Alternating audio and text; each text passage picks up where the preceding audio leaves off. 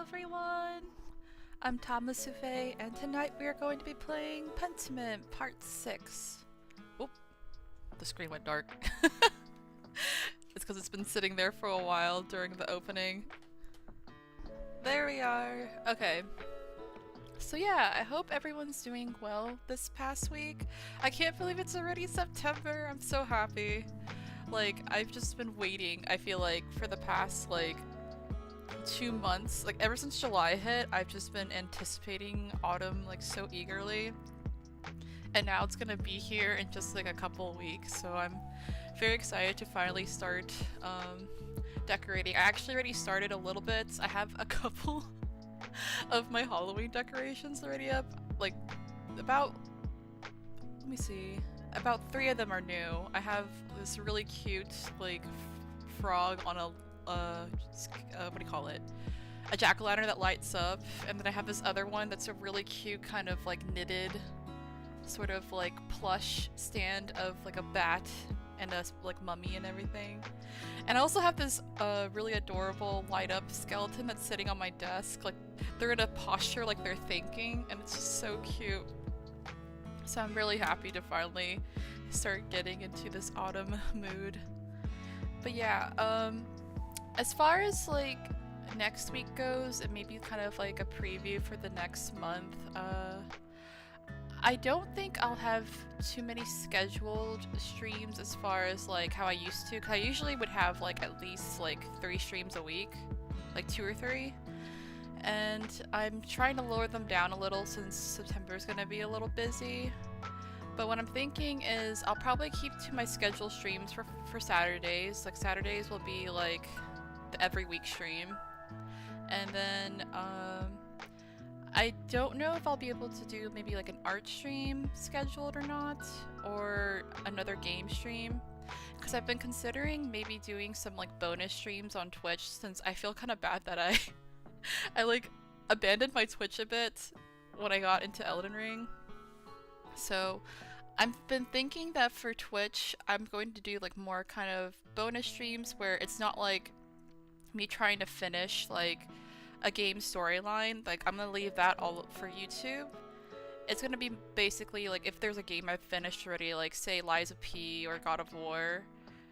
If I want to do extra stuff for that, I'll be playing that on Twitch whenever I'm in the mood. So those won't be scheduled streams, it'll just be kind of whenever I'm in the mood. So I'll maybe tweet about it or post on my socials that, hey, I'm live right now, if anyone feels like joining, if I'm in the mood to play, because especially for a game like God of War, where I did not get to do a majority of the quest lines, but if I want to just play something on one night to take a break from working, I'll just do that on Twitch. But as far as main storyline games, I think I'm gonna keep them on here on YouTube, just because it's a little bit easier to have them already archived here, and I feel YouTube's just an easier place for most people to watch, whereas with Twitch, I feel most people who watch on Twitch are people who have accounts on there, but just about everyone has a YouTube account, so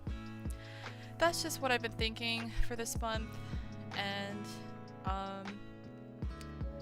yeah, I'm not sure how long it's gonna take to complete Pentiment, because I know we're in the final act of this game, so I don't know if we'll be able to finish it tonight or next weekend, or if it's gonna take more than that. But for now, we're just gonna focus on finishing that, and like I said, any bonus streams will most likely be on Twitch, unless it's maybe an art stream. If I end up doing a unplanned art stream, I might do that on here still, or I might do it on Twitch. It depends. I'm sorry. When it comes to art streams, I might have to go back and forth between YouTube and Twitch, but like I said, bonus stuff will be over there instead of here. With that said, as far as a recap of what happened the last time on Pentiment, spoiler alert for anyone who haven't, watched the earlier parts, but I mean, if you're watching this, I guess it won't be too much of a spoiler, but basically, we were originally playing the character Andreas. He was the artist that became really successful and came back to Curacao because he used to work in the Abbey as working on like illuminated manuscripts and stuff like that.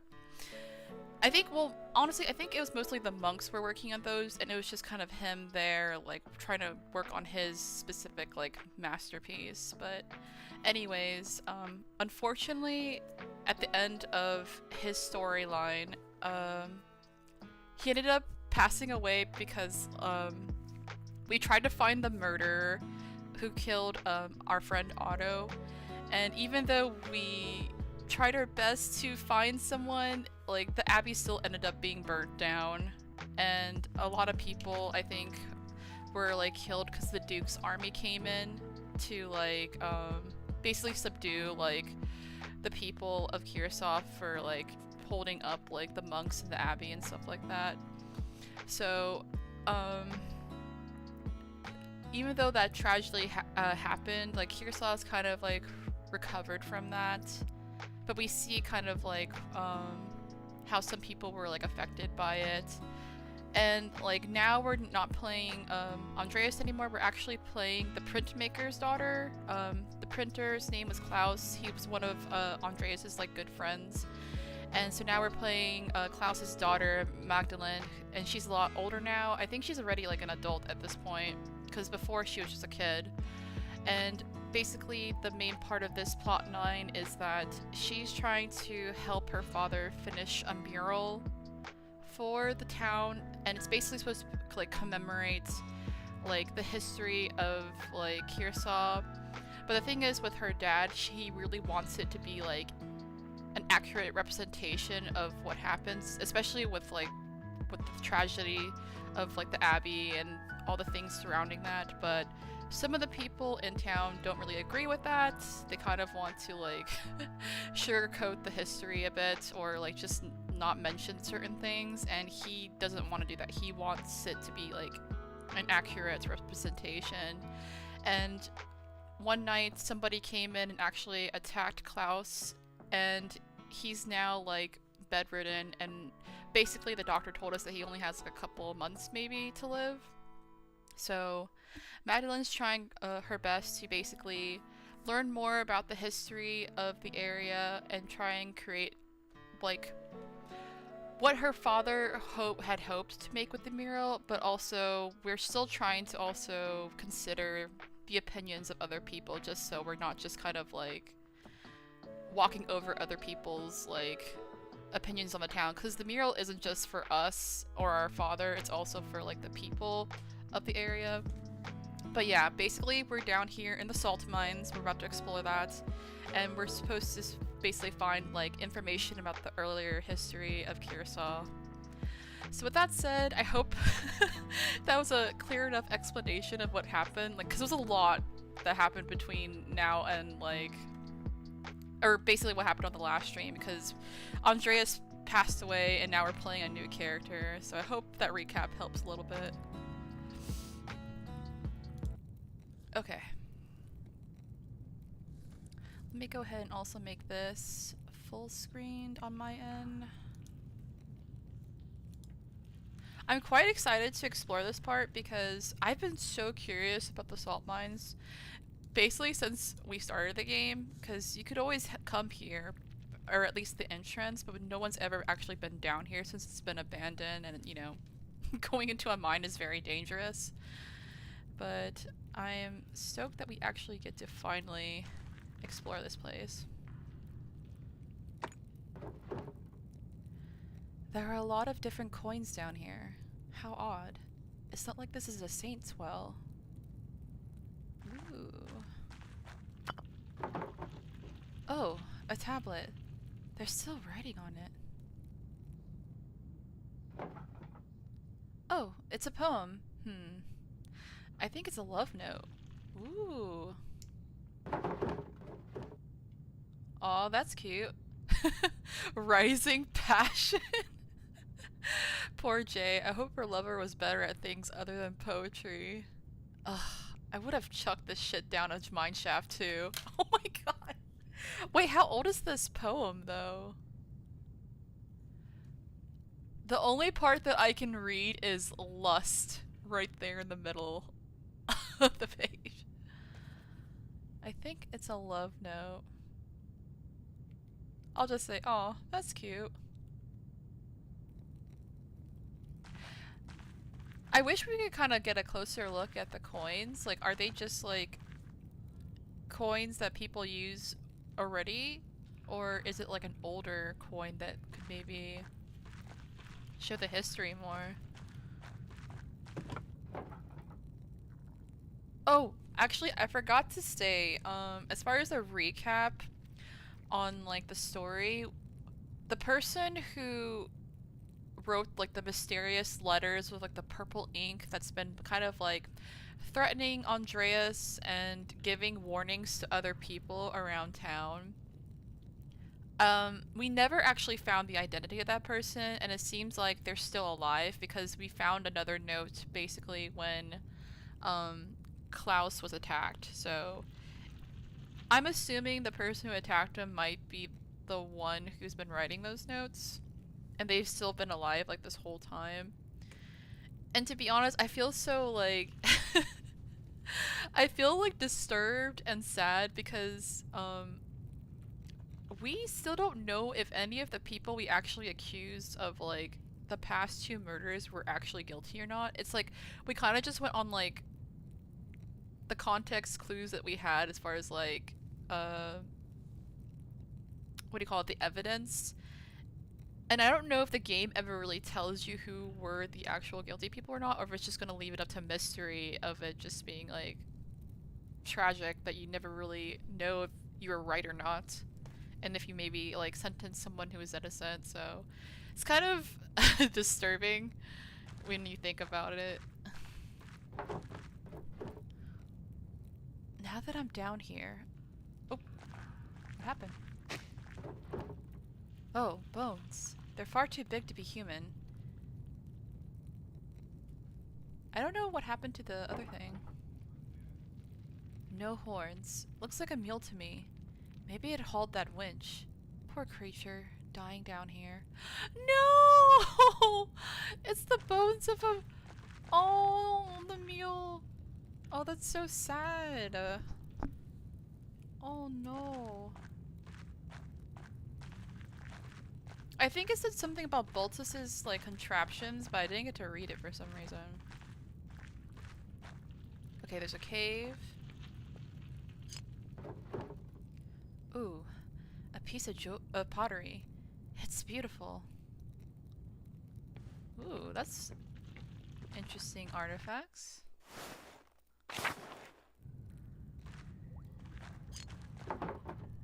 Here's another piece.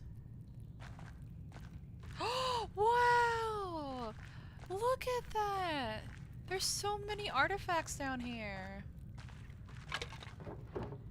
Ooh, these must be the same kind of figurines Till and the other farmers find in the fields.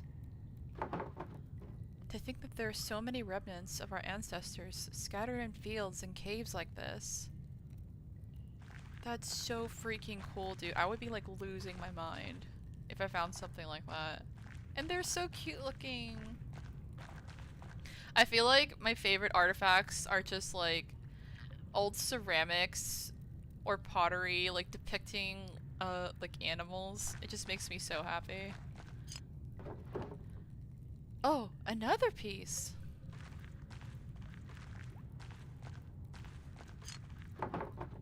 It looks like she's been collecting all these. Ooh, another shard.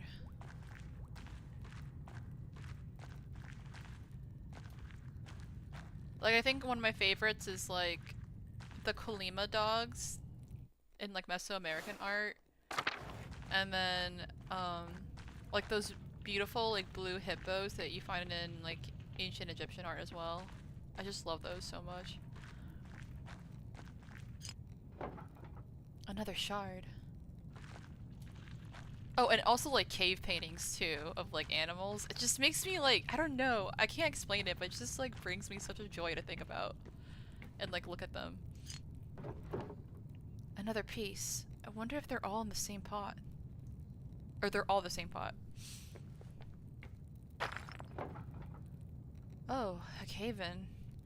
The wood here looks newer than the first part of the mine. Was this collapse recent? That's kind of scary. We don't want it collapsing on us. Hello, Ash! Welcome! How are you doing today?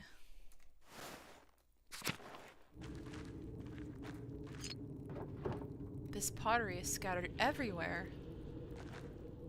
Ooh, look at the writing. There's a Latin inscription here. Tasia, give me water, or Pluto preserve me. The salt is drying me to death. Oh no, that sounds so sad. Must have been one of the workers down here. Yikes. Doesn't sound like working down here was pleasant. Nah. What the fuck was that? Wait, that sounded so creepy!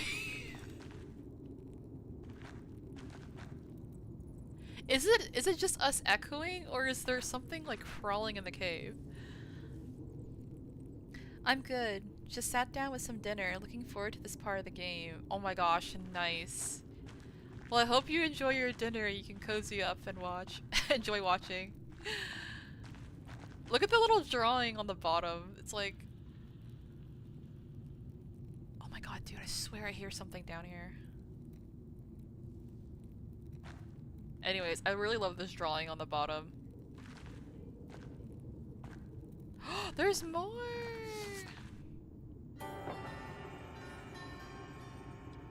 Oh, this is like a Roman map of tossing. I wonder what's changed. Let's see if I can map everything out. There's the aqueduct and the spring. The abbey was an old fort up on the hill. And there's the rest of the town. This is so cool. The cave's ambience is spooky. Oh my gosh, it is. It kind of reminds me when we were going through like the underground part in the Nymphaeum like temple that we saw. I kept like swearing that I heard something crawling in there too. Wait, what's this building? I don't recognize it.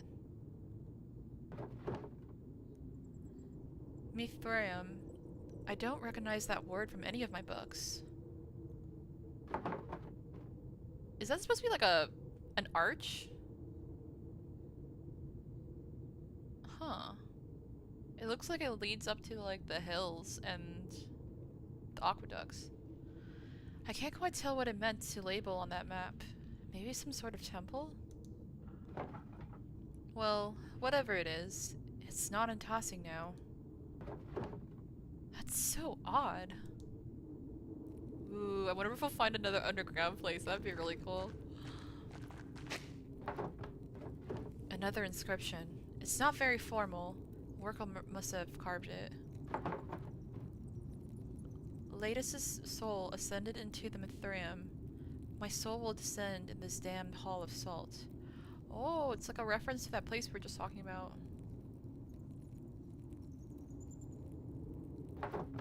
Christ, that's rough. There's that word again. Mithraeum. It must have been important to the Romans. I'm sorry, I know that was like a really sad moment, but when she said, I feel like anytime someone says that's rough, it just reminds me of Sokka from, Sokka and Zuko from Avatar: The Last Airbender. When Sokka's like, my last girlfriend turned to the moon. And Zuko's just like, that's rough, buddy. Oh my gosh, what an iconic scene. Hello, Chichikov, how are you? Welcome to the stream. Hey, this piece looks like it matches the other piece I found. Oh, here's the drawing. Oh, we get a close-up, nice. This almost looks like an altar, but what would an altar be doing in a salt mine? It's been carved out of the salt. Oh my gosh, that's so cool. Wow, that's so interesting now that I think about it, that, like, carving into salt. Is there actually, like, salt mines where they have actual carvings in them. I would love to, like, look into that. Yet another pottery piece. I have a lot of these pottery pieces. I should find out if they are all from the same pot. Oh my gosh, puzzle time. Beautiful artwork, right? I love the little warrior drawing so much. Good, good. Did I miss much of the story? Nope, you actually came right on time. Like, we literally just, like, entered, the salt mine and just found a bunch of, like, little artifacts. So now we're gonna put, like, together the ceramic pieces from a pottery that we found. Okay. Can we actually turn this, or do we just slap it on?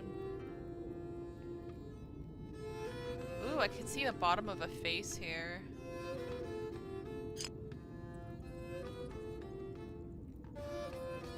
I'm like trying to see if we can actually turn these pieces or not. Maybe not. Okay. Oh, you can rotate them. Okay, nice. So this is the bottom of the face. And I think it might go here. Ah, no! The other way!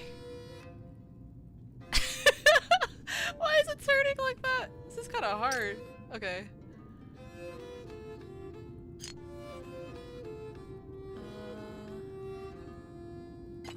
There we go. Ah! We had it. Okay. I have a feeling we might have to move some stuff further, though.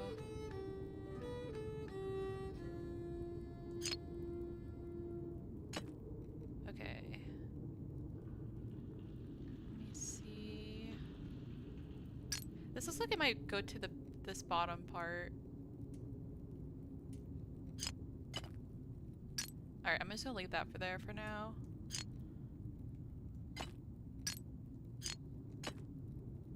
Rotate. I don't know why it's kind of hard to rotate it for some reason. No! Where are you going? I can't! Why is it so hard to rotate? Okay. There we no! Okay. Why does it keep doing that? Okay. I think this is the top part of this one. Oh, what happened to the music? I was enjoying it. Now we have to just like solve the puzzle in silence. Oh man. Oh, maybe it's supposed to be cracked. I thought that might be on the bottom, but never mind.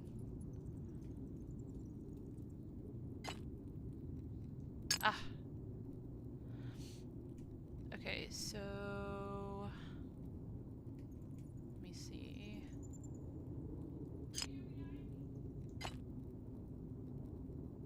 This probably goes on the end.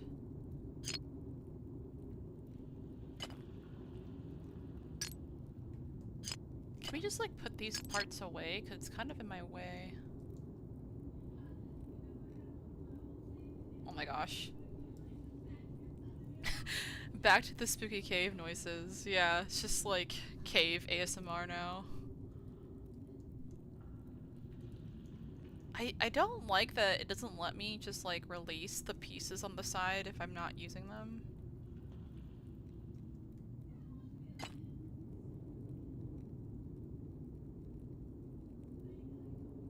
Oh, for the love of all that's good.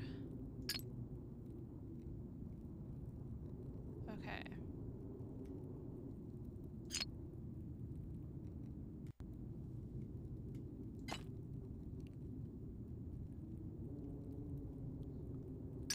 I think this is still too...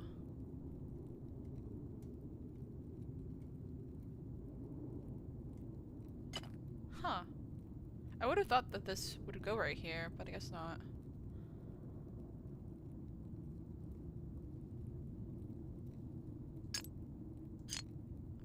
this over here.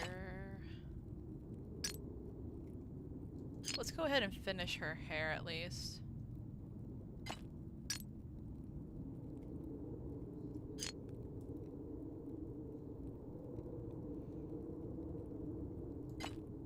It's just so difficult to turn this.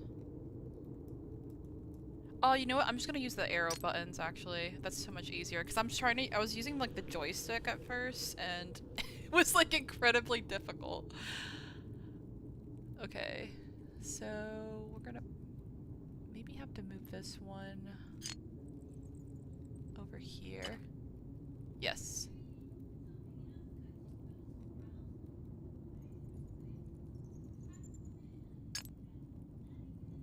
And then we have our little friend over here. What? No, right here. There we go. Oh my gosh, stop turning. Lock in.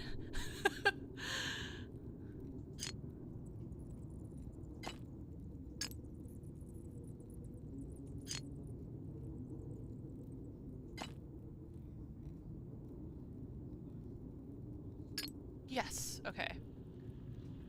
And then we're gonna put this one.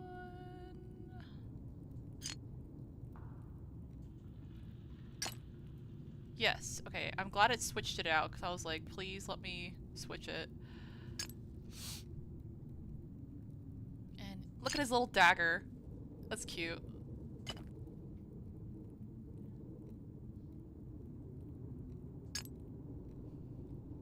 I kind of wish if it's in the right spot that it would just automatically lock it in, but it actually keeps making me turn it.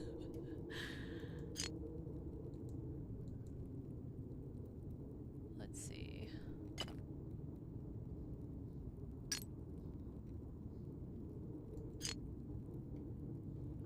Okay, this one is actually...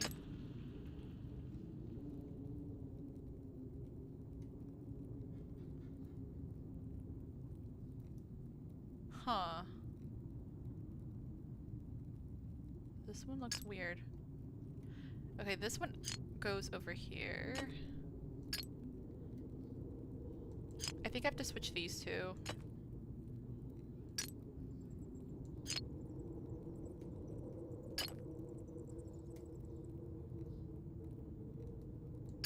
Yeah. Yep. That's what it was.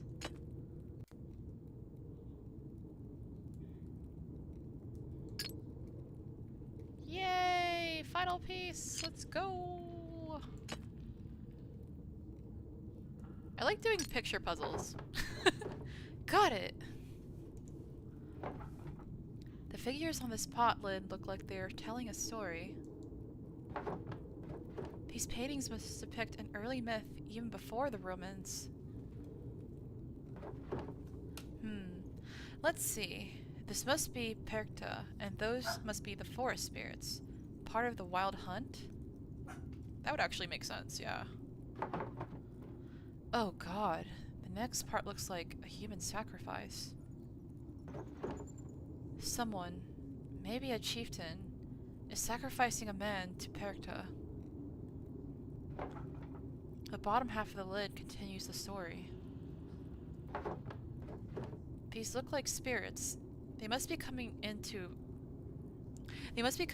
feast on the sacrifice. That must be how our ancestors tried to keep tossing safe. They offered sacrifices to Perkta. Let's see, to think that our ancestors made this and I'm holding it now. Maybe this is what I could paint in the mural. This is part of our history, but I'm not sure this is the best story to portray. It's barbaric and very pagan.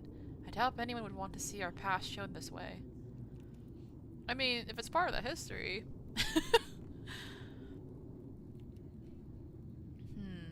Yeah, I think I'll just say this. To think that our ancestors made this, and I'm holding it now. Maybe this is what I could paint in the mural. I'll have to think more about it before I decide for certain. Alright. I'd better keep going before I run out of oil in my lamp. That was so cool! More Latin writing. If we cannot enter the Mithraeum, we must make our own altar to the gods. It sounds like the Mithraeum was some kind of temple. Huh. I've never heard the word before. I won't be able to go any further with all the rubble. I suppose this is as far as I can go. Still, the murals on the walls showed me what tossing was like when the Romans were here. I wonder if I can find out where the Mithraeum was, or what it is. And putting the pottery shard back together showed one of the earliest stories of tossing. I think I've seen everything I can down here, and my oil is running out. Time to climb back out. Let's see, tossing's early history into the mines.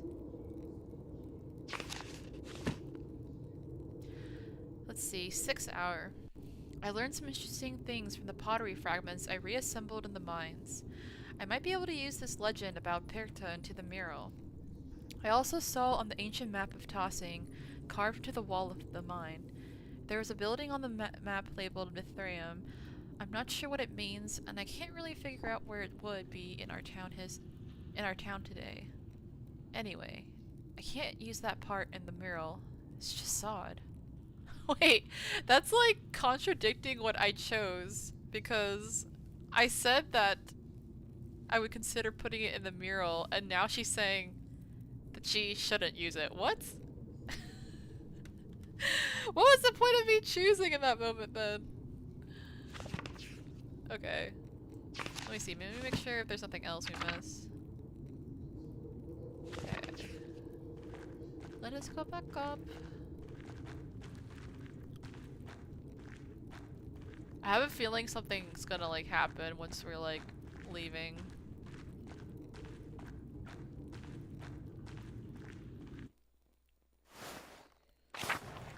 Alright, cave. Rubble. I think there might have been another door that we missed. Or actually, I think we went in here with the artifacts, yeah. Alright, yeah, it's time to actually leave then. Let's go! I'm so surprised- oh wait. I almost spoke too soon. Ah! Wait! Who's that? Hello? Is someone there? Oh no. Hey, they had a beard! I'd better get out of this shaft before another rock comes crashing down. Hurry, Magdalene!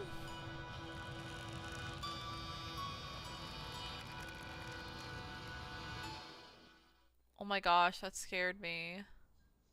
I literally almost spoke too soon. I was like, I'm surprised nothing happened while we were down here.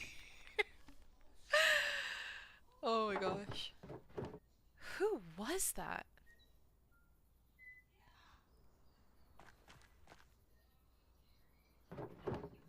Even Apollo and Artemis would have helped me out of here. Well, now that I have more information, I can make some decisions on the first section of the mural.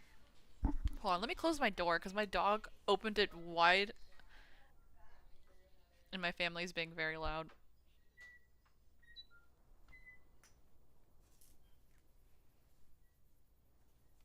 Okay. Was there like a bird? Whistling? Oh shit, I missed that part. I should get back to the rotten house and get to work. Okay, when I saw the silhouette run by though, I think it was someone with a beard. Like it looked kind of long. Go to the rotten house. I don't have any reason to go back in. Besides, I'm too busy with the mural.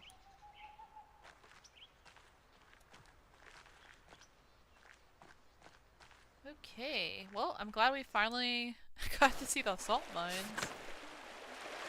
But you know, I wonder if that's gonna like throw me off. Like, the silhouette looked like a... Oh shit. You. Yes?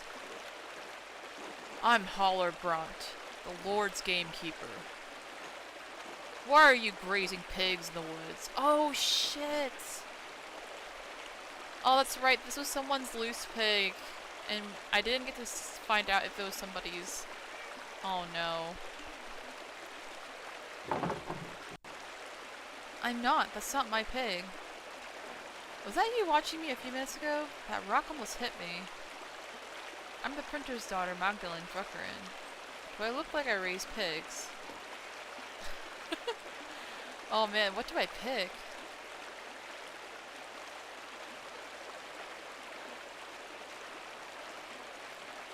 I mean, maybe if I say I'm the printer's daughter, that will signal that I don't raise pigs.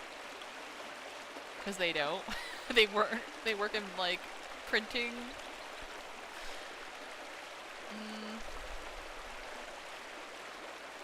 I mean, it could possibly be him because he has a beard.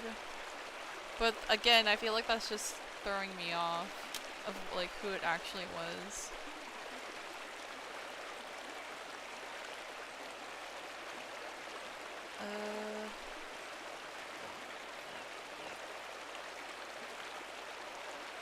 What do I say?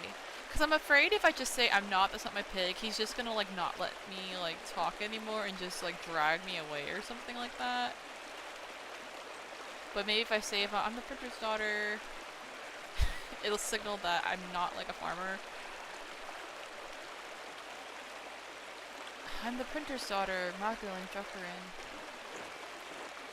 I didn't ask for your name. I asked why you were grazing pigs here. I mean, shit, that's true. Oh my god. Answer me.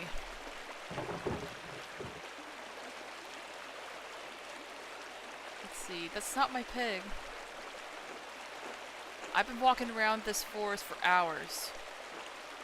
Other than the charcoal burner and the tinker, you're the only other person I've seen. If the pig doesn't belong to you, what are you doing here? Lie, I'm with child and I just had a craving for acorns.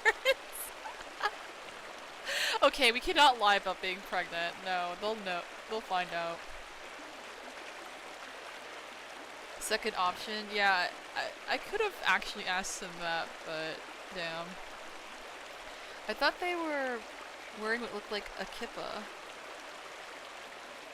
Oh, I didn't really, like, see what they were wearing. It was more like, I just saw, literally the only thing I saw was their beard. That was the only part of, like, the silhouette that, like, I noticed. Let's say, does everyone have to justify being in the woods?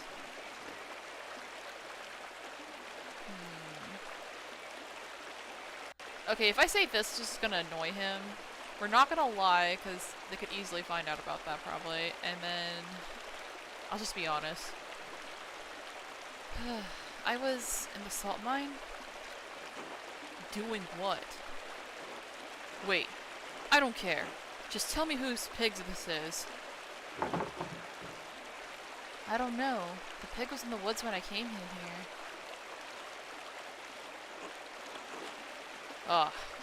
A mysterious lost pig. Who apparently belongs to no one. I suppose so. No!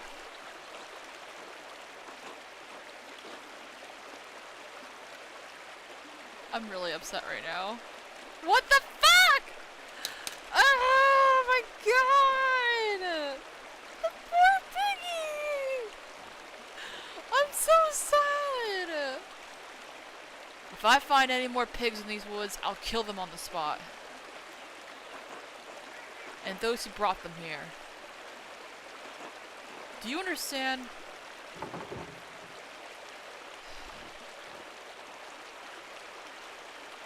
tell him to fuck off so badly. Yes. Good. Remind your neighbors what happens when you break the Lord's law. Man, fuck you and your lord. Oh my gosh. I knew the Lord's men patrolled these woods, but I've never seen one before. I didn't realize they were so strict. Or it was the person we saw at the salt mine, and they're pretending to be the gamekeeper to, like, have, like, an alibi.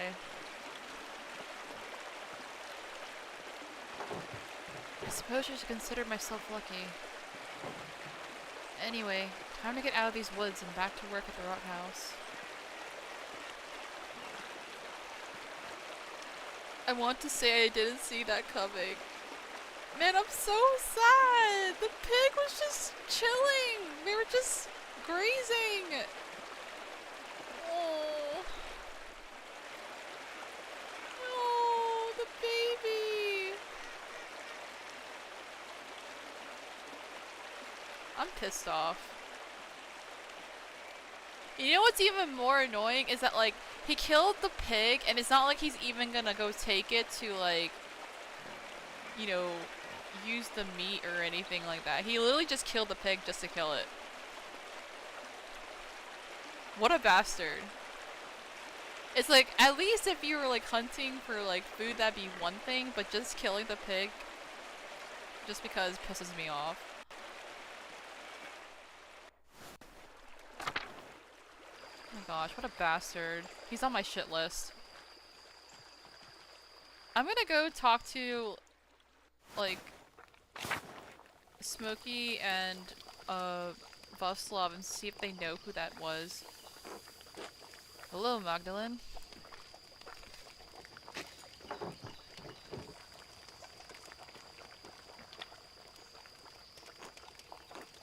Magdalene, still wandering around the forest? I'd get back to town quickly if I were you. Why see a ghost, Smokey? Okay, we're not gonna say that. Has something happened? The Lord's Warden has been stalking around the woods.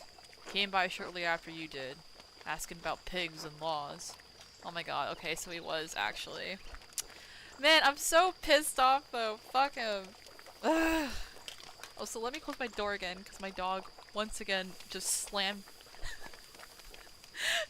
open my door. You gotta decide where you're gonna hang out, baby.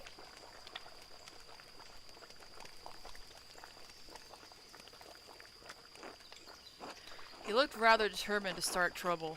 I was worried I might have sent you his way. But it seems you've come back alright. Oh, that asshole. Shake your head. I ran into him on the way back from the mine. No, I'm pissed off. Oh, that asshole. He shot one of the town's pigs for grazing in the forest, and said it was a warning for breaking the Lord's law. Christ. Was that what that crack was? I thought a tree had fallen. Lord's men haven't come through tossing too often. I wonder what brought this one. Does it matter? He killed someone's pig. Whatever the reason, I don't like to think of the council's reaction. I expect he wants full range of his forest. God forbid anyone gather what he doesn't use. Seriously, it's so fucking annoying. I'm still pissed. I'm gonna... I could be like, you know, more calm about the situation and like, but I'm just mad right now, so whatever. Doesn't matter, he killed someone's pig. And he's within his rights to.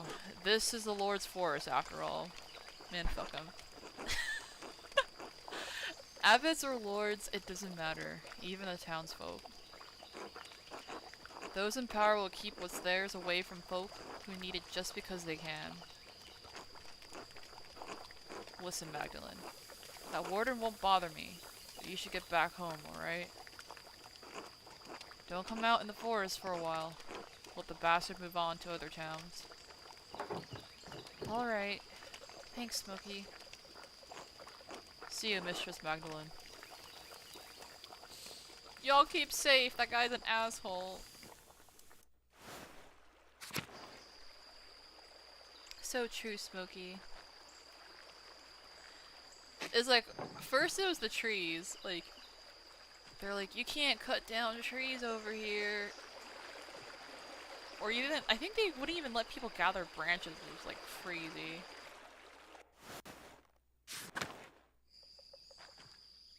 Let me see if Artemis will say anything. Okay, no, she won't. Alright, well, I'm glad we made it into the mines without having to, like, do one of Artemis's schemes and get in trouble doing a prank.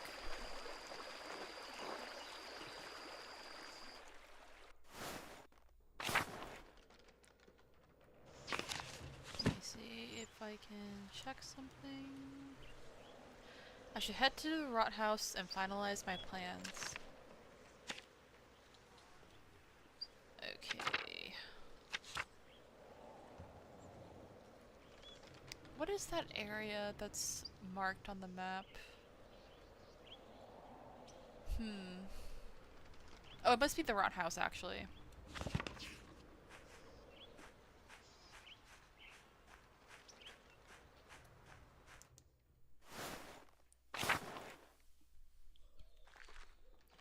Father Thomas. God bless you, Magdalene. God bless you, Father Thomas. I think I know where your missing key went. Oh, wait, did we find a key? Oh, shit, that's right. Artemis stole the key. Fucking hell. Any luck finding the tabernacle key? Alas, no. It remains out of reach. I'm sure it'll turn up eventually, Father. Yes. As the Lord sees fit. In the meantime, I shall keep looking. Knock and the door will be opened, after all. God bless you, Magdalene. Okay, so I guess that basically gave you an option on whether or not you wanted to, like, snitch on Artemis, because she stole the key to play a prank.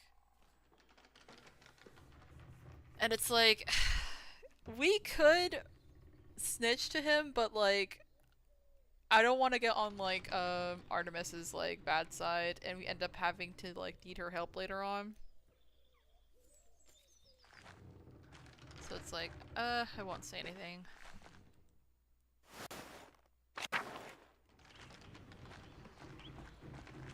Let's see, Paul.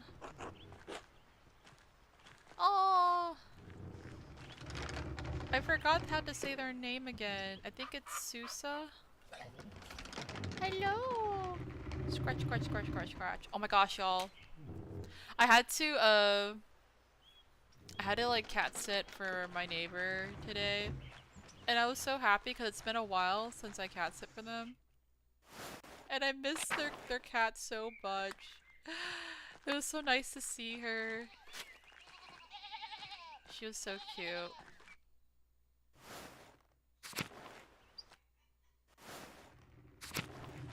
Okay, let me try and find the rat house. Also, actually, I did want to talk to, what was his name? Black Till, I think? I kind of want to see if I can show him, like, the pottery that I found.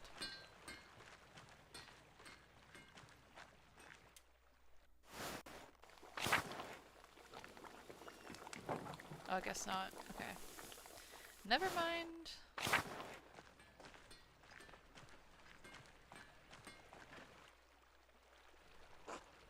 Ah, there you are. Oh, yeah. Okay, so last time on the last stream, their kid went running, like, away, like, to, like, play hide and seek. So we were supposed to, like, help find them. And we did. So I guess this is to kind of complete that little quest. Ah, there you are. Had enough hiding, Ulrika? Yes. Magda found me so quick. She's a good finder. No one can escape me, little one. You weren't really hiding that well anyway. Okay, that's just mean. No one can escape me, little one. I'll hide better next time. I'm hungry now. We'll have to get you something to eat then, little dove. Pretzel? Oh, is that what a proper child eats? Thank you for your time, Magdalene. Always glad to play with the children, but I really have to go now. I can't wait to see what you'll end up painting. You will do us proud. I am sure of that. I hope to. Until later. Okay, I'm really glad I went back to, like, finish that quest, because I had forgotten about that.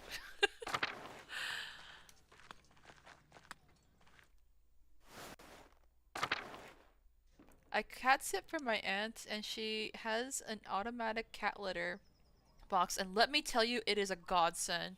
Oh my gosh, I've seen one of those online before. It's like kind of fascinating to like watch. Oh my goodness. But yeah, if I ever had a cat, I would consider getting one probably. Is it the one that looks like it's kind of like an egg shape, like a circle, and then it like turns when it's like scooping the stuff and everything? That's because that's the one that I saw.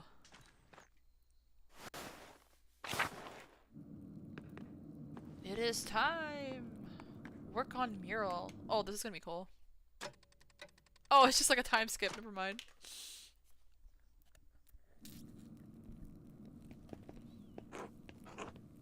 Oh, it's oats. It is? Okay, yeah, that's the one I was thinking of. Hey Mags, how's the mural coming along? Magdalene. Can't you let it go? Mags is so much easier. I don't give a fuck if it's easier. She asked you to call her by her name. Good lord, is it that hard? I hate when people do that. It's like, that's not for you to decide. No, Otto Zimmerman, I can't. Don't call me that. Fine. Anyway, Magdalene, how's that mural going? See, was that really so hard? Was it really so hard to say her fucking name? It doesn't look like much yet.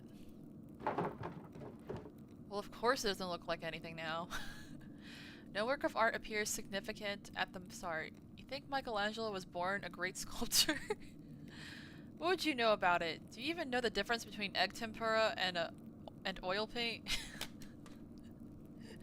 I really doubt that. Oh my gosh, okay.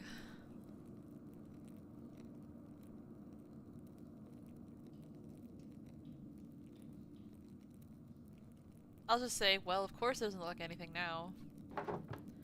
I only just finished priming the wall. Now I have to decide what to depict. It's hard to piece together the history of tossing when it happened so long ago. Since the Abbey library burned, I can only rely on stories from people around tossing. Even what I could find out about the Romans and pagans was obscure. I had to go into this old salt mine to find anything. At least now I know what to paint for the first part of the mural. So, what is it? I'll use the pottery and tools the farmers have found to show how we lived before the Romans. Smokey told me a story about the god Mars as a wolf, the nymph Tassia, and how the spring was blessed. I'll recreate an image I found in the mine. It showed how our ancestors made human sacrifices to appease Perkta and the spirits. Oh man. What to decide? I feel like the easy way out is just to be like, I'll use the pottery and tools the farmers have found to show how we lived before the Romans. That will probably give me like a good, some sort of good ending where I'm not pissing anyone off. But I want to put one of the actual, like stories. Okay, let's see. We could either go with the low-key scandalous tale of the god Mars and the nymph Tasia. Or we could do the human sacrifice one.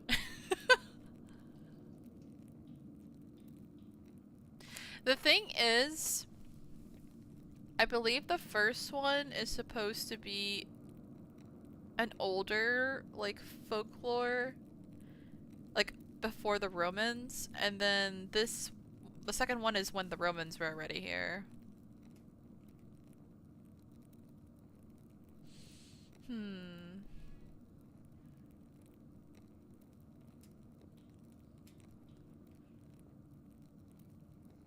trying to think. And also, I feel like the last one is more like even more locally, because this is like a story when like the Romans were like over here.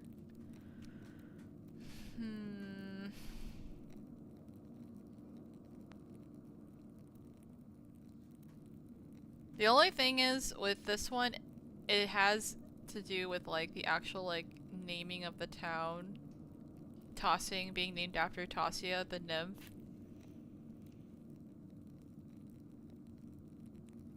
Damn. What to do? You know what? Let's go with the oldest story we know. We'll do this one.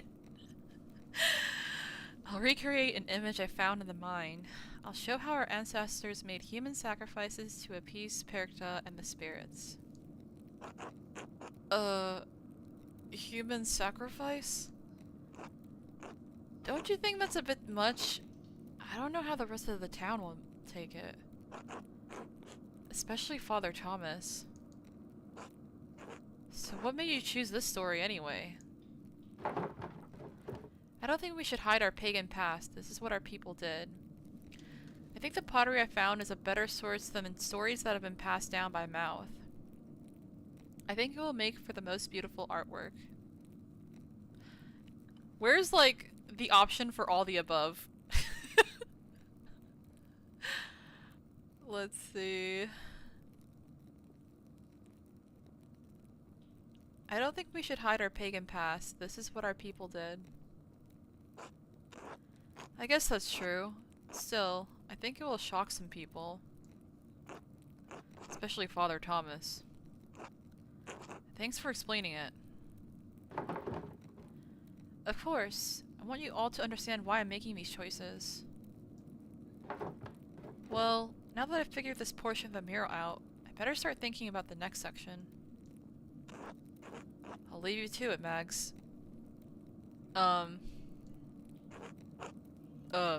Magdalene. There you go. Good night, Oates. Good night, Magdalene. There you go. Okay. I'm glad that he's learning now to, like, respect, like, how she wants to be called. Good morning! Aw, good morning, Jews. How are you? Oh my goodness, it's very early for you. How are you doing to this morning? I know you probably just woke up, though. Human sacrifice will make the most beautiful artwork. Yep. I wish there was like there was an option to say all the above. Now that I've decided how to depict Tossing's earliest history, I should decide how to paint Kirsaw's history. Mother Liminata's letter mentioned that Matthew I don't know how to say this. Faucine? Oh gosh. Okay, I'm so sorry. I think it's Faucine Sao used to be a brother in Kirsaw. She said he knew a great deal about the Abbey's history. I should write to him and ask him what he remembers. Oh, and I have Esther's letter to answer too. I should write to them both now, before bed. This is cool how we're like writing both to like Esther and Mother Illuminata. I just woke up. Like I still have bed hair and bed breath. Aw, Juice. Good morning. Are like any of your dogs like near you? And like your burbs? Alright, time to write. Actually, before we write, let's go check on our father.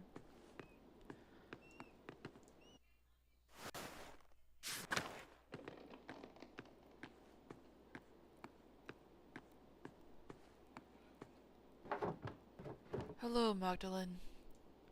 Aw, Pops. Please rest well. I really hope he pulls through somehow. I know like the doctor said that like he only has maybe like a couple months or weeks, but I'm hoping for a miracle, y'all.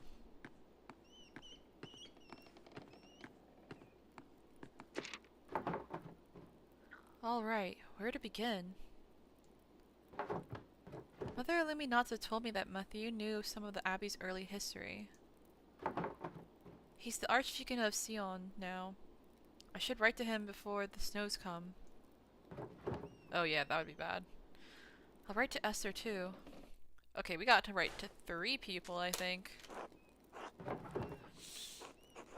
I am bringing them out for a 6-hour walk later, and yes, they are on top of me. Oh my gosh, 6 hours! They're gonna have so much fun! I know they're gonna sleep good tonight after that. Oh, the puppies! Please, Juice, give your dogs like lots of like hugs and kisses for me. Klaus! Is Klaus alright? It looks like he's holding up, but I really hope he pulls through somehow. Let's see, most revered. Formerly of Kearsall Abbey. I think we should go with the first option. Like actually saying his full title. Let's see. Most revered Matthew Faustine. So I'm so sorry, guys. Archdeacon of Sion. My name is Magdalene Jokerin. I'm the daughter of Tassing's town printer Klaus. My father and I are creating a mural for Tassing's Rathaus. We want to show the history of the town and the abbey. Mother Illuminata told me that you might be the best person to ask about Kearsaw's early history. I heard that you were the sacristan at Kearsaw and knew a great deal about the abbey's early history. Probably if we mentioned Mother Illuminata, it would help. Mother Illuminata told me that you might be the best person to ask about Kearsaw's early history. I understand you are a busy man, but we must... Oh gosh, I keep reading this wrong. But we would be most appreciative if any information you could give us. If you know of any other places where we might learn about the Abbey's history, we would appreciate it. I really like the sound effect of her writing. It's like very satisfying. Thank you for your help and consideration. I know it may be a small comfort, but there are many in Tassing who regret what happened during the revolt.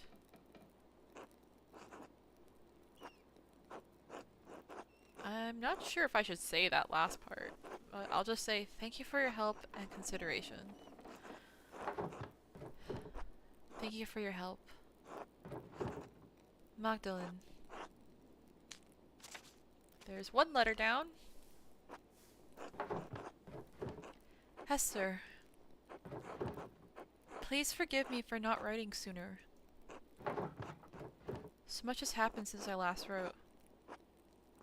Christ, I don't even know where to begin. So much has happened since I last wrote. Even as my last letter was en route to you, Dad was attacked in the workshop in the middle of the night. He survived, thank God, but his injuries are terrible. I worry about him. Oh my gosh. I hope y'all don't hear my family. I don't know what they're watching on TV, but they're all screaming. Give me one moment. I'm just gonna let them know not to be too loud.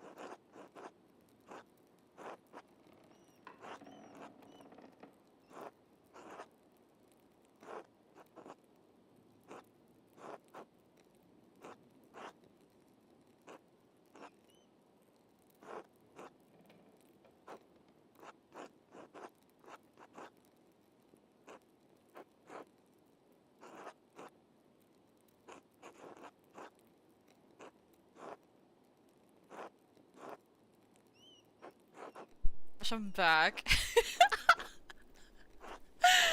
I was like asking them what they were yelling about, and they rewinded the show, and it was like some survival show they were watching, and apparently these guys that were like on the show trying to like hide in their camp from like, you know, like they're by like their campfire basically.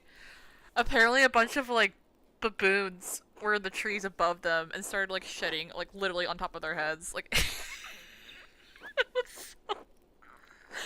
oh my god, I'm sorry for that image, but I was like, oh my god, no wonder they were screaming. Let's see, Ju says, I actually hear like a high pitch. Oh my god, so you did hear it. Okay, okay, I'm glad I told them to just tone it down just a little bit. Cause yeah, like my door was closed and I could hear them through my headphones. I thought it was cats. Do you have cats? No, I don't. It's just my family. It was like my parents and my brother were all screaming. That's why you probably heard them. Oh my god. Yeah, it was crazy. But, oh my gosh, Jews, I did go to cat sit for my neighbor today. I was really happy because I hadn't seen my neighbor's cat in quite a while. And she's so cute. I love her so much. I'll send you a photo of her later. I worry about him. He's so dizzy he can't get out of bed. Some days his eyes become foggy and his memory fails him. Oh my god, that's so... I'm so scary of something like that happening to either like someone in my family or myself when I get older, or if something were to happen. I mean, God forbid, but like, yeah, stuff like that is just really scary. Dr. Stoltz said that he's not going to recover. It's only a matter of time before he succumbs to the injury. He's going to do the best he can to make things comfortable for Dad. I'm glad he's here to help. I don't want to believe it, but it's hard to argue with Dad's condition. Baby! Oh my gosh, now my dog wants to go out. Okay, go! Go hang out with him. I guess she hears them all having fun, so now she wants to be part of the commotion. Oh my goodness. I don't want to believe it, but it's hard to argue with Dad's condition. I don't know. I'll just leave this part. He's going to do the best he can to make things comfortable with Dad. I'm glad he's here to help. I have no idea who could have wanted to attack my father or why. I found a note by him too. All it said was, stop. It wasn't from the bishop. Or, not the bishop. Why did I say bishop? It wasn't from the shop. Because the script was written in the most elaborate hand I've ever seen. No one in Tossing has such skill in script, as far as I know. And anyway, I don't have the time to wonder about it. I'm so sad, like I really wish like Andreas was like here to help Magdalene. Because he had been like investigating that before he died. I've had my hands full running the workshop alone while tending to Dad. What's more, the town council intended to cancel the mural entirely. I had a hell of a time convincing them to let me paint it instead. They made a fuss about me being too young, not experienced enough, not strong enough to be on the scaffold. You know how it is. I suppose I shouldn't have expected any better of them. I can't wait to leave this place. I suppose I shouldn't have expected any better of them. Working on the mural has been a welcome distraction from the naysayers in my chores. And worrying about Dad. Hoots has been coming over under the pretense of helping me prepare my paints, too. It's sweet and I'm glad for the company. He makes the days easier. I wish he'd stop. He's not subtle and his flirting is annoying.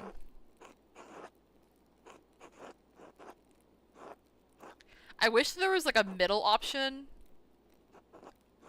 Because it's like, I don't really care for the flirting, but I feel like Oates isn't like trying to be an asshole or anything.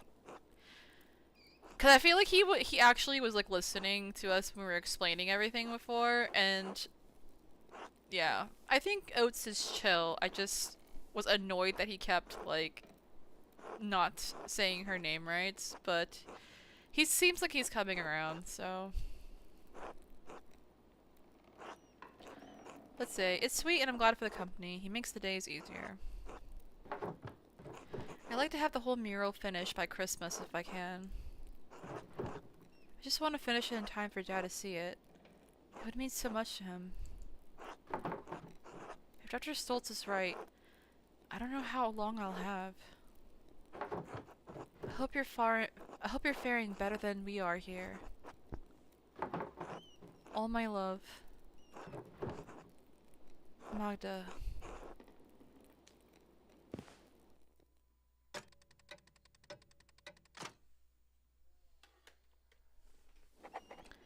Brain injury in the medieval times. Man, I had a mild concussion from Disneyland once and I hated it. Oh my gosh, seriously? That sounds so scary. I've always been kind of like afraid of like getting a concussion whenever I've hit like my head hard or something like that. Oh my gosh, but like at Disneyland, like what happened that you got a concussion? Only if you like want to say it though. Like you don't have to like talk about it if it's too personal. My great mama had dementia before she died, about 2 months ago. She was always her cheerful self, she just didn't remember. Aw, I'm so sorry, Chichikov. I'm glad that she was still able to be like cheerful though. My grandma on my mom's side also had dementia, and like she kind of would like mistake people for like family members. Like she would mistake like I guess like when I first came to visit when we were like going over there to Philippines, she like cried when she held me, but I don't think she recognized who I was. I think like my family was saying that they think she thought that I was somebody else in the family. And then, what happened? There was this other time where, like, I was, hanging out with her in her room, and, like, I had fallen asleep, in the bed next to her, and then, like, when I woke up, like, she had woken up, because she had been sleeping, too, because she was napping and stuff like that, and then, like, she woke up and was staring at me, and, like, had been, like, holding onto like my arm, and it was kind of like scary because I think she was having like flashbacks to like World War II because she kept saying to me to like not be scared and that like it was basically like when she was talking to me, it was like she thought that they were still hiding from like the Japanese. And I think she thought that I was like one of her cousins. Like I don't think she realized like who I was. Especially since like before that time, cuz I was in like I was like a teen around that time, like a preteen, and then before that, the last time she had actually seen me in person was when I was like a toddler, basically, like 3.5 or something like that. So I feel like with her having dementia, like it was kind of hard for her to really know who I was. So I think she kept like mistaking me for like other people in the family and stuff like that. But yeah, that was like kind of scary because like she had like a death like grip on like my arm, like she was really trying to make sure that we were like hiding because I think she was just having like flashbacks to like the war and stuff like that. And I was just like, oh my god. I felt so bad.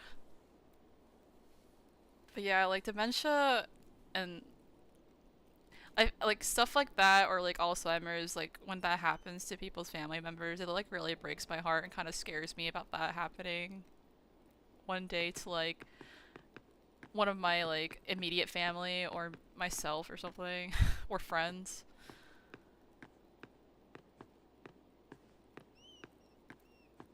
Alright, I guess we'll let Magdalene sleep now? It's late. I should get some rest soon. Alright, I guess we'll go to sleep. There's a ride that was super bumpy and not that secure, so I spent a good amount of time knocking my head on the sides repetitively at high speeds. Oh my god! That sounds so dangerous. Holy crap. I'm glad you're okay though.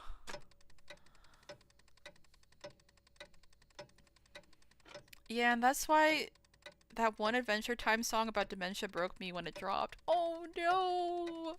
I actually haven't heard that one. I loved a lot of the songs from Adventure Time, but I haven't heard the dementia one. The Reich Postman. Mistress Struckerin, a few more letters for you. Thank you. Take care. Thank you, sir. Safe travels.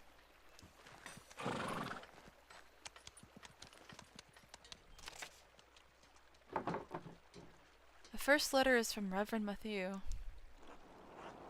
Oh, he's so old now. Oh my gosh. Brother Rudiger's with him. Oh my gosh. Soulmates. Mistress Struckerin, I was not acquainted with your family during my years at Kearsaw. Even so, I remember your father was one of the townsfolk who prevented the peasantry from burning us alive. Oh my gosh, Brother Rudiger looks so happy there with him. He's like smiling in the background while reading.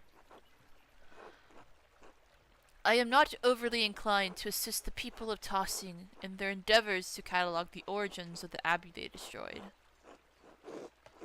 However, it was a long time ago. In the interests of posterity and Christian charity, I will tell you what I recall. Some time after the Romans left, Christians settled in the region and built Kearsaw Abbey on the ruins of a fortress. Yep, we did note that when we were looking at the old map. The abbey was founded by a noblewoman of the Kearsaw family. She was both its patron and its first abbess. Perhaps 2 centuries ago, Kearsaw changed to being run by an abbot. I do not know the reason, but many other double monasteries did likewise around the same time. It may have been done out of fear of being shut down, as double monasteries were frowned upon by the Pope. Sadly, that is the extent of my knowledge. Your neighbors put any other records about the Abbey to— oh. Your neighbors put any other records about the Abbey to the torch.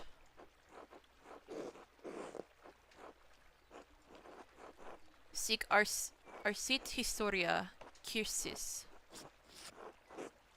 Thus burn the history of Kyrsaw. But we cannot change the past. I have heard that the Sisters of the Poor Clares have formed a new chapter at the Abbey. I can only hope that their love of apostolic poverty has not driven them to impoverish the shrine of Saint Moritz. Assuming they have not consigned the contents of Kyrsaw's former occupants to a bonfire, you may find something there. I hope this has been some help to you and yours. May God keep and protect you. The most revered Matthew Faucine— God damn it. I need to look up how to say that. So, Archdeacon of Sion. Oh, we got a letter from Esther. She's so cute, bro. I love all the green in her room on her dress. Ah, another reply from Esther. Let's see. Yeah, it's rough for sure. I had a family member with dementia and it was nasty, but I can't imagine what it's like having it. Seriously. I'm so sorry, y'all. Her last words to me were very sweet. She said, "Don't worry about me. God has blessed me. I had a full life." That was about a week and a half before she fell and got a brain contusion. She was 93. She said that almost every day. Aww, Chichikov. She sounded so sweet. I'm really glad that, like, she still was cheerful and you got to, like, you know, like, because I feel like one of the things that makes me kind of scared when it comes to, like, dementia or Alzheimer's is, like, someone being in a state of being, like, constantly afraid or not knowing where they are and stuff like that or something. But it sounds like she knew that, like, she was still around at least, like, family and stuff like that, so. But yeah, I'm glad she also got to live, like, a pretty long time. 93 is, like, a really great age to reach, because, let me see, I think on my dad's side, my grandma lived to, like, around that age, like 93 or something like that, and then on my mom's side, my grandma, the one that had dementia, she lived till like 101, I think. Let's see, another reply from Esther. Oh, Magdalene. I'm terribly sorry to hear about your father. My parents send their deepest condolences. If we can provide you anything from Prague, you need only send a word. I know you are further away than is easy to travel, but I will see what we can do. What Hashem allows. Father says that he remembers no one who would want to harm your father. Yet, the night I was born, he remembers great strife in the town. Perhaps there is old blood over depicting the night of the revolt. That is all he could suggest. Yeah, I'm pretty sure it has to do with him wanting to... Like, as far as, like, Klaus being attacked, I'm pretty sure they don't want him depicting the truth of, like, what happened. We pray for you and your father every day in our offerings. Hashem will make all things right. In time, he will exact justice on the culprit. I am encouraged to hear that the town council let you continue the mural at all. The guilds here would protect your right to complete a job, especially once a contract has been reached. You give the men of council too much grace. Why should you be forced to settle for their old ways of thinking? We live in a new age. An age where art and science have come together. An age when all may read the works of the great sages in their own language. Surely, when your father recovers, I urge you to come visit me in Prague. But I am glad you found some joy in your work on the mural. We are all well here. Alicia has been carving a new set of wood cuttings, and Father has agreed to a new contract with the university. I found Simon. His family didn't move far away after all. He's planning on working on as a doctor in the city once the expulsion order ends. His parents have been meeting with Mother and Father quite often now. So I hope that I will be sending good news in my next letter. With Hashem's help, please inform us of your father's condition in your next letter. Be well. Esther. Esther! Please, take us to Prague. We are suffering. Oh my gosh. That's all the letters that I have for now. I should head back home and check on Dad. Yay, success! Oh, Dr. Stoltz. Sorry, I'm like drinking. Good morning, Magdalene. I am here, right on time. I hope you are well. Well enough. How's my dad? That is what we are here. That is what we were about to discuss. How are you feeling, Klaus? His fever broke at dawn this morning. That's good news, right? All things, in time. I still feel weak. The dizziness has not receded. My head continues to spin whenever I try to sit or stand up for too long. Occasionally I'm struck with sudden and severe headaches. The damage runs deeper than I first thought. Let me be honest here, with both of you. I am worried. The circumstances are not unfolding to our benefit. Klaus, your health is not mending. Perhaps it's due to your age. Perhaps... We have passed numerous critical days, with no change for the better. Meanwhile, the winter draws closer, and I am, running low on medical supplies. With the roads into town likely snowed in, especially the pass, supply shipments will not arrive for months. Gosh, that's so terrifying to think about. That's the only thing about, like, not even, like, just, like, back then, but even now, if you live in a very, like, secluded area, like, where you have to, like, wait for shipments to come in to have, like, anything from, like, long distances, it's kind of, like, scary when it comes to, like, especially the weather changing for, like, winter time and stuff like that. How did this happen? Don't you have a stockpile for the harsh times? Have you asked Gertrude for help?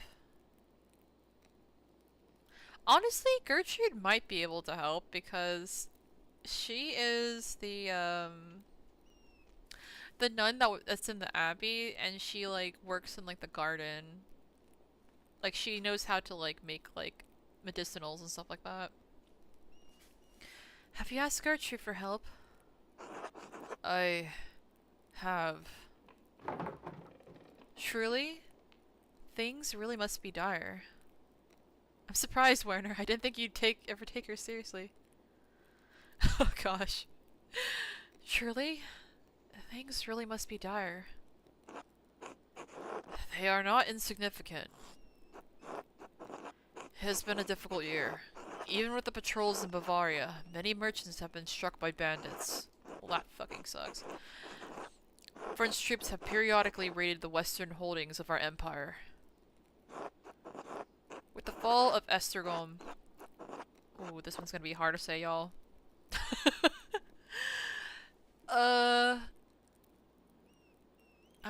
Is the S silent or the Z?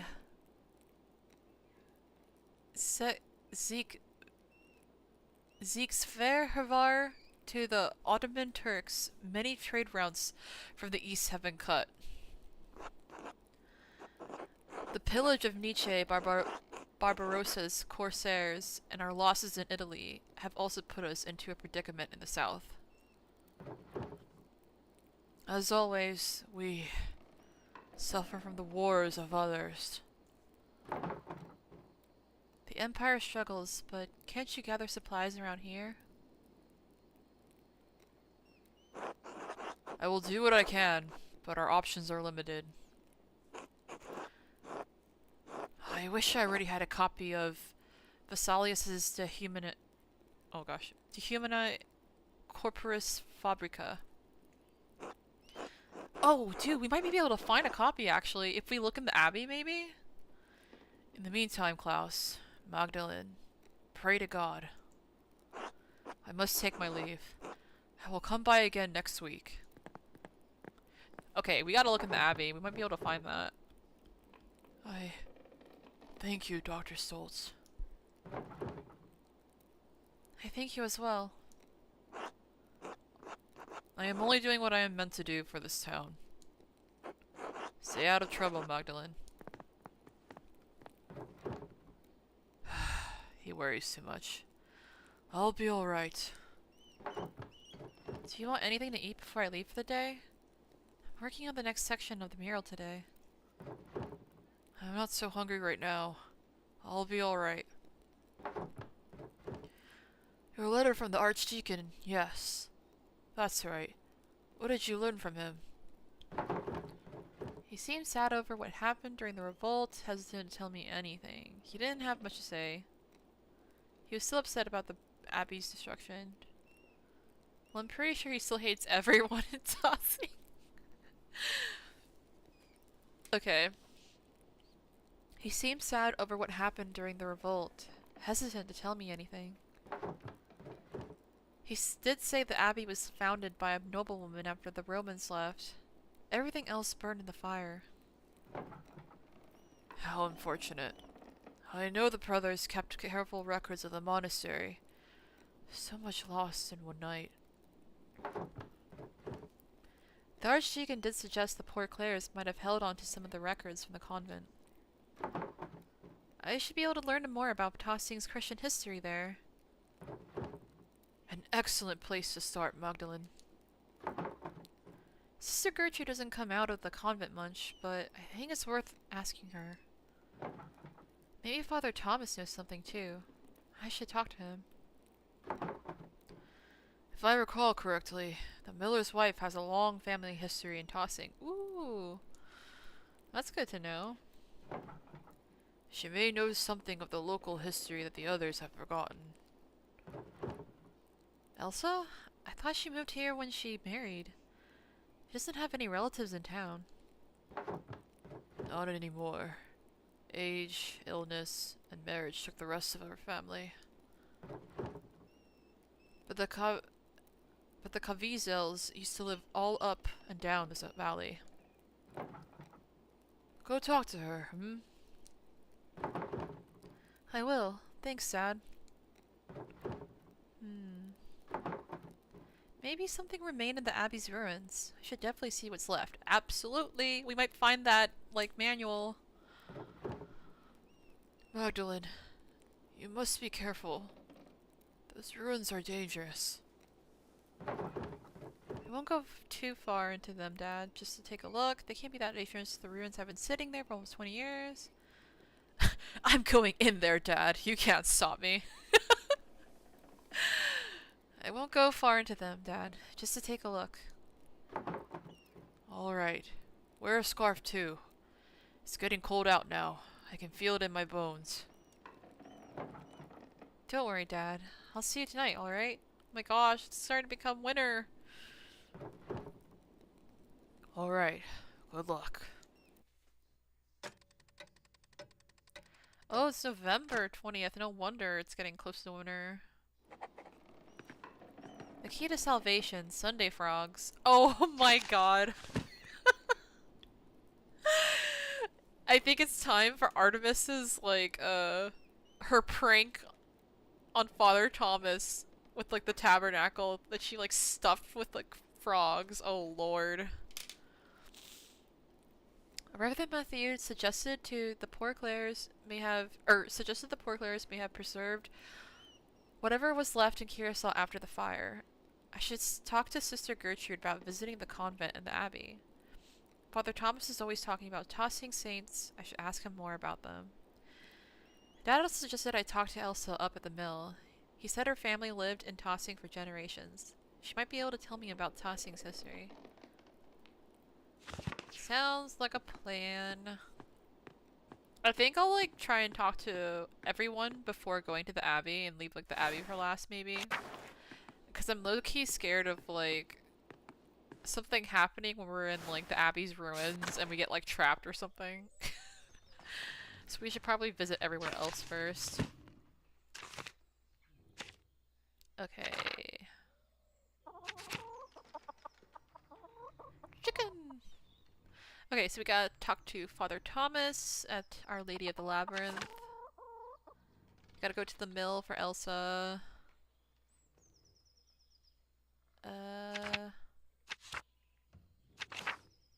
Okay. And then we gotta go to the Gärtner farm.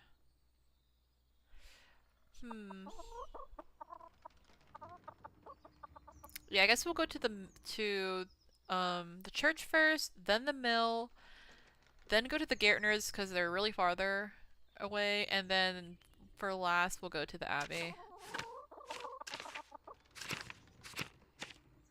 Let's see what else we have here. Now that I've decided how to portray Tossing's early history, I need to think about how to represent our early Christian history.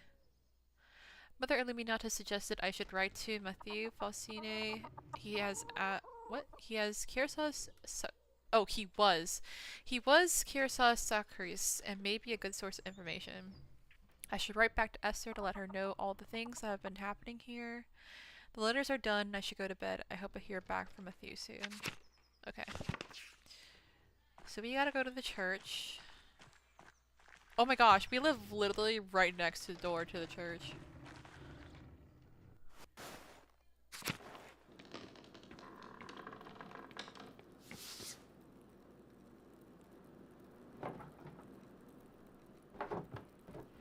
Mary, Mother of Jesus. Her painting has been here as long as I can remember.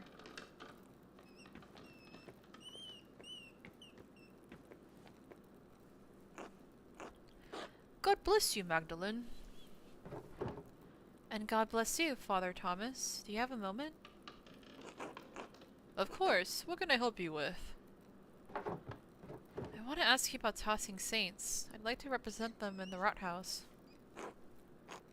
I'm thrilled to hear it. The saints will make a wonderful centerpiece for the murals.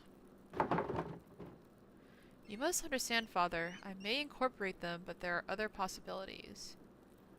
No, not as a centerpiece, simply as part of Tossing's history. Let's make a deal. I listen rapturously as you tell me about the saints, and you don't press me about putting them in the mural. Oh my god.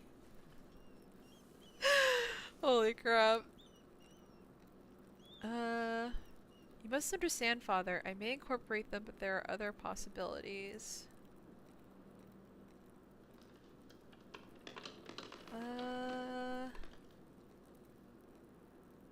Oh my gosh. I don't think he's gonna like any of these answers, to be honest. You must understand, I may... That's like a key word, may. I may incorporate them.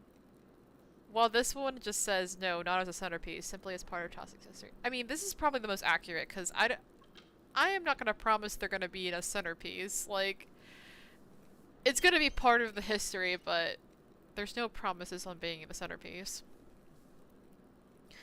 Hello, Thomas! Hello, Maggie! How are you? We are trying to find out more on the history of Tossing for our mural. We finished a research for the first part, which is like basically like the pre-Roman, like pre-Christianization of the area. No, not as a centerpiece, simply as part of Tossing's history. Of course, I consider our saints to be central to Tossing's history. Curacaw's too. But you know there is one saint you're overlooking.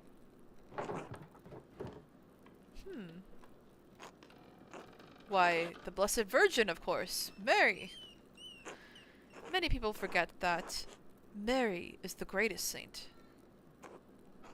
And she visited one of the peasants here in Tossing centuries ago. What? Really? The Virgin Mary appeared in Tossing? Why? Let me see this one. The Virgin Mary appeared in Tossing? Why? Yes! She appeared to give a message. Centuries ago, a farmer in the fields behind us had 3 visions of Mary. In the first, she told him that she wants him to tell the Bishop of Freezing that she had appeared. The peasant traveled down to Freezing, but the bishop would not see or hear him. That seems like a reasonable response, all things considered. Keep listening. The peasant returned to Tossing and had another vision in the field. The Virgin showed him a pattern, a labyrinth. Oh my gosh, we're finally learning the lore about the labyrinth. She told him to draw it on a sheet of birch bark and bring the drawing to the Bishop of Freezing. Why didn't she just give him the labyrinth the first time? I think we'll just keep listening. Wait, actually, let me see. She told him to draw it on a sheet of birch bark and bring the drawing to the Bishop of Freezing.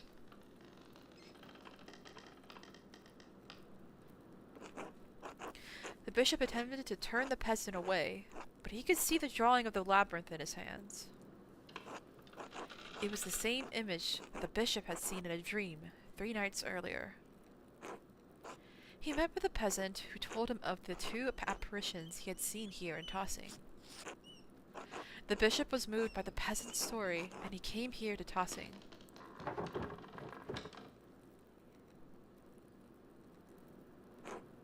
And when the bishop came... Actually, I wonder if I should have questioned more, because maybe there would have been other clues to other things. And when the bishop came, Mary appeared to both of them. She told the farmer that the town needed to build his church. She told the bishop to support the town. Was the town so poor that they couldn't have built it on their own? I had no idea that that's where all this came from. Keep listening. I'm thinking.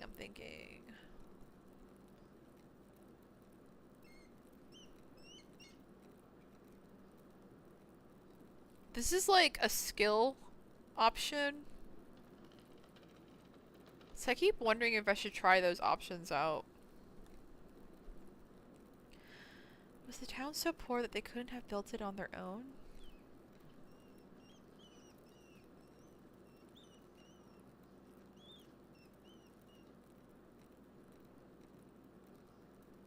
I'll just keep listening. And so the bishop helped fund the creation of this church. The people of Tossing have been using it ever since. You're not from Tossing. How did you hear the story? When was the painting made? I think if I include the saints in the mural, I'll place Our Lady among them. You're not from Tossing. How did you hear the story? True, I am not. The people told me when I came. And the former priest told them when they were children, and so on. The priests and the flocks have shared the responsibility of passing on the story over the century. Thank you for the story, Father Thomas. Have I convinced you to include the saints prominently in the mural?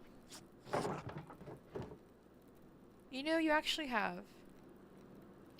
I'm still considering it. I wouldn't be too hasty, Father.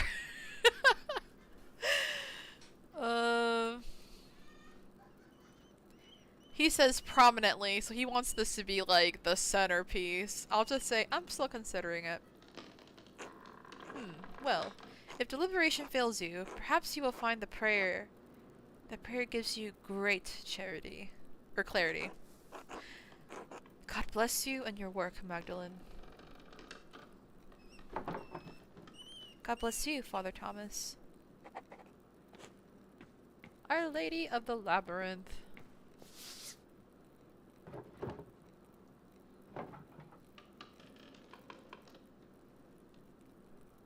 I'm still trying to figure out what the labyrinth's supposed to mean, though. Like, they never explained, like, why, like, what it was the reason. Okay. Let's see. Journal. Father Thomas told me about the history of Our Lady of the Labyrinth and how it came to be. I never realized there was a legend associated with it. I could paint Our Lady along with the Saint Moritz and Saint Satya. That would be a nice way to honor all three of them. Yeah, we could do that.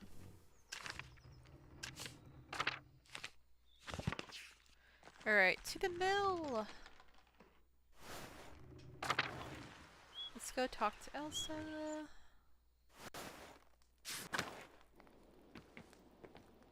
Oh, we could talk to Anna, actually.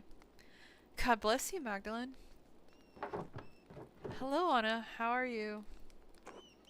Oh, keeping busy. There's always plenty to do around the house. How is the mural coming? Paul mentioned your progress is quite impressive. Oh, I'll have to thank him. That's high praise from a councilman. I'm making steady progress. I think I'll be finished just before the new year. I didn't realize the council cared so much, especially since I wasn't their first choice. Oh, I'll have to thank him. That's high praise from a councilman. Truth be told, he enjoys following your progress. Aw, Paul. Actually, that makes sense though, because Paul used to, when he was a kid, we were still playing as Andreas, he used to go down to like the Roman aqueducts and like try to like secretly draw pictures there. And I remember his like shitty dad used to like yell at him and stuff like that about like drawing. Alright, I'll have to bring Andreas and Ulrich by sometime to see your progress. I still don't know if her name's supposed to be pronounced Ulrich or Ulrika. Maybe it's Ulrika. We won't get in your way, of course. I'm sure they'd love to learn about the process. You're all more than welcome, but watch your step. There's plaster everywhere. I've just mixed a new batch to keep the wall moist. It's hard to maintain the right texture when it's so cold. Oh, I can imagine. I had a similar problem when I helped my mother in the bakery. Rolling dough in winter was such trouble. We had to throw out so many batches that wouldn't rise. Oh my gosh. So, Anna's the daughter of the baker. The people at the bakery. I was trying to figure out like her connection before. Oh no, that makes sense because her father Ulrich was the one that was running the bakery with like her mom. Oh, that's why the daughter's name is Ulrika. No. I thought that they were just naming the child after like the two like friends or neighbors that were like killed during what happened a couple of years ago, because like they named the son Andreas, who died in the fire, and then Ulrich was shot by the miller. But okay, yeah, this makes so much sense now. Your discipline is admirable, Magdalene. You know, I was a real rascal back in the day. Skipped on working with my parents more times than I can count. But you're so hardworking, Anna. I can't imagine you making trouble. So it wasn't Big Gore who was the troublemaker. You're so hardworking, Anna. I can't imagine you making trouble. It is funny to consider, isn't it? I was a thief and a scoundrel. Started with cakes from my mother's table, still hot from the oven. Soon it was silverware, mugs, trinkets I found around town. Ulrika's little hat once even belonged to Andreas Mailer, your father's friend. I stole it from his head. Oh my god, that's what- okay, that's what I was thinking, cause like, the hat looked like Andreas's hat, but it was like, it looks all like patched up, so I was like, maybe it's not his hat. And now I remember that she did steal his hat at one point in the earlier part of the story. Oh, that was Anna. She was the one that stole it. No, this is making me emotional. Of course, stealing is against the commandments. So my father would make me return everything if I hadn't eaten it already, and march me to church to pray. Father Thomas grew accustomed to seeing me more than often than Sunday mornings. What change? I guess you got tired of saying Ave Marias. What change? I grew out of the habit over time. I think I started to see why my parents had such a devotion to the Lord. Stealing was my way of acting out. But when the trouble started in town, I realized that my thieving wasn't doing any good. I decided I'd rather honor my father and mother, as God commands. It gives me grace with Andreas and Ulrika on hard days, and with the rest of the town too. I think Ulrich would be proud. I think everyone can learn from your example, Anna. That's more charitable than some people in the tossing deserve. I think Ulrich would be proud. Thank you, Magdalene. That means more than you know. Oh. Well, I won't keep you any longer. I'm sure you have plenty of mural work to do. I'll see you later, Anna. God bless you, Magdalene. Oh, I'm so glad we got to talk. Hello, Mag.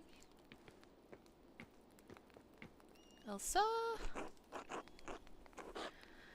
Magdalene, dear, what brings you up the hill? I wanted to ask you some questions about your family for the mural. Dad was telling me your family's been in tossing for hundreds of years. Dad suggested I ask about your family for the mural. He said your sister used to tell him about your family history. Wait, was it the sister? I don't remember that part. Shit. Do y'all remember if he mentioned her sister? I don't think he said anything about that. I think he just said that her family's been here forever. Or for a long time. Oh.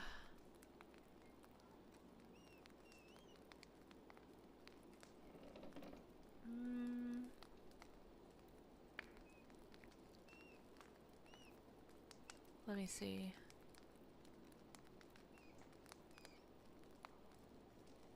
Dad was telling me your family's been in tossing for hundreds of years. I wanted to ask you some questions about your family for the mural. The Mullers? I only know a little about Leonard's people, I'm afraid. And much that I've heard from others, Leonard didn't care to talk about the past. But it's not about Leonard's family, it's about her family specifically. I think. I meant your family. The one you were born to. Your family's name was Caviezel, wasn't it? Oh. Not a soul in town has asked me about my family in years. I was beginning to think my neighbors had forgotten us. Can I ask, how did you come to know my family name? Okay, guys, I have to say something. I don't know why, but I just got, like, a slight goosebumps, like a feeling that, like, what if Elsa is the one that's been writing the letters with the purple letters? Because, like, oh my god, what if she is? Now that I'm thinking about it. Okay. So her family's been here for, like, ever, right? And I'm guessing that her family is maybe, like, descended from nobility, possibly. And, like, maybe she had been, like, educated to, like, learn how to, like, write in that specific script that Like everyone's always talking about like, oh, no one knows how to write like this around here or whatever. And then I remembered that the witnesses with Otto's death, they said that the person that actually saw someone running away from the scene, they said that person had dark hair. And when we were investigating Otto's murder, the only person that we had in our suspect list that had dark hair was Hana. But what if it was Elsa this whole time because she has dark hair? Oh my god! Oh my god. I am like kind of... Oh lord. I'm kind of suspicious of her now. Especially since she seems kind of hesitant to like admit that. Dad mentioned it. He said you were the last of your family. I am not surprised your father remembers the Caviezel's. He was sweet on my sister before he met your mother. I am the last of us now. Caviezel doesn't sound like a local name. You say it's Caviezel, not Caviezelin. What happened to your family? Maybe this option? I have two like skill options to use for this.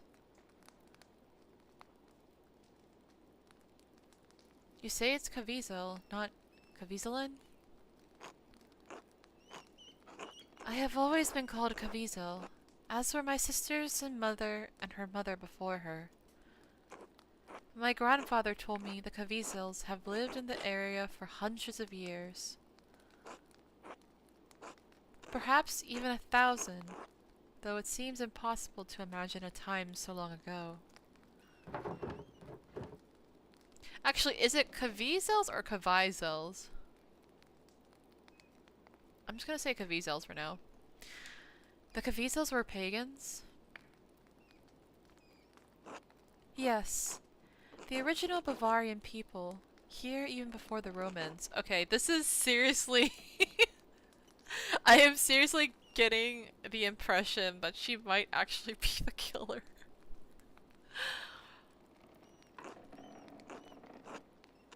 My grandfather said his grandfather told him the Caviezel's resettled the town after the Romans left. They built their new home right on the spot where they had been living when the Romans arrived. But that's just a story. How do you know any of it's true? Interesting. Does that seem unlikely to you? Built their new home right in the spot where they had been living when the Romans arrived.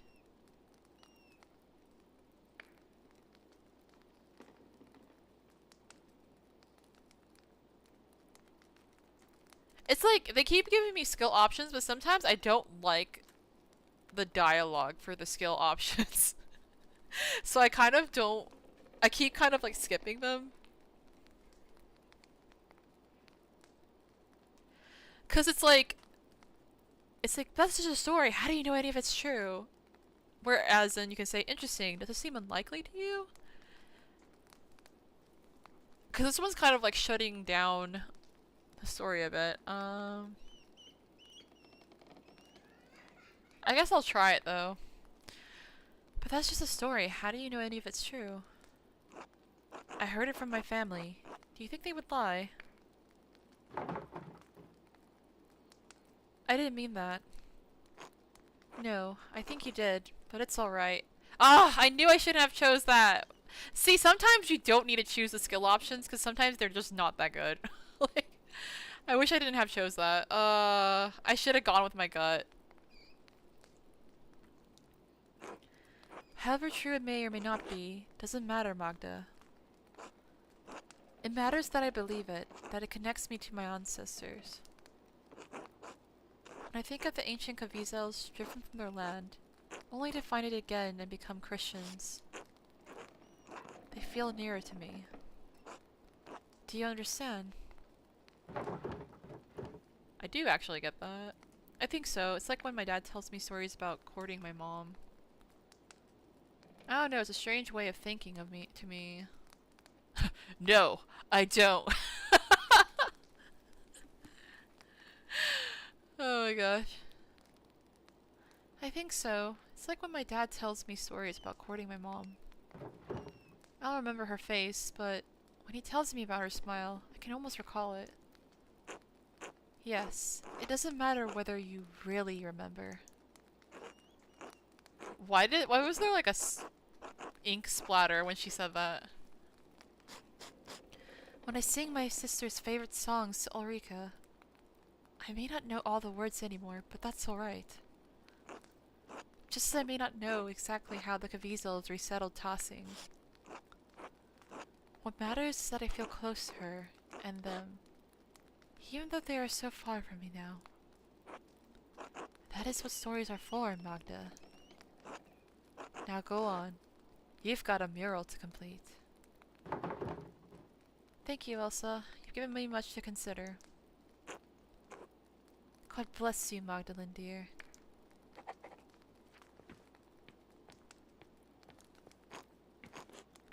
Alright. Interesting lore. But she's also now my suspect list. Aw, Magdalene. Andreas is so cute. If only his namesake was here to meet little Andreas. Hello, Magdalene. Hello, Susa. Pet time.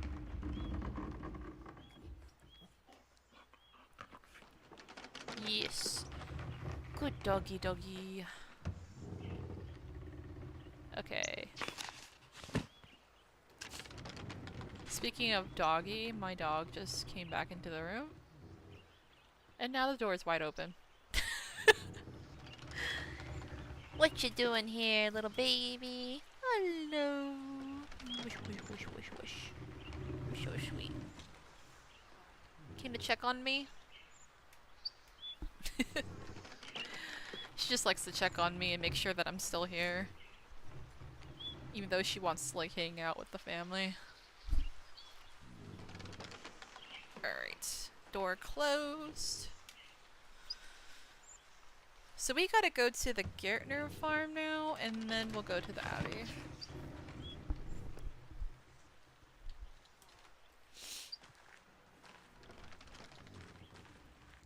Oh shit, I went the wrong way. No! Actually, can I talk to Ursula really quick? Oh, finally. Because I was actually trying to find out some information with her. Hi, Magda. Need something? Maybe. I'm looking into the history of tossing. Your grandpa said he told you a lot of things about the old ways. I think some family members have... I'll just say this. Yeah. Your grandpa said he told you a lot of things about the old ways. Can you recall anything? Yes, of course. Oh, she looks so happy to talk about it. Aw. I learned a lot from Ottilia before she passed. I wish my grandfather had been around as I was growing up. Oh. Mom said he knew all sorts of things. Aw, Peter!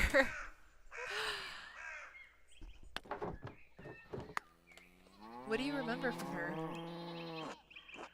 Ottilia knew all these old chants in another language. She told me what they meant, but she couldn't... translate them, I suppose? They had to do with Perkta, but also the Saint Moritz. Oh, but also God and Saint Moritz. So where did they come from? She didn't know, but I think I figured it out after she passed.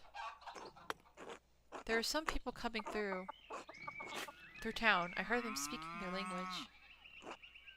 It didn't quite sound like the words Ottilia used, but close. And they said that Saint Moritz was the patron of their home, too.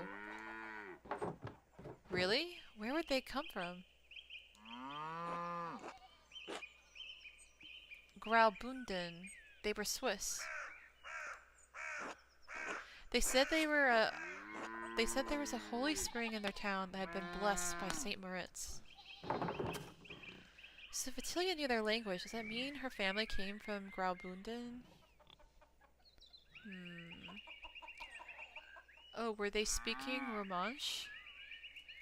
Odd. How did Otilia know their language? I think maybe we do know this knowledge, so we could say this one. Oh, were they speaking Romansh? Oh, I don't know. I only ever heard it that one time. Other than from Telia, I mean. She said we all used to know the language generations ago. I don't know. Maybe we weren't always the people here. What do you mean? Maybe we came from somewhere else. Our families, I mean. The people have been tossing since before the Romans came. That can't be true. But people have been in tossing since before the Romans came. That's what I heard. People say the mine has been here forever. But, oh, I don't know. I'm just trying to make sense of things. Maybe there's no sense to be made of it. I don't know if any of that is useful to you. Well, I might still have... I'm glad Ursula told. Well, I still have to decide what to paint, so it might be useful. Good. Not everyone appreciates hearing about those things. I know. You should be careful, Ursula. Well, I do. Thank you for your help. Anytime. I'll see you later. Until then. Wow, I guess it was fate that I turned the wrong way, because I had forgotten to talk to Ursula before. Yay! Oh, look at the kitten! They're so cute! Makes you want to go visit Son of Mousefonger. The other cat at the abbey with their own kitten. So cute.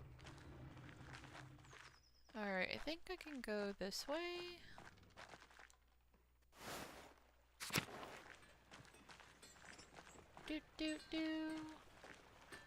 Oh, actually, let me talk to Artemis, because I think today is when she's gonna do her prank. Hello, Magdalene.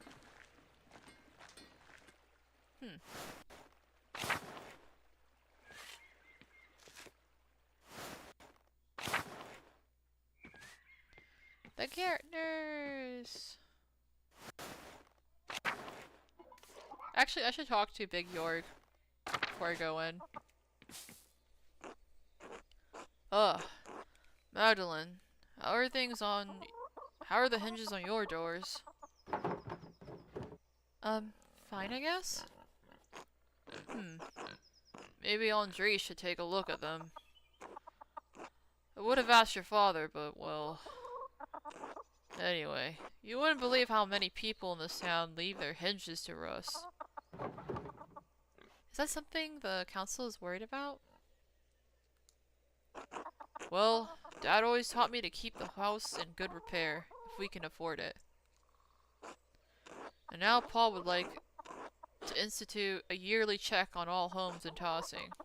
I mean, I guess that would be a good idea to keep, like, the people's houses safe and stuff. What do you think of the idea, York? Well, it's not a bad thing, but I don't see why we need to make it official. Everyone in Tossing helps each other.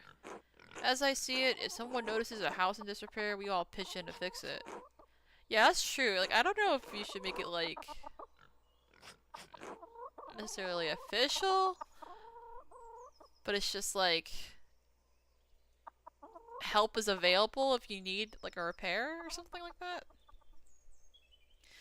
To do anything else would be unchristian. But if Paul wants to see it through, I'm happy to go along with it. Makes me feel useful, you know? Speaking of, I better get back to work. Nice to chat with you, Magda. See you later, York. I'm so glad Big York's still okay, because, like, I remember when the fire happened, it looked like he was about to get like stabbed by like one of the Duke's soldiers, and I was so scared. I was like, oh no, they're gonna kill him, but I'm glad he lived. Hello, Magdalene. How is the mural going? I hope my husband hasn't been bothering you about it too much. Is that a concern? No, the council has left me to work for the most part. I think Oates has something to do with that. He said anything to you about it? Honestly, I think Oates might be actually helping us out with that. That boy has his eye on you, Magda. At least he's using his authority to do some good. Usually that lot just meddle around in things that are best left alone. Those men are bad influences on each other, if you ask me. Now they're chattering on about a yearly check-in of the hinges on every door in town. Hinges? Who gives a damn if the hinges on our front door creak? They're just trying to keep the town in order. The council are just old men looking to feel important. I mean, kinda, yeah. They're just trying to keep the town in order. They do better keeping themselves in order first. Anyway, I think it's good of you to be working on the mural. I wish Artemis and Apollo would take interest in something like that.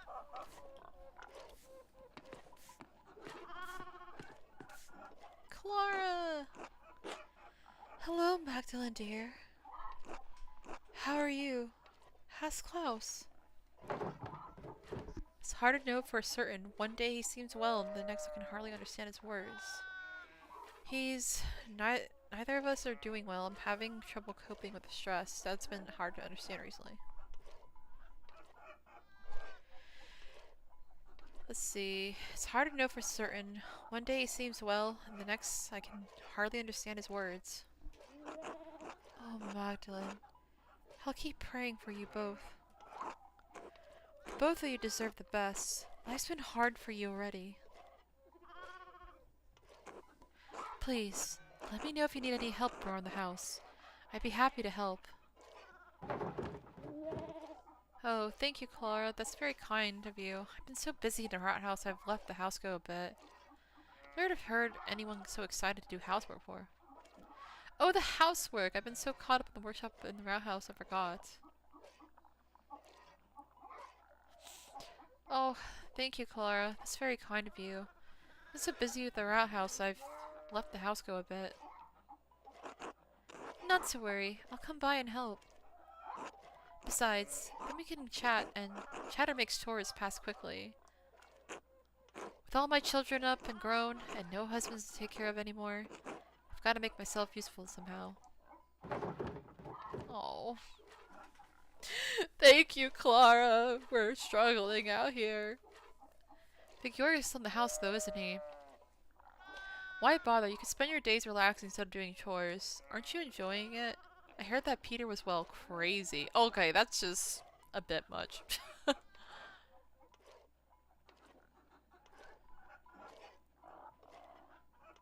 Big Yore's still in the house though, isn't he?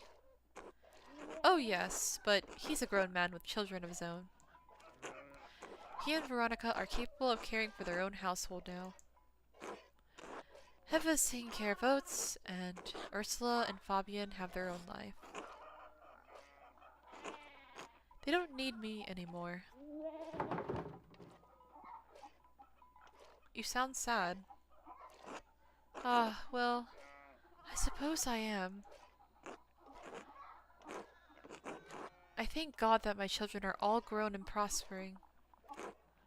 But I do feel there's been something missing in my life. Oh, Clara. After so many years of tending to them and maintaining a home, I don't know what else to do. Emptiness. She's feeling the emptiness a bit. I understand. I wouldn't know what to do if I couldn't keep working in the printing press. You could always find something new to do. Keep busy by helping Gret in the bakery or something. God did give us the Sabbath to rest, you know.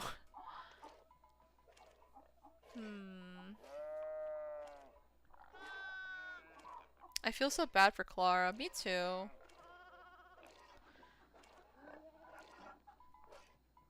Let me think. First option is, empathizing with her. Second option is encouraging her to maybe try something new.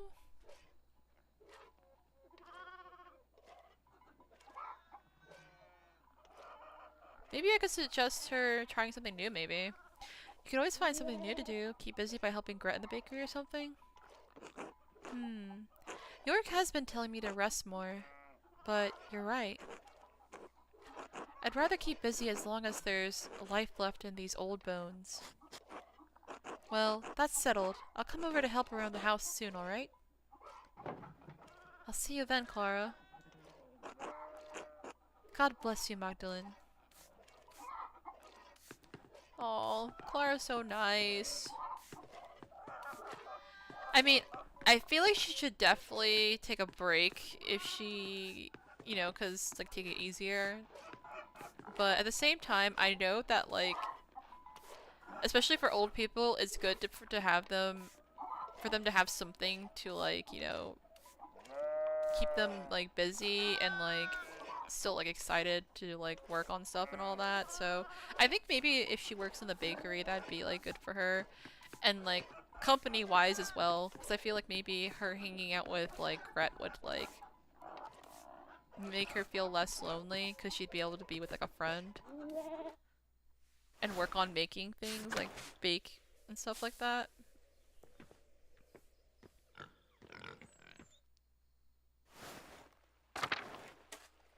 Alright, let me check my map, make sure there's nothing else that I missed. Alright, Garretners, done. Whoops, I'm on the wrong one. So it's just the Abbey now. To the Abbey!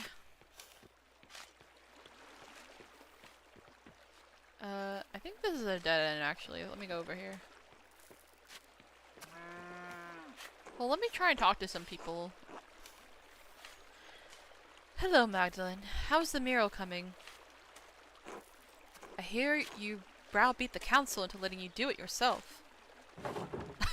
I feel like a lot of the women are happy that, like, Magdalene is able to work on it. I don't care about the council. I only want to finish the mural for my dad. It took some work, but I convinced them to let me paint the rat house, yes. They didn't have a chance against me once I had set my mind to it. Took some work, but I convinced them to let me paint the rat house, yes. Haha! Well, it's good to see those stubborn bastards can be moved. God may have made man from dust, but I swear he left some of them with rocks for brains, too. Did you know York was by to check on my hinges? I've had about enough of their silly projects. That Zimmerman boy seems to have a good head on his shoulders, though. Once you're settled down with him, you'll have a good life ahead of you. I do like him. I think we could learn to love each other. I think I'd rather marry for love, Hetty. Oates? I'm not going to marry him. It's hard to think of the future right now with what's happened to my dad.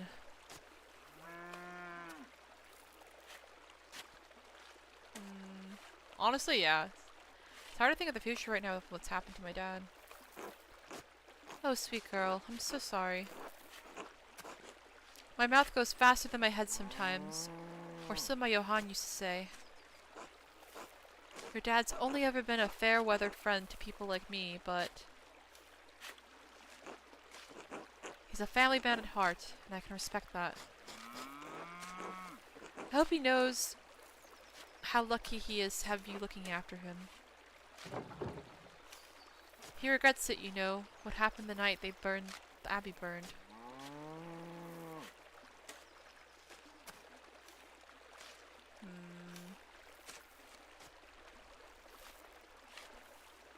I guess I could say this.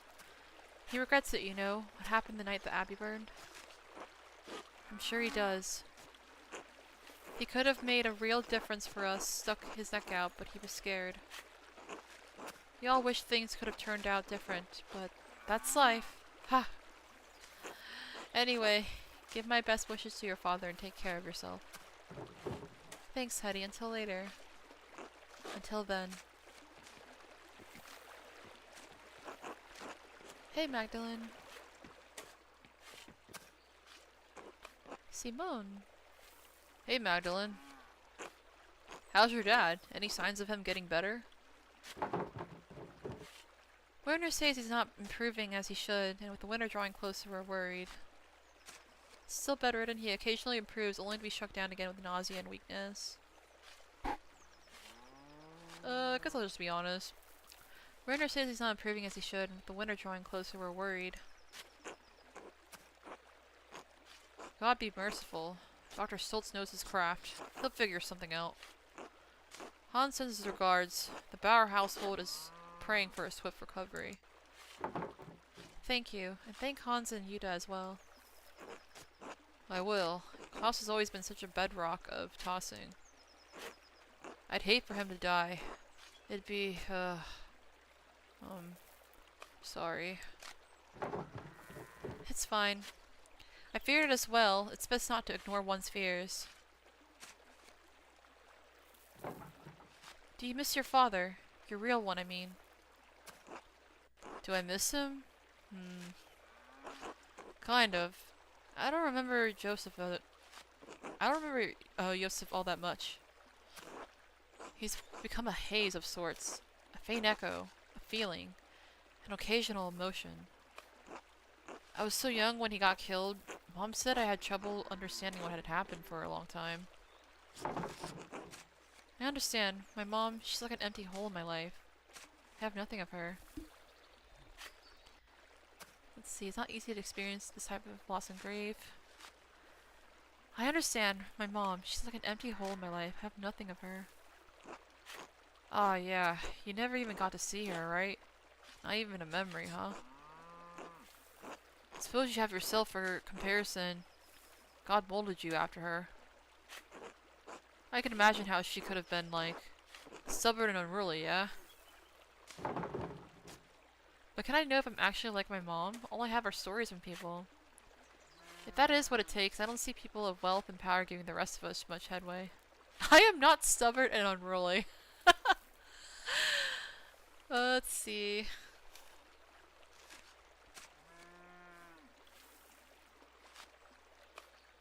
I guess I'll just say this, but can I know if I'm actually like my mom? All I have are stories from people. Well, you read books, don't you? Stories about things that are true? Books and stories are about a lot of things. Not always? Really? What's the point of books then? Oh, well, I can't read anyway. Would you want to learn? Don't have the time. Work on the farm never ends, especially with the taxes eating at us. Anyway, the winter draws closer, so I got a lot of preparations to take care of. I truly hope Klaus recovers soon. God look after you both.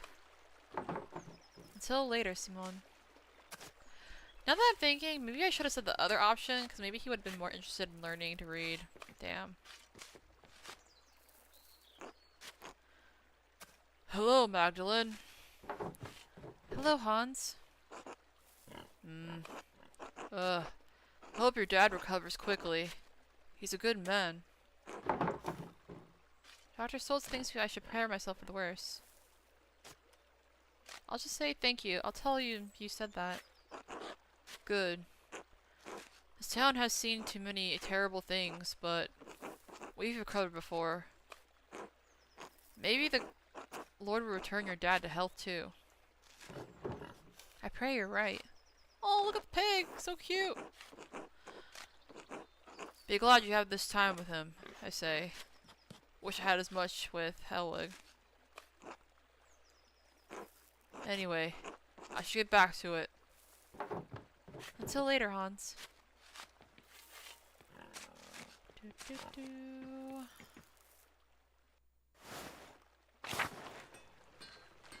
You know, I have not spoken to Andres in ages. Maybe I should talk to him. Oh, he doesn't really talk. Never mind. Rusty. Hello, Mr. Zuckerin. How is Klaus?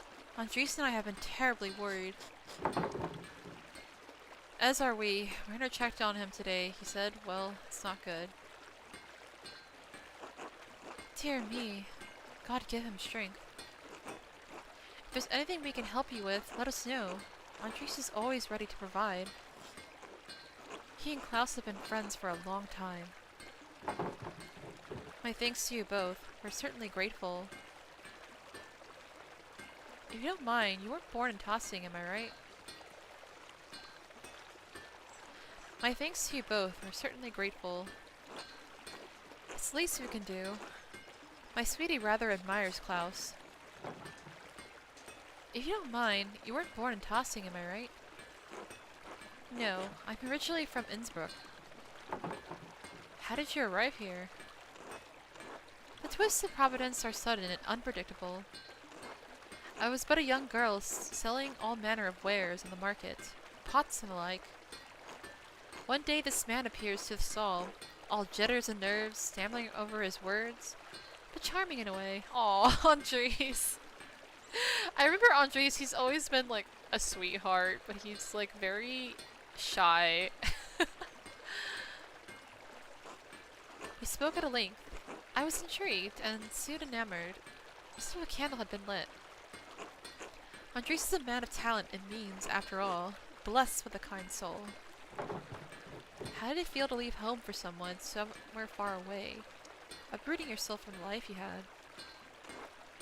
Frightening, to be sure, leaving Innsbruck, my friends and my family behind. But it was exciting as well, going off to find new opportunities and build a new life. There wasn't much I had to look forward to in Innsbruck. Few prospects for a poor girl. I couldn't see myself sitting at the market, continuing to sell odds and ends. Sometimes there are risks we just have to take. True, true. That's very inspiring, Resi. I'm glad you found happiness here. I'm still unsure you can actually know how life would... Okay, we're not gonna say that. That's very inspiring, Resi. I'm glad you found happiness here. We all struggle in this world, but the moments of joy outweigh the bad. It's how God has set the world, His benevolence guiding us through it all. I feel I've been blessed, and it's not been all bad for Andres either. I assist him with the bookkeeping aside of the... I assist him with the bookkeeping side of the smithy and other things.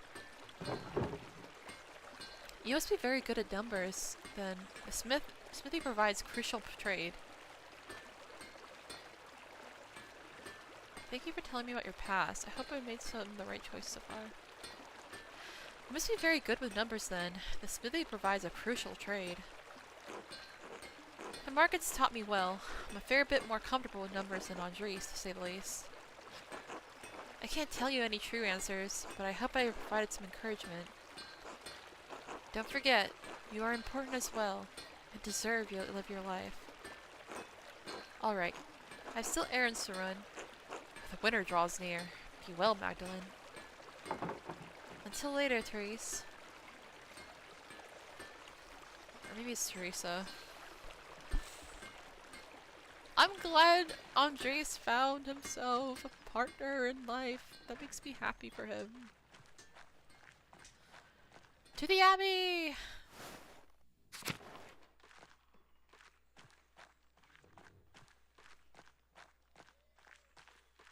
Doot, doot, doot. Wait, do I know these people? Martha and Carl.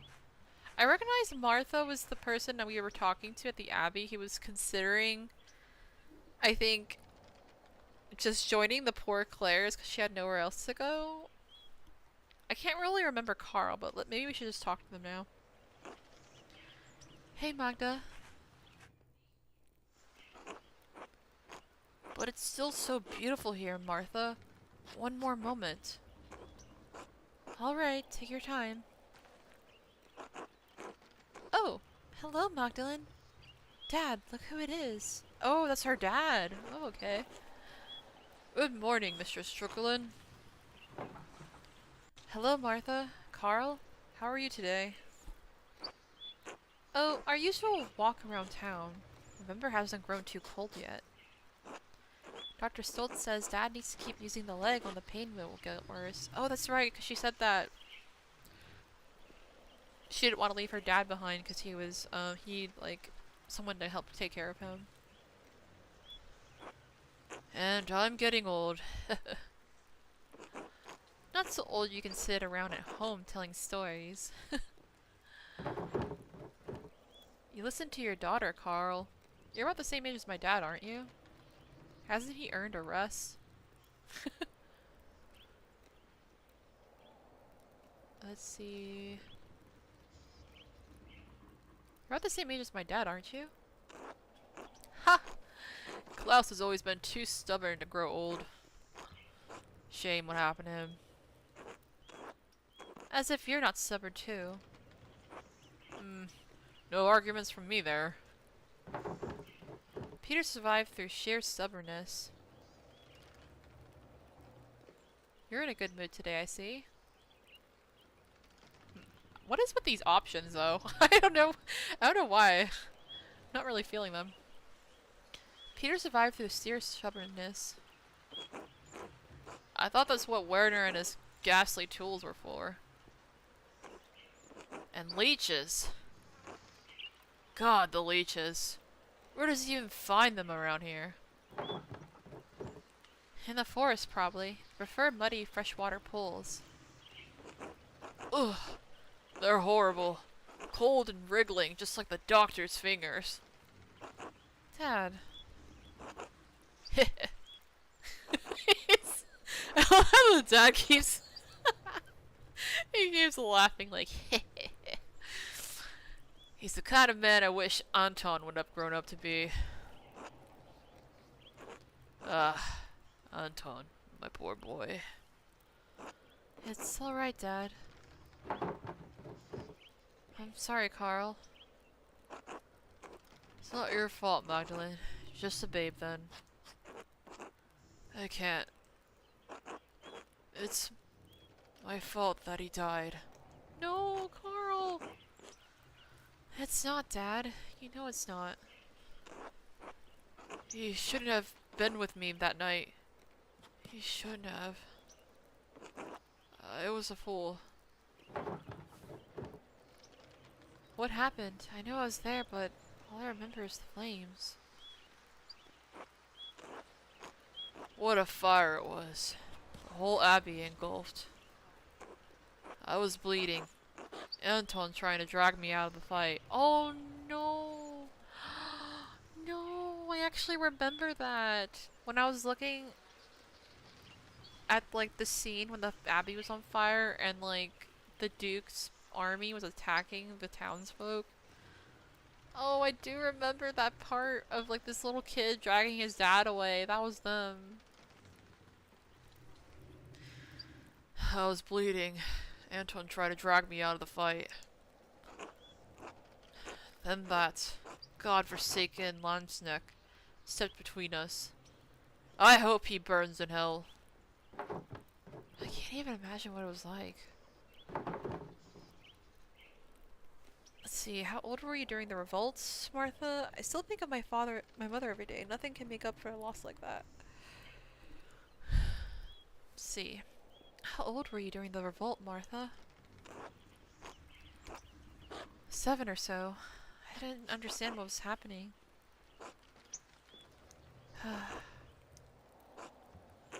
Someone brought Dad home in the middle of the night. It was dark, confusing. There was screaming outside.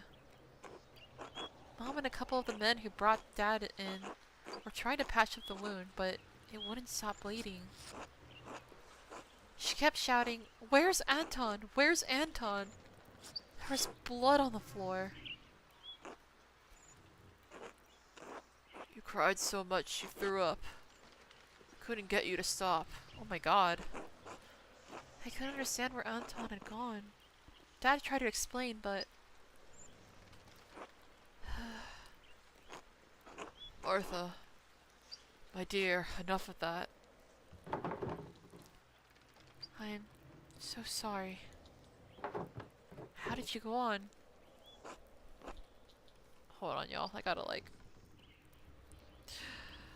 My glasses were bothering me. Didn't I? I don't know. Some nights I think I'm still there. The Abbey is always burning. My Helena passed not long after. I was left alone with Martha to care for. May the Lord bless and keep her. Wait for him to continue.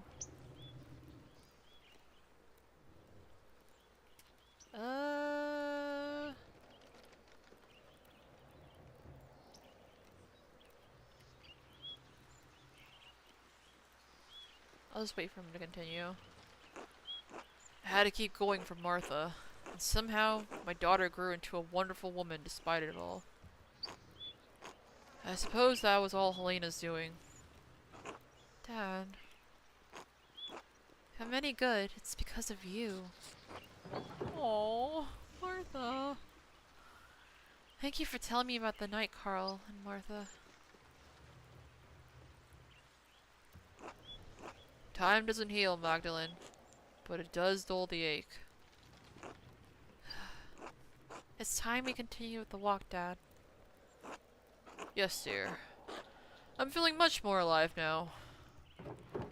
Be well, you two. Aw, man. It's so sad. It's like, we could have just, like, ran to the Abbey, but I kind of wanted to make sure I don't, like, miss any conversations, and it's just, like, sadness. I should talk to Sister Gertrude since she was a Benedictine nun at Hirsop before the poor Clares arrived.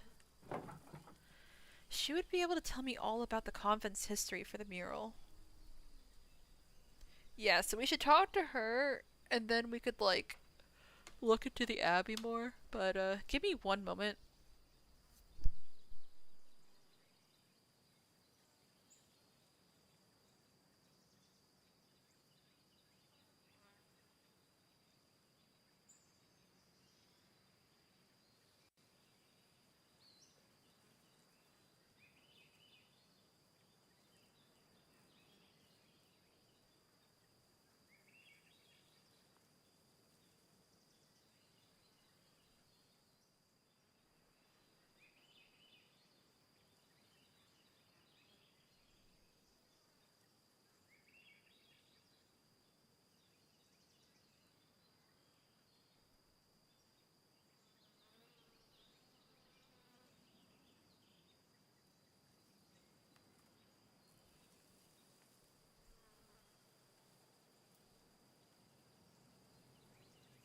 Okay, sorry about that. I needed to drink some water and clear my throat.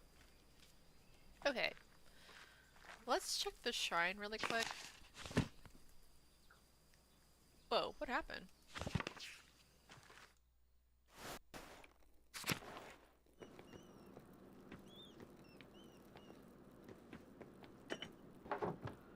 The Hand of St. Moritz. The poor Clares take care of it now that the Benedictines are gone. I don't know what this is in the corner. Oh, I think it's a skull. I actually thought it was like a dog's face. Never mind.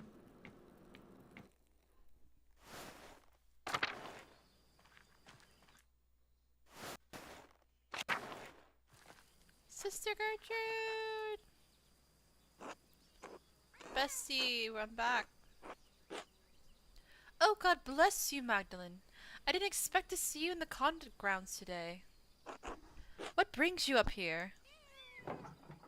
God bless you, sister. I was hoping you could help me with the Rathaus mural. Oh, did you need more paint? I believe I have enough galls stored away. No, thank you, sister. I have more than enough paint. I wanted to ask about the history of Kearsarge, actually.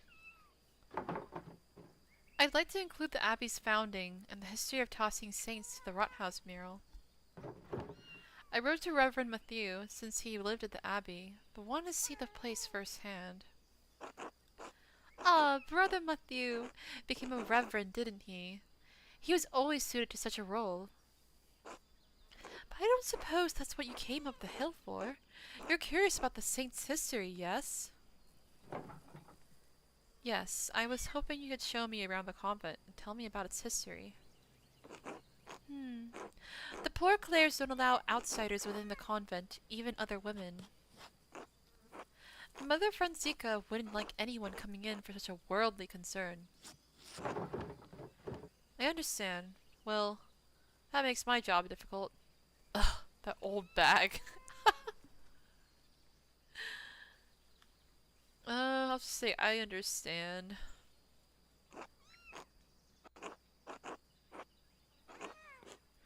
However, Mother Franziska always welcomes those who are considering joining the order. Oh my gosh, we are not joining the order. If a young woman sincerely considered joining the convent, she may be allowed to enter and observe the sisters. Who knows what else she may discover while contemplating the holy life? Yes, I see.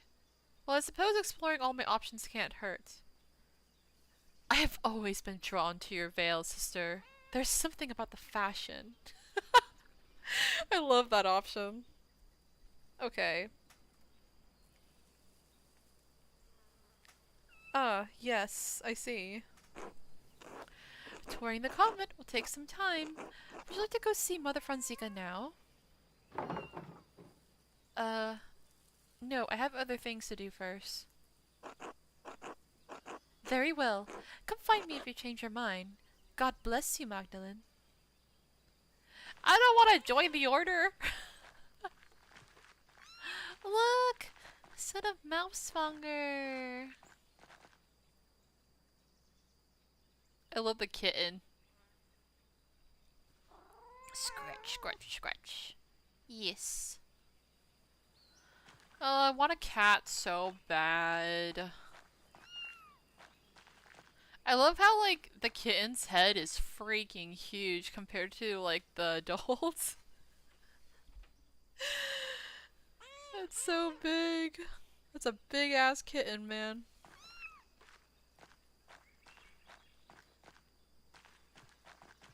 The Convent Aquarium.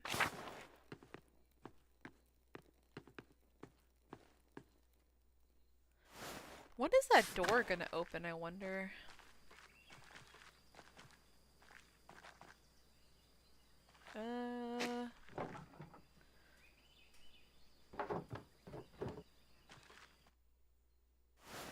I have a feeling I'm not gonna really have any other choice. Like, I'm probably gonna have to just join the order, it seems. Cause yeah, I can't go in the Abbey at all.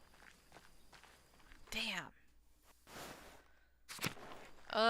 Okay, Sister Gertrude. Let's go. God bless you, Magdalene. Would you like to go inside and meet with Mother Franziska now? Yes. Let's go. Gertrude is a real one. She is. I love her. Mother Franziska, I'd like to introduce Magdalene Jokerlin. The printer's daughter, yes. God bless you, Magdalene. Father Thomas told us of your father's condition, and we pray for his recovery daily. Oh, thank you, Abbess. Such is our duty to serve the Lord and the community that provides for us. Now, what is this about? Sister Gertrude, you know our holy rules. Why bring young Mrs. Struckerlin to me?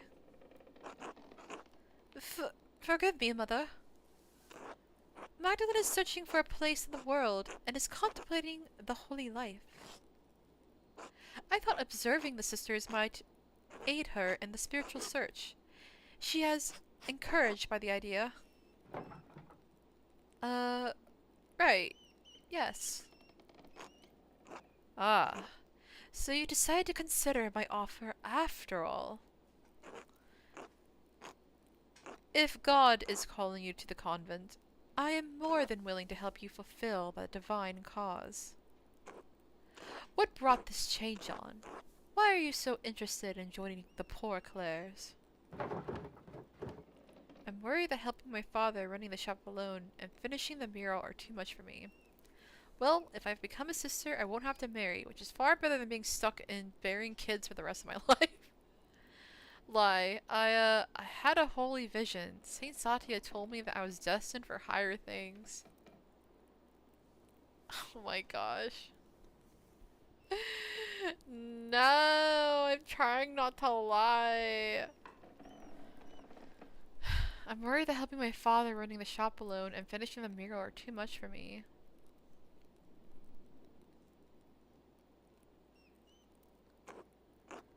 Magdalene, you should not abdicate your worldly duties for fear of the unknown. However, I agree that working a printing shop and painting are not suitable duties for a woman. Fuck! See, this is why I didn't want to say it, because I knew she'd say some shit like this. Ugh. Maybe I should have just lied.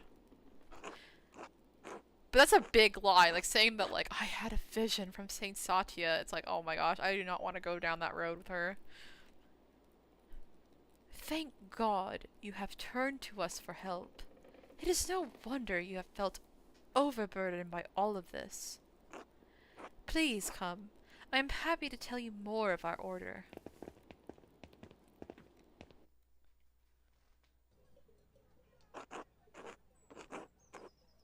Our small convent used to be part of the larger Kiersau double monastery, as I'm sure you've been told by Sister Gertrude. Oh my gosh, it's been so long since we've been here. However, the poor Clares live far differently than the Benedictines that once lived here.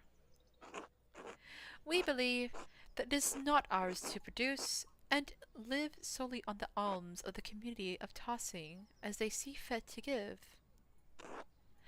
Likewise, none of the sisters here own any personal property. We share this convent as a gift from the church. We believe that the Lord called us into a life of poverty and service. Does such a life appeal to you, Magdalene? I'm not entirely certain yet. I'd like to explore and look around, get a feel for the place. Magdalene, you must not have understood me.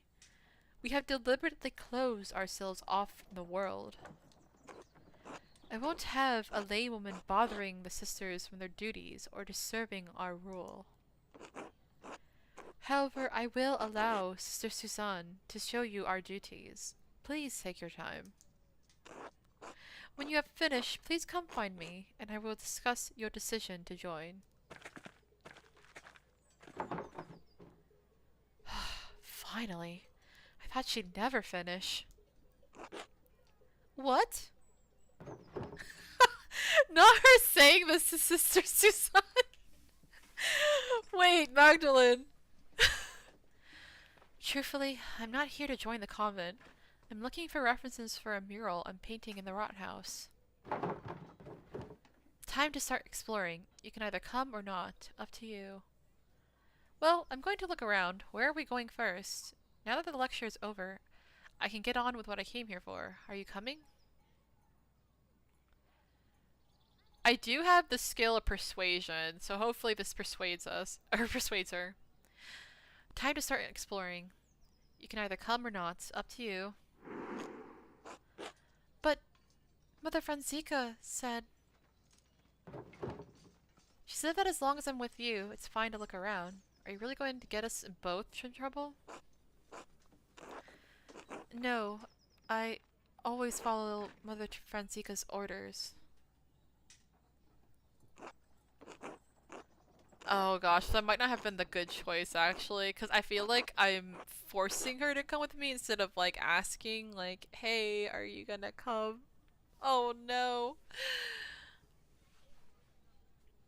The convent has many parts. The kitchen, the aquarium, the chapter house, the yard, and the old workshop.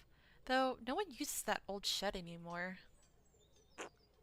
I'll leave it to you to decide where to go first. Alright, Sister Suzanne, let's go.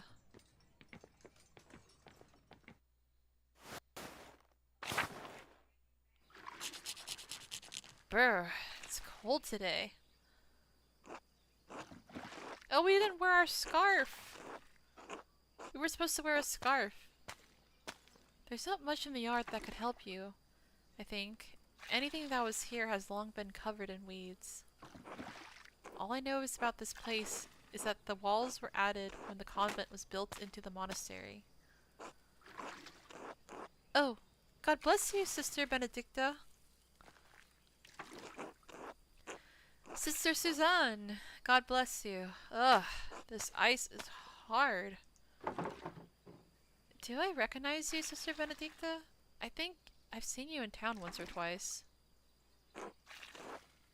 Yes, you have seen her. Sister Benedicta is the youngest of the sisters. Mother Franziska allows only one sister to deal with the townsfolk. Benedicta received this privilege. Burden, more like. I have to run around everywhere, gathering all the food and doing all the chores. I'd rather be inside where it's warm. What are you doing up in the convent anyway? I'm considering joining the Poor Clares, actually. Mother Francisca said I could look around. Snooping. Mother Francisca said I could look around. Oh, well, don't let me get in the way, then. Actually, Sister Benedicta, I wanted to ask you some questions. Do you like being a nun? Oh yes, I don't mind it at all. It's far quieter than home, and I don't have to share my bed with my siblings anymore. I like to help the older sisters, and I don't mind the chores, except when it's cold like this. One more question. Sister Benedicta, have you seen any mysterious figures or ghosts lately? Wait, why are we asking this suddenly? But I am curious too. Ghosts? No. Everything has been normal recently. I haven't noticed anything odd. Is this about Sister Marie's ghost? I think it's... oh my gosh. Mauritius, myself. Oh no. Who? Mauritius. Don't tell Mother Francisca this, but I found an old book about Christian legends hidden in the workshop. It said that a Roman commander named Mauritius conquered Tossing, but the colony failed. Most of the town was emptied until Christian refugees found the town hidden in the valley. It was a miracle. Christian refugees? I wonder if this is a different retelling of St. Maurice saving and Tossing.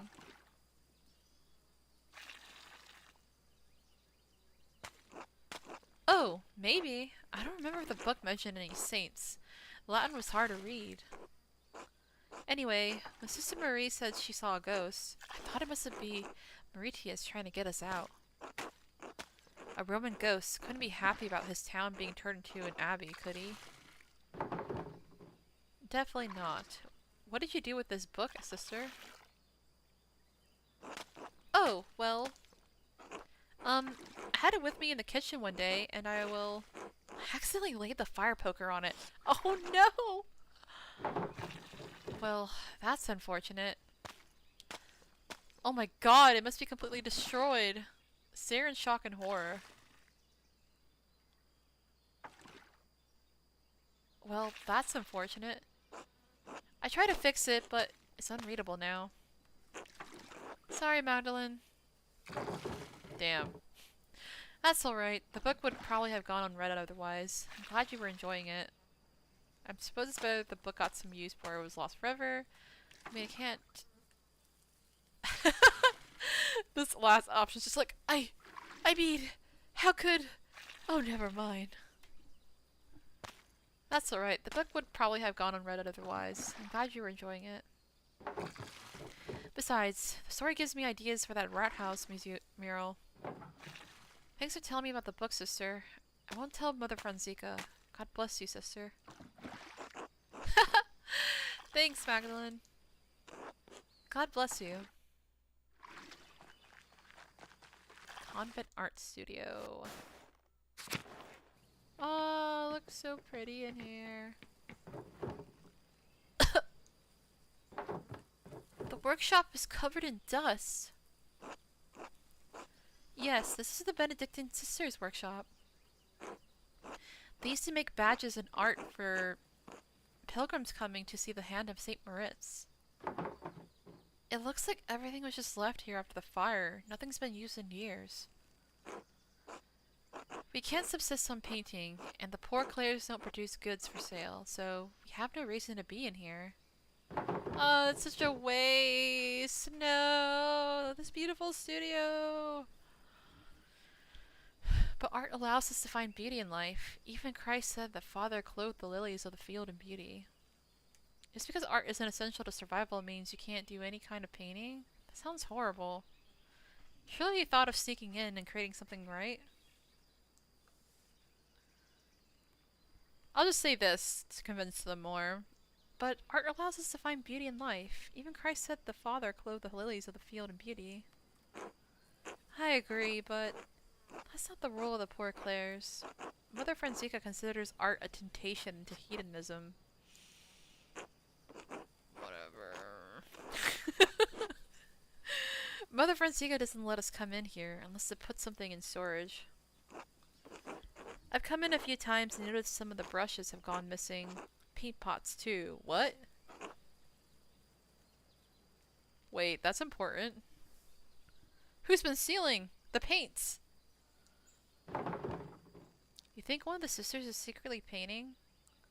Wouldn't be surprised if the twins managed to sneak their way in. You think it's the ghost Sister Maria was talking about? You think one of the sisters is secretly painting? Oh God, no. Oh Lord, no. We all live too close together in the convent or something like that to get notice.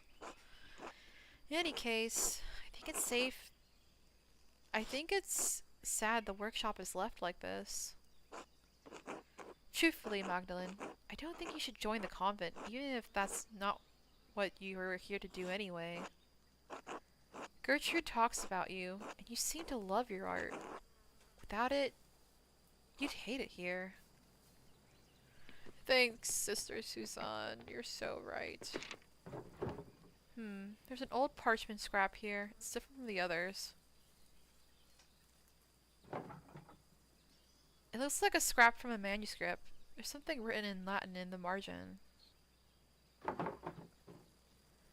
The Mithraeum of Tossing has been destroyed by a flood. Oh my God, that's it! Mithraeum. That's the same word I saw in the Roman section of the mine. Wait, this might be from the book Sister Benedicta found. Wonder why it would mention the Mithraeum. Let's see, I always have written that in the margins. I don't know. It's not a word I've ever heard before. There's certainly nothing in the convent by that name. Well, the note says the Mithraeum was destroyed, so I suppose it doesn't matter much now. Let's see. Such valuable paint left to dry and crack on the palettes. No! Sadness. These old badges are beautiful. I hope the pilgrims who bought them love them too.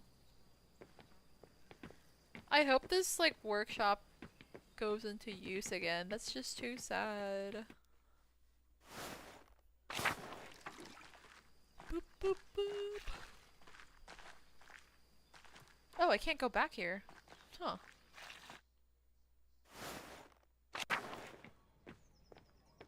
Oh, Sister Marguerite. Wait! Is that the original Mousefonger? Or is that son of Mousefonger? God bless you, Magdalene. Oh, kitty.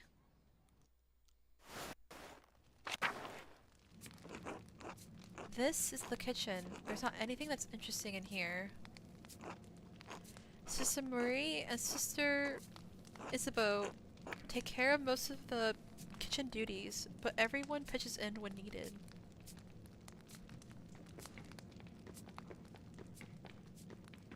Ba, ba, ba, ba. Isabeau. God bless you, Magdalene. God bless you, sister. How goes the cooking? Ah, as well as that the Lord wills it. My old fingers fumble from time to time, but it is my privilege to prepare supper for the other sisters. It's very noble of you. Shouldn't someone else be helping you, sister? I mean, it looks like they have someone helping her, but it's only just the two of them. Shouldn't someone else be helping you, sister? No, no, no. The Almighty has given me a gift. Just as God gave Paul a thorn in his side, so too did he give me the pains of age to strengthen my faith. Such things are a blessing when compared to the pains Christ carried upon the cross. I don't believe the Lord wants us to suffer, sister. But didn't Christ die so that we don't have to suffer unnecessarily? Sounds like a lot of extra pain for nothing to me.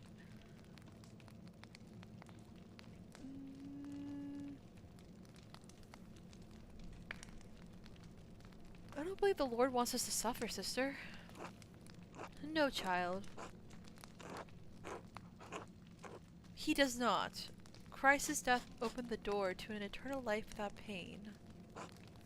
But as long as our souls are bound in this world, suffering will exist. I have chosen to find meaning and devotion to the Lord through my hardship. Thank you for sharing your perspective with me, sister. You are most welcome, child. Bless you.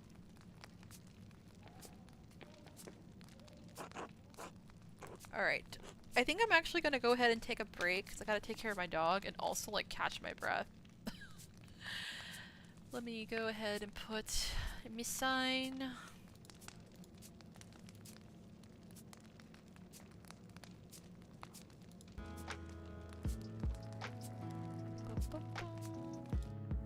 Okay. So we've been finding some interesting stuff out, but I'm also like, I keep having this like feeling something's gonna happen at one point. But yeah, I gotta go ahead and take a break, so if anyone needs to use the bathroom or get a snack, now is the time. BRB!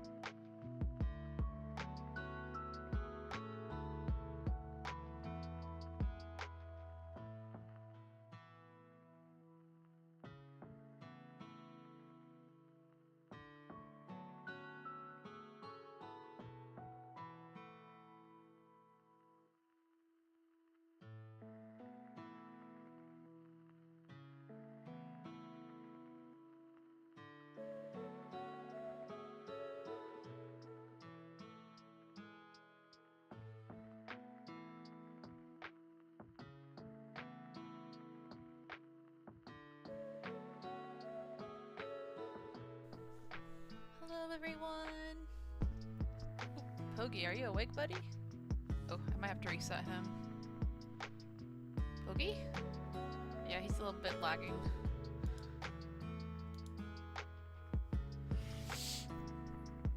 I am back. I'm just gonna reset Pogi really quick.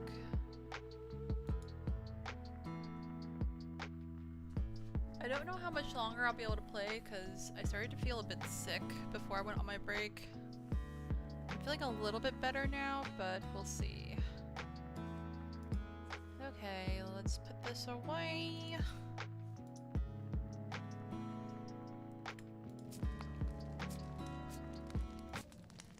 There we go. Back to the ASMR of Sister Isabeau. Alright, we're talking to Marie. God bless you, child. Are you delivering something? No, sister. I'm learning more about the convent's history so that I can finish a mural in town.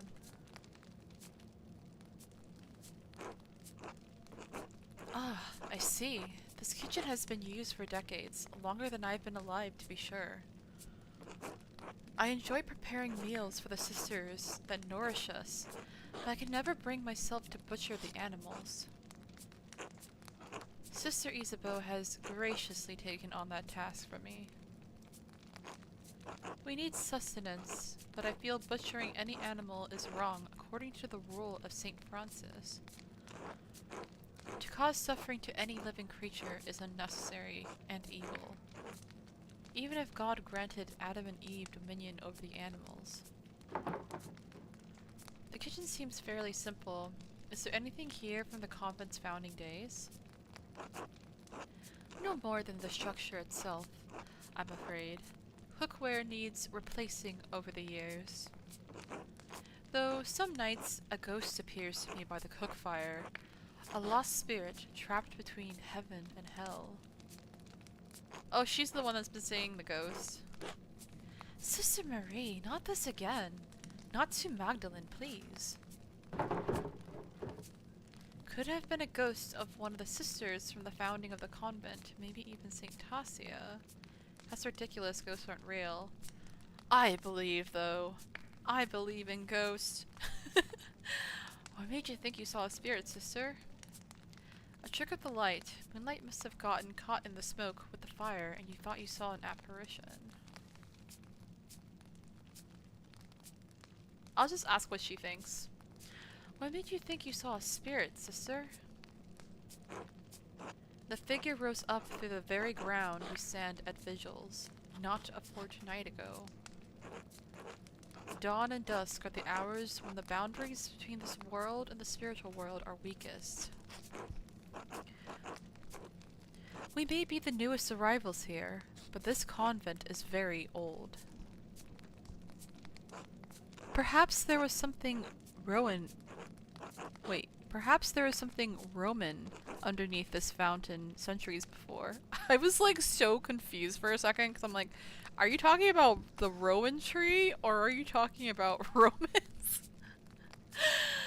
Okay, perhaps there was something Roman underneath this foundation centuries before. The spirit may seek to know the presence of God now that it rests only on holy ground. A spirit in Kearsall, why would it come to the convent though? A Roman spirit might be a great addition to the mural. I don't know what the council would approve though. I really think it must have been something else, sister. A spirit in Kearsall? Why would it come to the convent though? It breaks my heart to think the spirit was crying out for help, trapped beyond heaven's reach. Why don't we keep going, Magdalene? It's better not to get Sister Marie too upset. Of course. God bless you, sister. God bless you, child. Interesting. A ghost keeps getting brought up.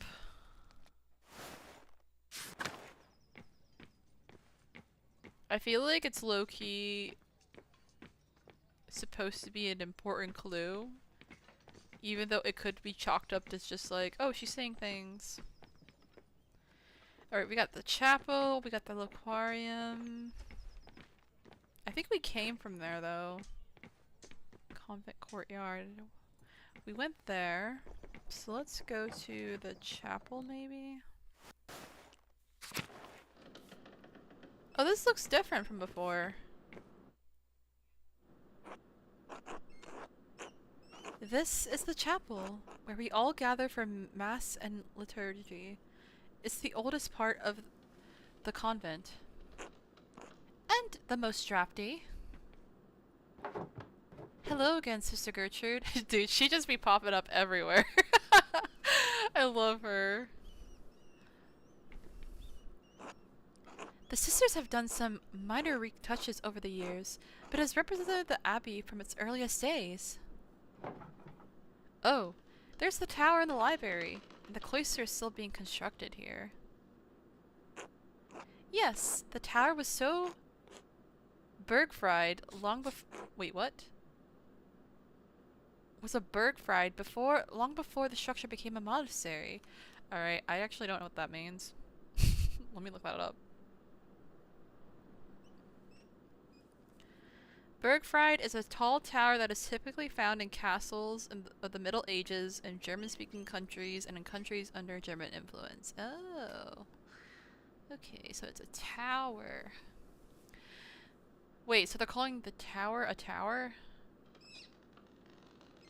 Or I guess it's like a specific type of tower that she's trying to say.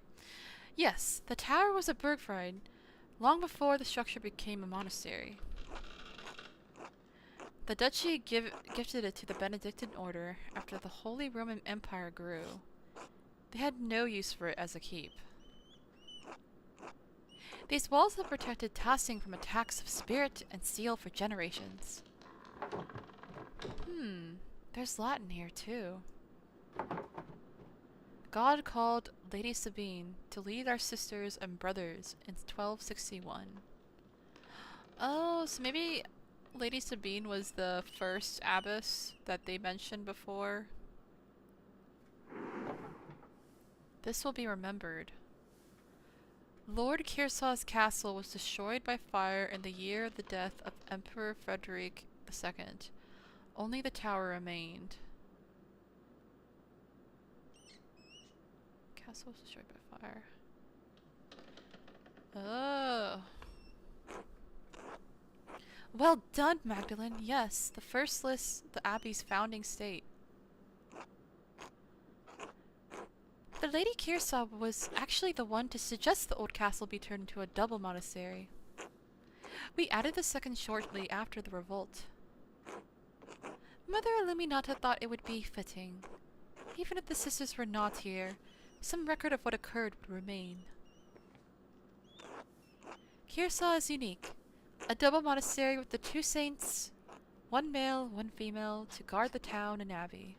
So the foundation of the abbey was even older than the Holy Roman Empire. It seems odd that a monastery would reuse a place meant for war and force. Fascinating to think that even before the Duke gifted it to the church, the fortification was founded by St. Moritz. Oh my goodness. Let me see. So the foundation of the abbey was even older than the Holy Roman Empire. Many things have been built and torn down on this land over generations. Who knows what else used to be here? You were right, sister. This mural will be a great reference for the Rathaus. Then I'm glad to have helped. God bless you, Magdalene.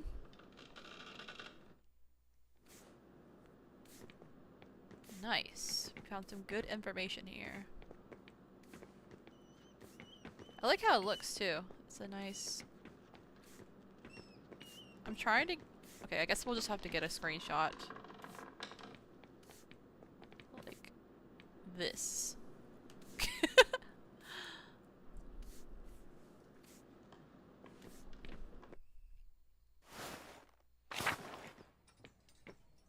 The aquarium.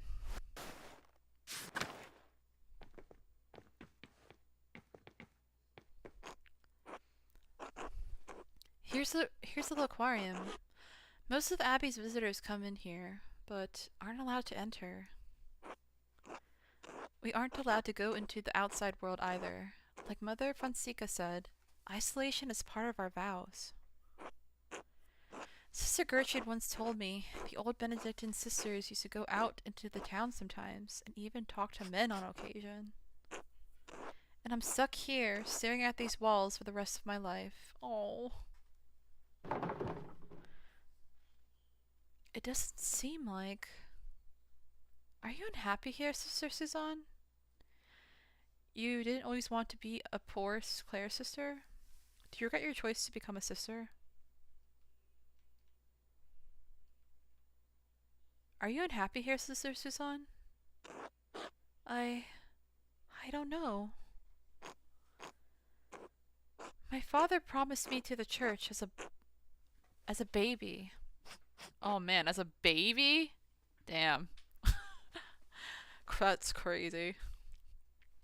Some oath he swore when my mother struggled in her pregnancy. So there I was, dropped into the poor Clares the summer I turned 17. And they took you in just like that? Nobody asked what you wanted?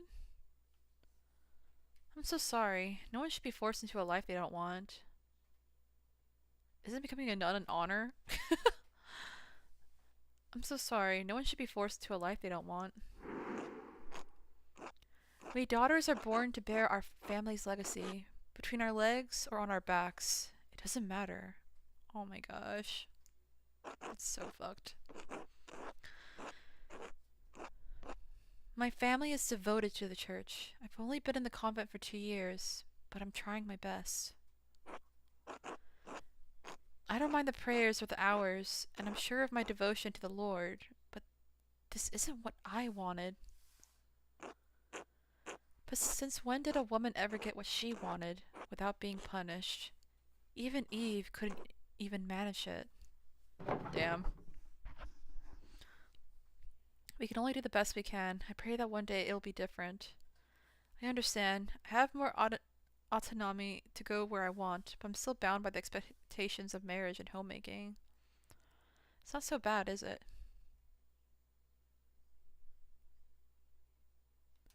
I understand. I have more autonomy to go where I want, but I'm still bound by the expectations of marriage and homemaking.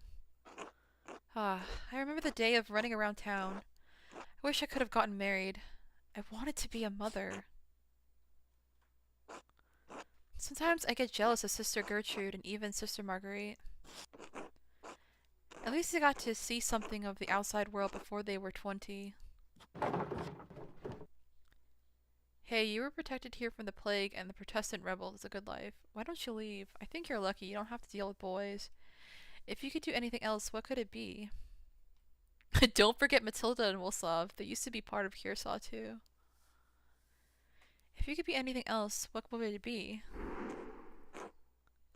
I would have liked to go to one of the big cities at least once.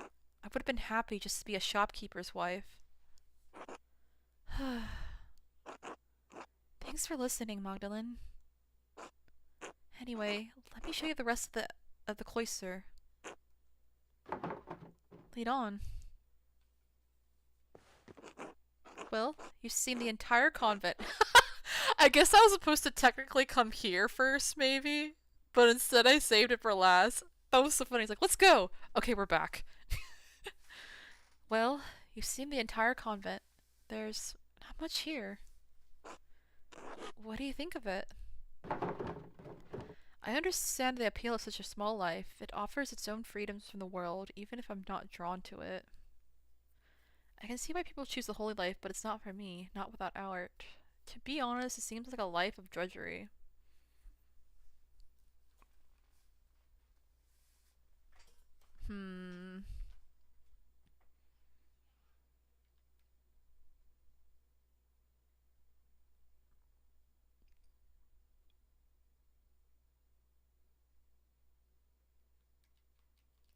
Let's see. I mean, I feel like I kind of agree with both of these answers. But yeah, it's not for me. I can see why people choose the holy life, but it's not for me. Not without art.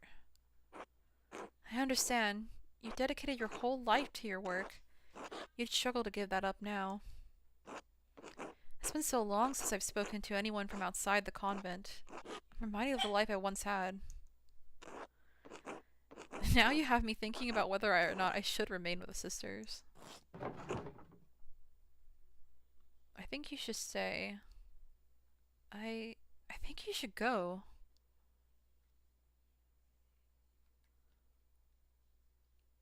It's kind of hard for me to say. Okay. I want to say I think you should go because it doesn't seem like she's necessarily happy here. And like, what do you call it? And I would like her to also like, go do her own thing and stuff like that. But I'm also wondering if that's kind of a reckless thing to tell her because she doesn't have anywhere else to go, I don't think, because her family left her here. So it's not like she could just go back to her family. Like with the other girl that we talked to, like she still had like her father and stuff like that. Like she still was had to stay home to take care of him. But with this girl, I don't know if she could even go back to her family because like if she were to leave, that would be basically breaking the vow, I think, in her family's eyes, and that might actually bring more trouble if she were to go back to them. But and then it's like if I tell her you should go, it's like I don't even know where she should go. Like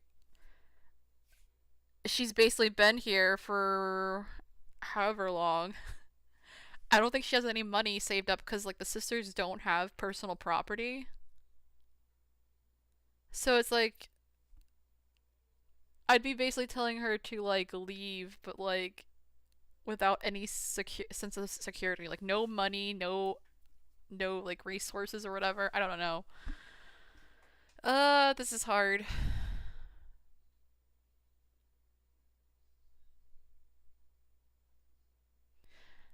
Uh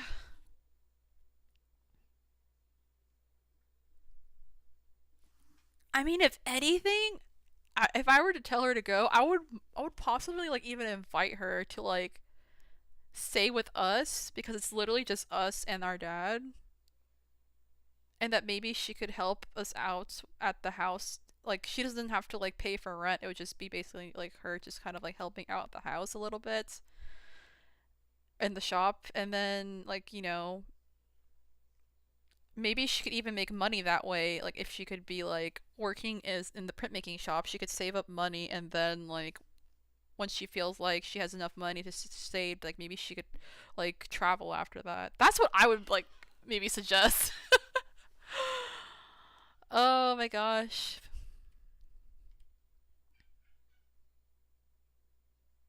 This is hard. I think I'm gonna tell her to go.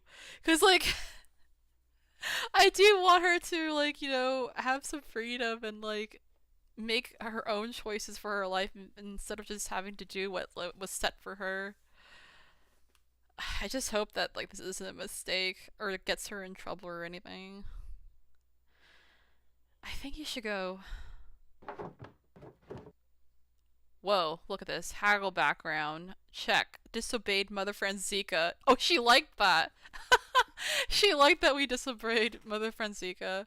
Agreed that being forced to a convent is wrong. Asked what Suzanne wants to do with life. Translated the chapel inscription. You never chose this life. You deserve to have the life you truly want. Magdalene, I think you're right. My family's devotion doesn't have to be mine. Maybe I can find a way out in time. I'll help however I can, Suzanne. I'm sure we have some spare provisions at home. Yes! That's what I'm talking about! Really? That would be wonderful. As long as no one found out. Anyway, we should return to Mother Franziska before she suspects something. Damn, I guess she can't stay with us necessarily because what do you call it? Everyone would know who she is if she were. Well, the townspeople wouldn't really know who she is because she's been staying here in the abbey the whole time. But if word of mouth got back to Mother Franziska, then she could get in trouble. So that sucks. I guess she really does have to, like, just leave, but we could definitely try to help her out, at least.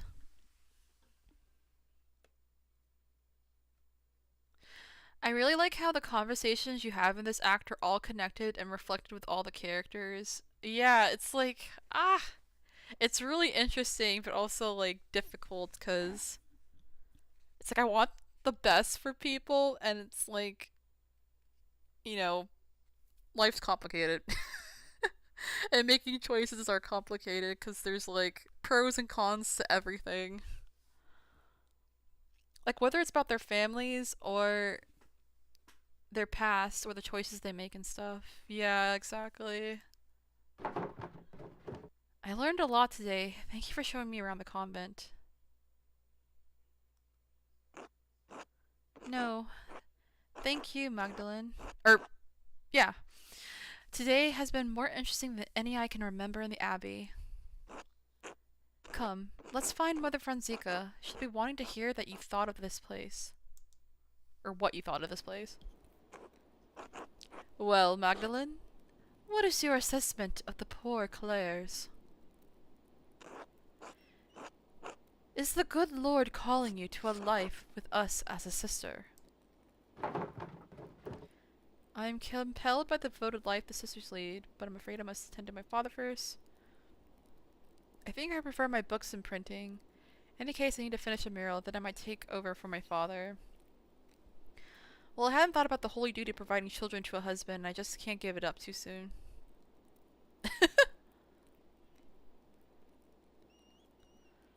I am compelled by the devoted life the sisters lead, Mother Franziska, but I'm afraid I must tend to my father first.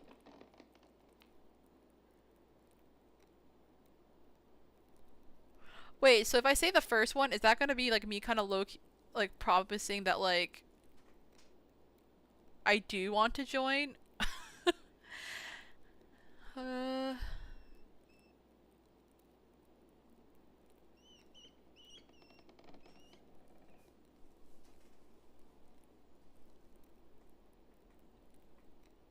Mm,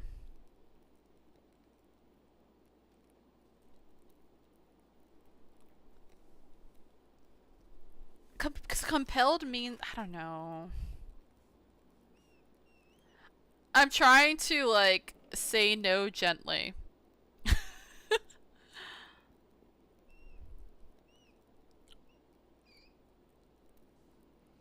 I feel like oh gosh.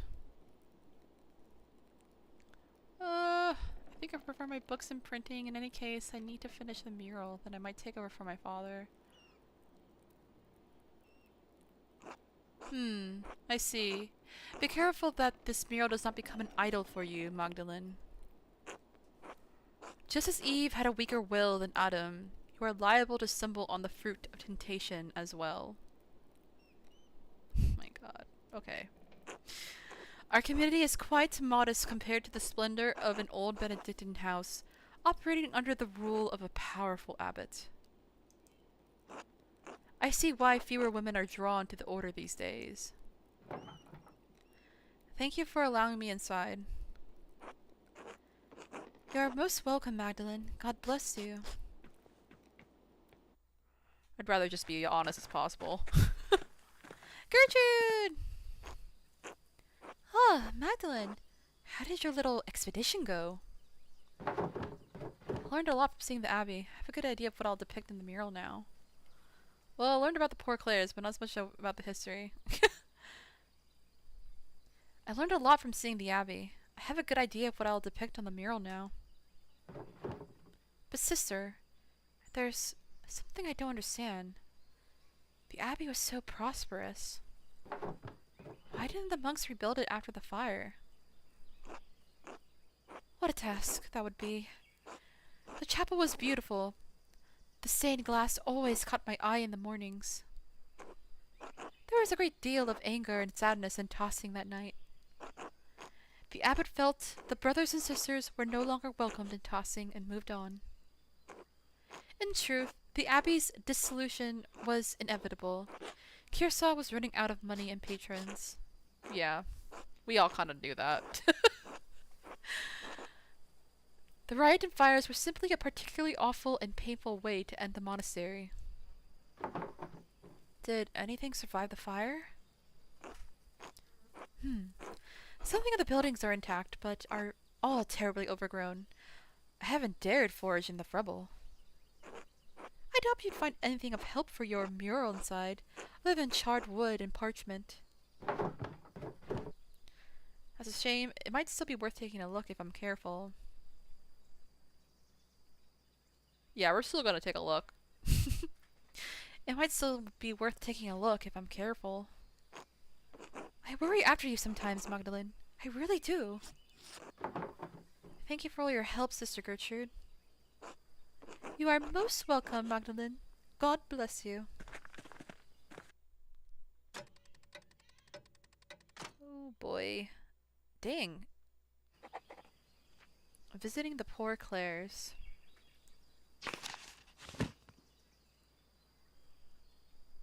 Hello, wizard.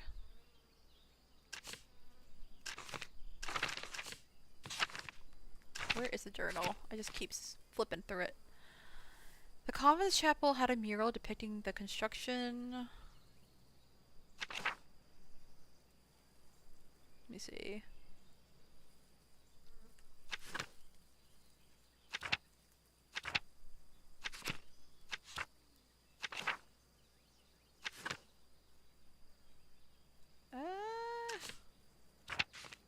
I feel like I can't find the page anymore. Now! Why isn't it letting me go back to that page? Hello? Oh, maybe it's just this one? In her letter? No, this wasn't it. Okay. You know what? It's fine. It's fine. It's just basically a review of what we just did. Pet son of Mousefunger before we leave. I wish we could pet the kitten too, though. Oh my gosh! That was like a double meow. Mousefunger! Son of Mousefunger, I love you, and kitty. Yeah, scritch scritch. When will be the day that I have a cat? When? I already miss my neighbor's cat. She's so sweet. Well, that was, I don't know. I did learn more about the founding of Kearsarge. And that illustration from the manuscript, the Mithraeum, it was like the one of the mine. Is it part of the history of the Abbey? Of tossing? It must be written down somewhere. If only the library hadn't burned down with everything in it. The ruins are right there. Maybe not everything was destroyed. We are so searching for this. Come now, we are looking into this. Oh my gosh.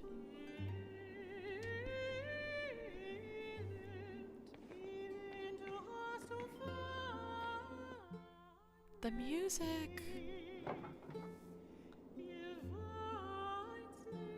My god, this is amazing. I wonder what it must have looked like before the fire. It was pretty beautiful, not gonna lie.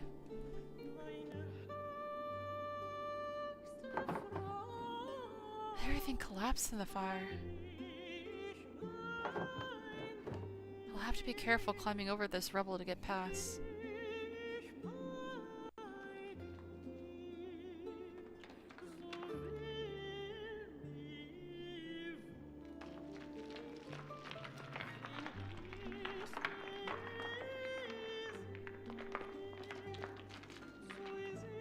Oh my gosh, please be careful.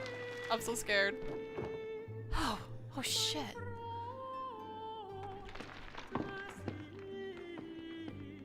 How are you gonna get back over?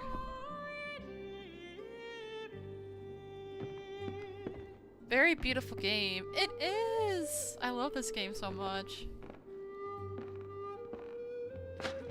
Ooh! Oh my god. Oh no. I can't get up back up there. If I climb, I might collapse further.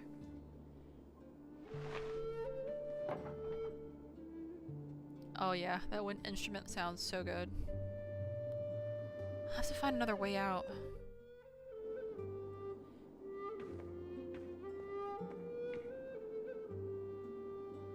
Dude, this place is so beautiful, y'all. I don't want to leave yet.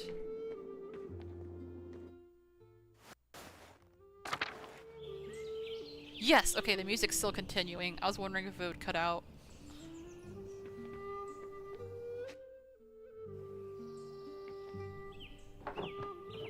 There's nothing left of the old staircase. I guess I can't go this way.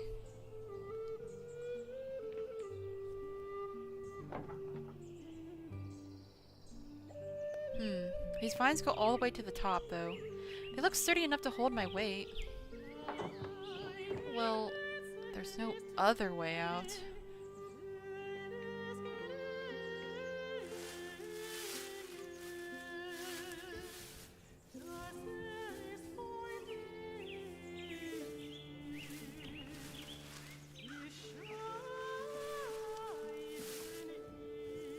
Oh, it's so pretty out here. This is where the old bell tower used to be. I can see all of Tassing from here. I wonder if I can piece together the foundations of the abbey and find a way to get to the library. I bet I could get down this way. The roof looks pretty stable.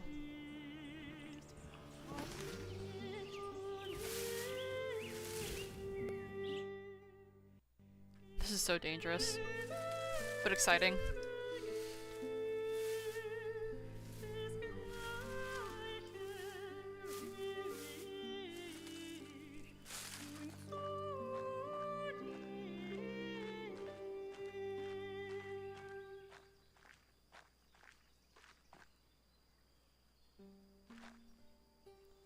You know, I'm listening to the song, and the singer's voice is so beautiful, and it sounds so familiar too. I'm actually wondering if it's like the same singer that was on this this like Tolkien music album that I really loved. I think it's supposed to be by the Tolkien Ensemble. I think that's the music group. I'm trying to remember which song specifically that I heard this voice on. But it sounds just like the singer on that album. Oh man, it's so pretty. Oh, God. I remember when the library burned down. Dad told me I was just a baby, but I remember the flames coming out of the windows. So many people were screaming and running around. I cried myself to sleep that night. I haven't seen this place since then. It doesn't look like there's anything left inside. I suppose it was too much to hope for. Well, Magdalene, how are you going to get out of here? I mean, we haven't really checked inside at all. Maybe we could still try. Cemetery. These roses seem to have made the abbey their home. I'm glad something beautiful is still growing here. That was the old scriptorium. I'm so sad. This is Father Piero's grave. Right here.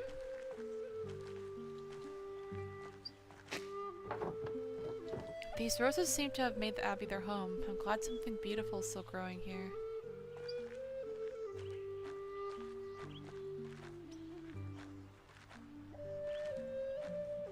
I love this spoopy, like, giant headstone.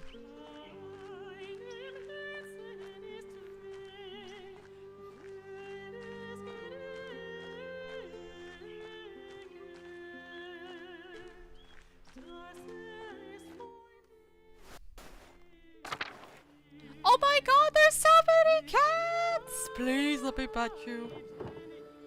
I wonder if there were always this many cats in the Abbey.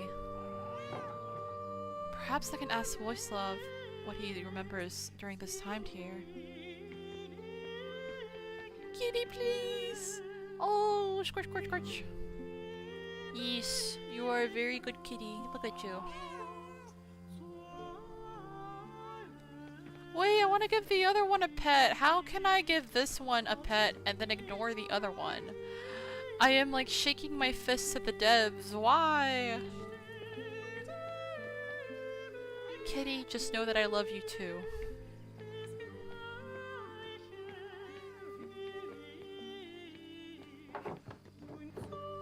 This place is a mess. How sad.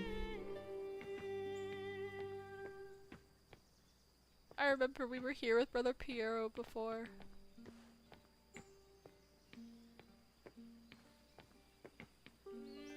Chapter house. And this. The door's stuck. I can't get through this way. Good to know. Oh my gosh, the old Danse Macabre mural.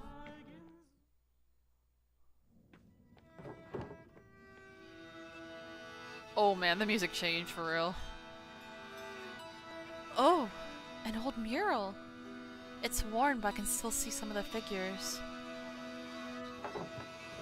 A dance of death? Whoa, what are these like new graffiti on it though? Whoa, what the heck is going on? What? These figures look new. The paint can't be more than a few years old. Someone's been adding to this. This feels wrong. Who would add new figures to the Dance of Death and why? These look like people from the town from here. People who died. That must be the Baron, and that's Otto. Oh, yeah!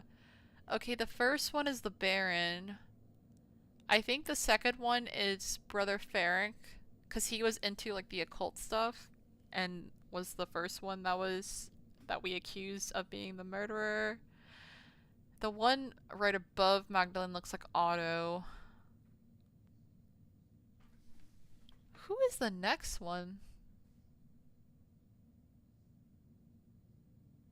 Oh, maybe that's... Oh, that might be Hana. The innkeeper's wife.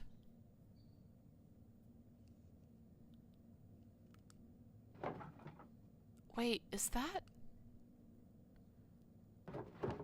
I think the one in the fire is supposed to be maybe like Andreas.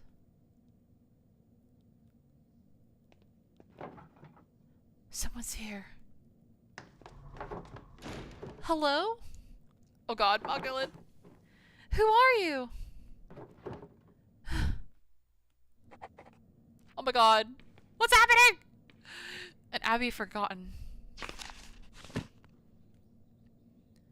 I think I've learned all I can from the ruins of the abbey. It's so sad seeing it like this. The paintings over the Dance of Death, I'm not sure what to make of them. I think they're supposed to be people who died around the time of the revolt. Who would do such a thing? Were they made by the person who's following me? Is it the same person who was at the mine? The person who attacked my dad?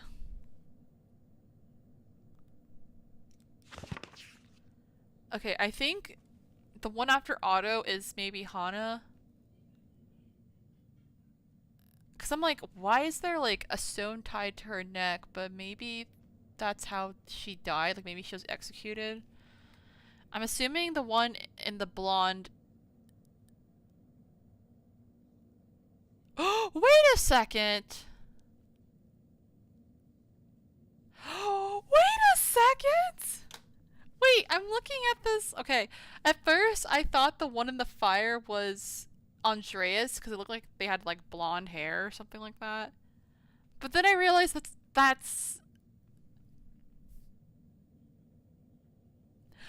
looks like Caspar, Andreas's apprentice, because he had like the gray outfit and the red scarf and yellow hat, I think.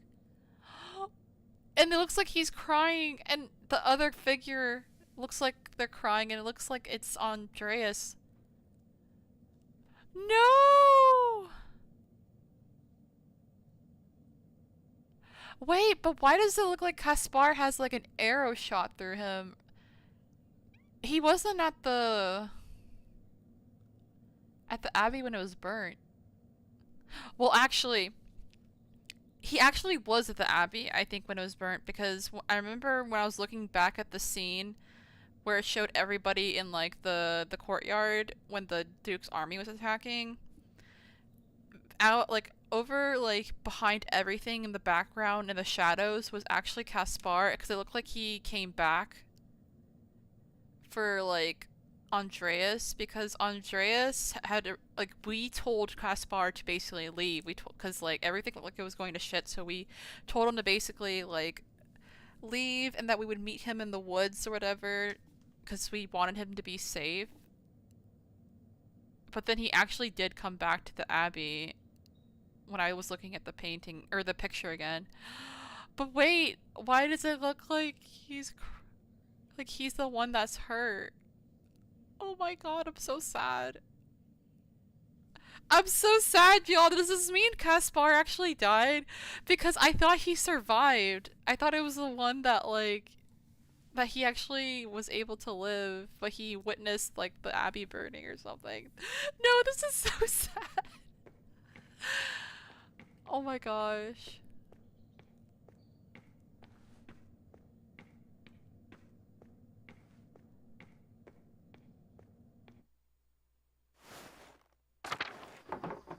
The door.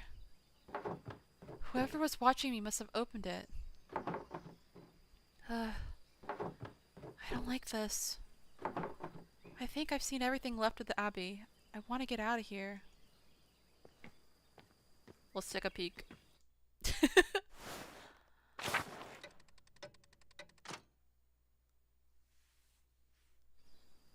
Oh my god, it's snowing! When did it start snowing? I should get back to the rat house and get to work. I have so many questions. Oh my god.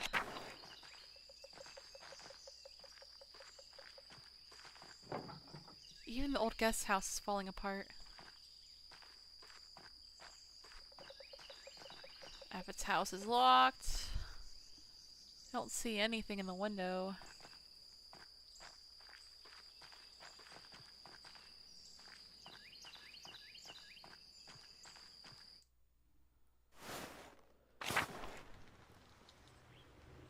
Part of me wants to go back and investigate more, but I'm just like, I don't think I'll find anything. I think she just wanted to leave, but I'm gonna check one more time before we go home.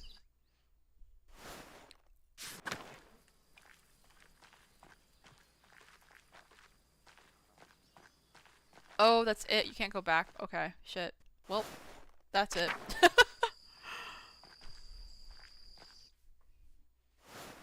Guys, this is like haunting me. Did like something bad happen to Caspar? Cause he came back to like the abbey for Andreas? Like, what the fuck? Actually, let me go into the inn really quick. See if I can talk to anybody. Haven't been here for a while. Hi, Mags. Sorry I can't talk for long right now. Magdalene. Oh, of course, Magdalene. I didn't mean to be impolite. It's alright. What's keeping you so busy? You know, it's almost December. Preparing for the festivities is a busy time. And Dad can't do it all alone. He pretends to be strong, but I think some of it is an act. He's growing older. And sadder. So yeah, if you guys didn't know, for those who don't know, When I was talking about the person in the mural that was named Hana, that looked like they had been, like, executed, they were, like, the last, like, person that was accused of murder on the last, like, murder mystery in the game. And Hana was the innkeeper's wife, so she is Killian's mom, and she was his dad Nico's wife. And I'm pretty sure Nico's probably like depressed and traumatized with like not only his wife being like accused of murder and being executed most likely, but also even before that happened, like Hana had been cheating on him with the miller, so I'm sure there's a lot of complicated feelings with that. I imagine he misses your mom. Oh, I'm sorry to hear that. It is probably about his mom. I imagine he misses your mom. Yeah, I miss her too. He doesn't talk about her much anymore. I think he's ashamed. I'm not though. She was still my mom. You're right not to be ashamed. People say she did many bad things.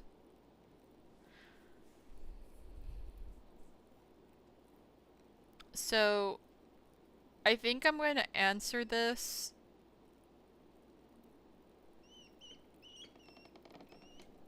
I'm trying to think.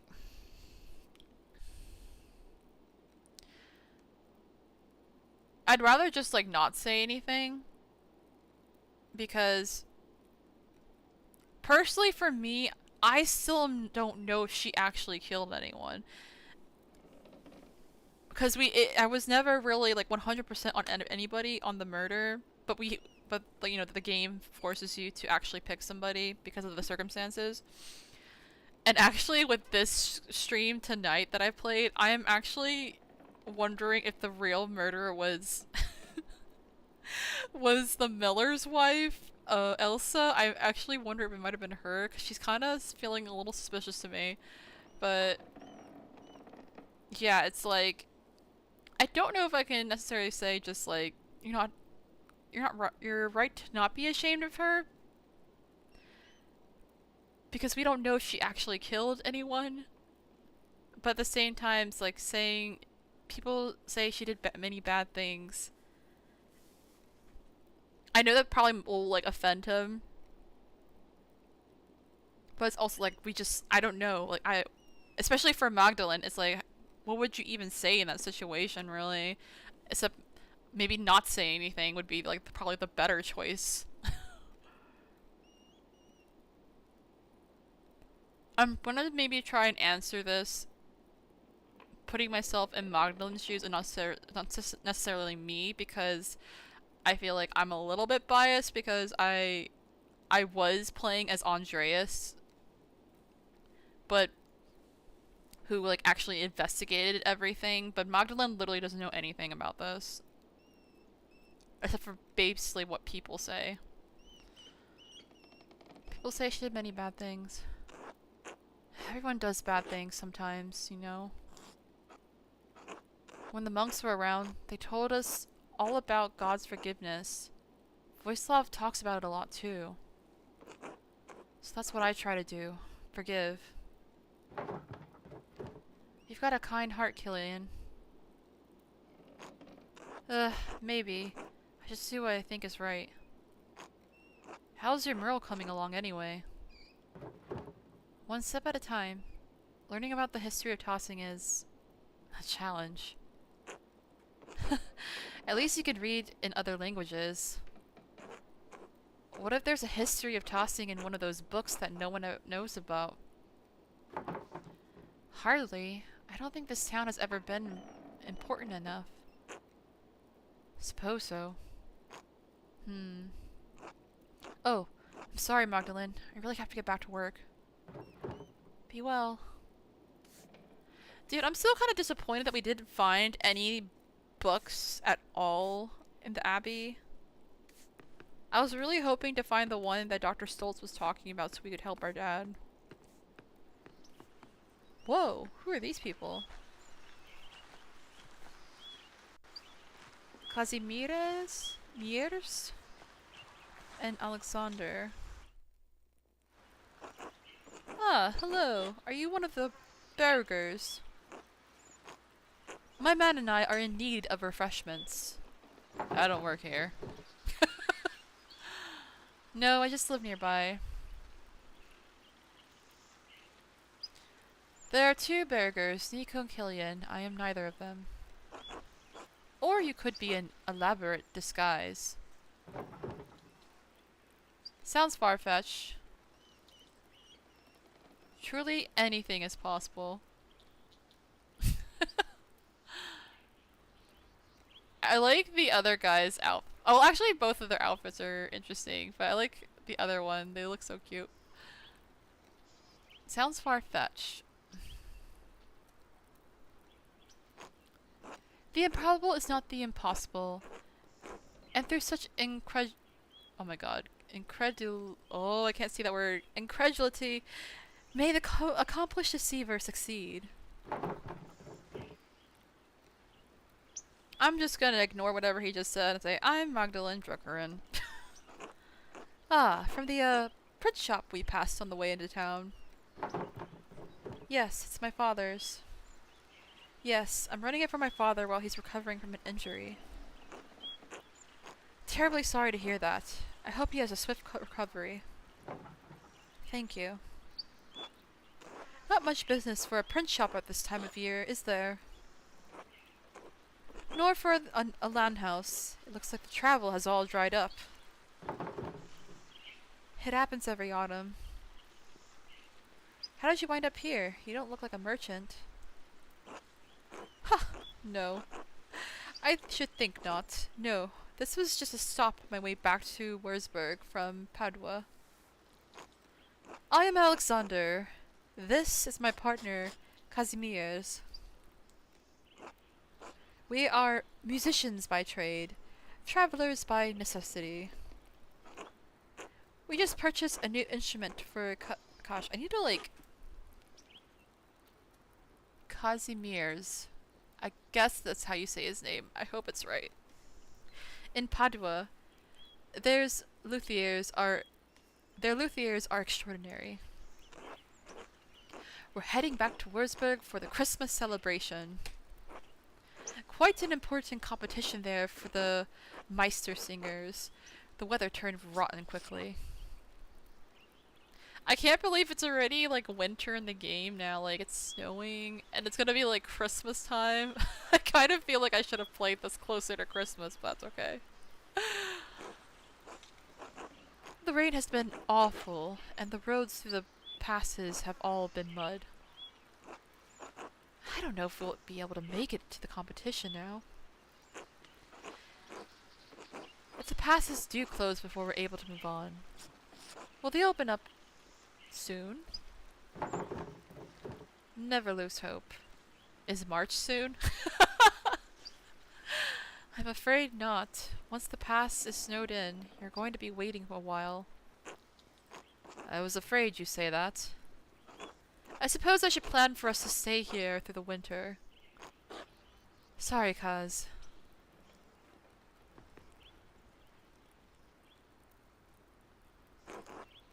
It's alright. Oh, he doesn't speak, you see. I do the talking for the both of us. He can write on his tablet when the need rises. Do the people here like music? Yes, of course. Have you ever been to some place where people didn't like? I think it depends on the music. Yes, of course. Excellent.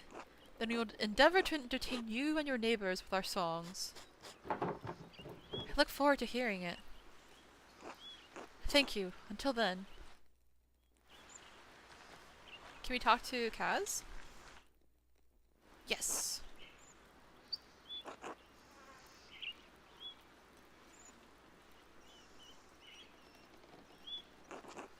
Can't talk. Oh, I know that. I see.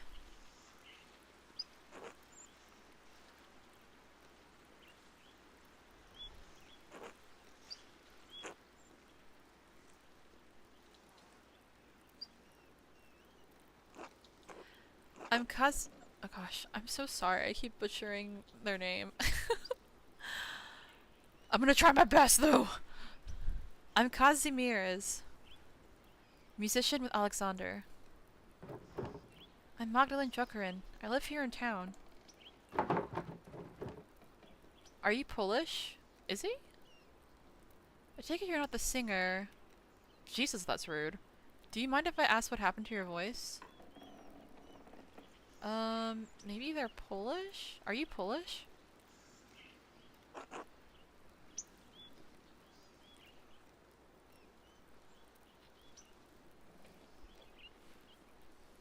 Oh, whoops. I'm sorry. I keep forgetting to hit the button.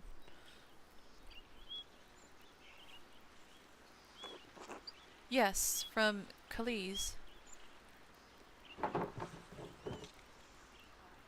What are you doing in Tossing?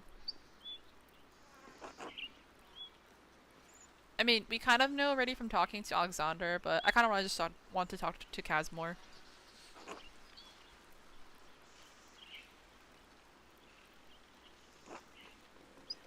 Alexander, sorry. Oh, that's okay. Alright, I won't take up any more of your time.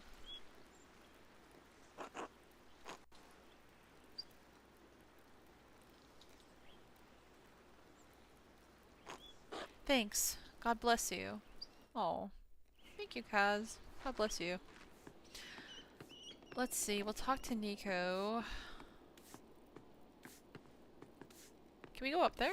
Okay.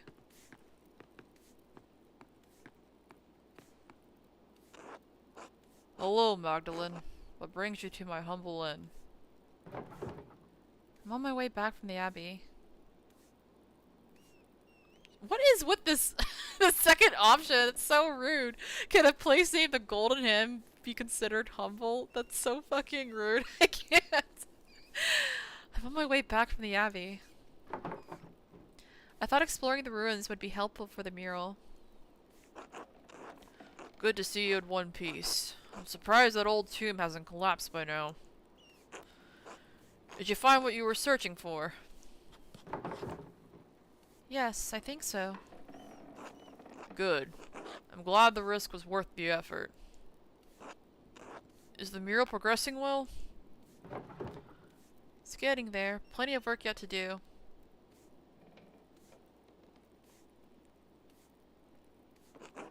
Can't say I understand much about art. But we all appreciate the work you're doing. What with your dad's? Well, I won't keep you from your adventure then. Besides, I have the inn to clean. Do you have someone to help you? Oh, I don't want to take up your time. Killian will lend a hand. Johanna was good at keeping me straight. She kept this place spotless.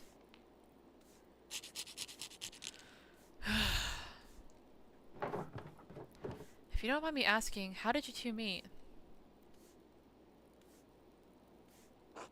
Oh, memories. We were so young. I don't know if that's an S or an F. I'm gonna assume it's another S. In Passau. It's to the east. I first saw Hannah doing laundry beside the river, just south of the Neidenberg Abbey.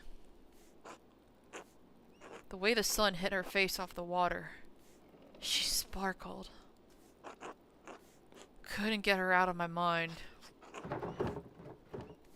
What did you love the most about her back then?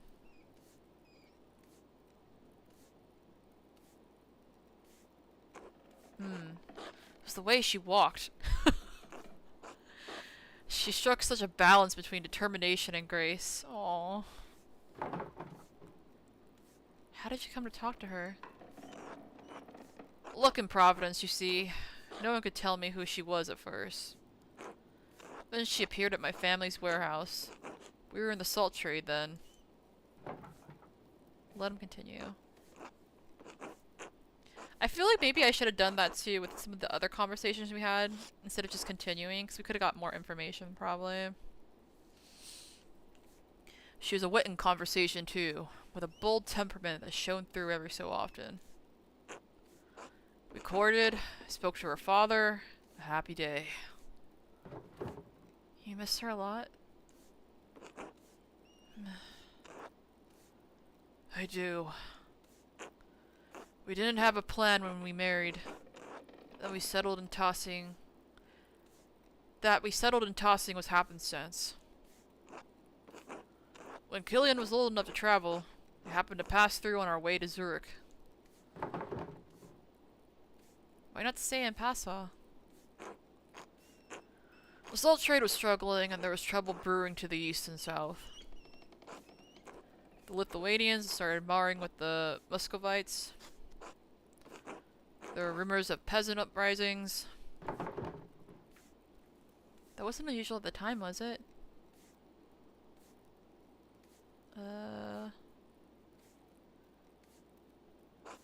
No, but it felt more threatening at the time. Too close. Besides, we were going to Zurich for trade. We hadn't decided to leave Passau yet. As there was time to spare, we visited Kearsau and, of course, the shrine at the hand of St. Moritz. Her eyes lit up. She said God had blessed us with an opportunity. The town had no inn then. We proposed to the land house to the abbot, and he gladly accepted. So the inn was Hana's idea? No, did I say that? It was a shared dream. Hana and I were happy. So happy. Those first years must have been hard. Oh, they were impossible. Would you believe the money it takes to build a lawn house? Still, they were good years. God laughs in the face of mortal plans. And then Hana leapt into the arms of that fucking Miller. I didn't know what to do. We had Killian to look after and the land house. I feel so bad for Nico, y'all. I feel so bad for him. I loved her, so I let it happen. Nico! My heart breaks for him. Then Otto died? And Andreas fucking Mailer couldn't help but get himself involved. I never did set things straight with her. Maybe I could have saved her. Saved us. If only I had the courage. It's not something anyone can know but God. Perhaps I'll ask him when the time comes. Can't be that far off now. Oh no, Nico, don't say that. Don't say that, buddy. Please. But I've kept you too long with my talking. You have your father to take care of, after all. It was good talking, Nico. Thank you for sharing Johanna's story with me. You did me the favor, Magdalene. I won't forget it. Until later. Until then. I feel so bad! Because we were playing as Andreas and we chose Hana. Oh my god. Yeah, I was not convinced. I was not convinced when I chose her, but I was literally not convinced with anyone that we suspected, and it was like the only reason why I could really choose her was because of the evidence we had found, and then like the most important was the eyewitness saying that the person who ran away when like Otto was killed had dark hair, and she was the only one who had dark hair. Oh my gosh, it breaks my heart.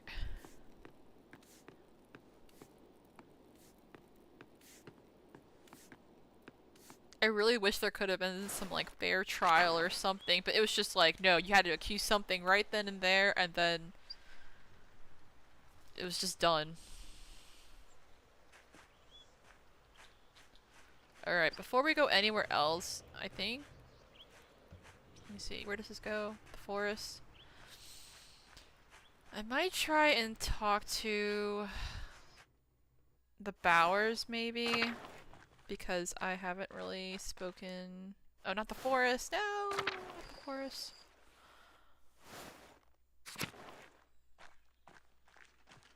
Because I feel like it is a good thing to kind of explore and talk to everyone, because you're like building relationships that could really help later on, and also learning more.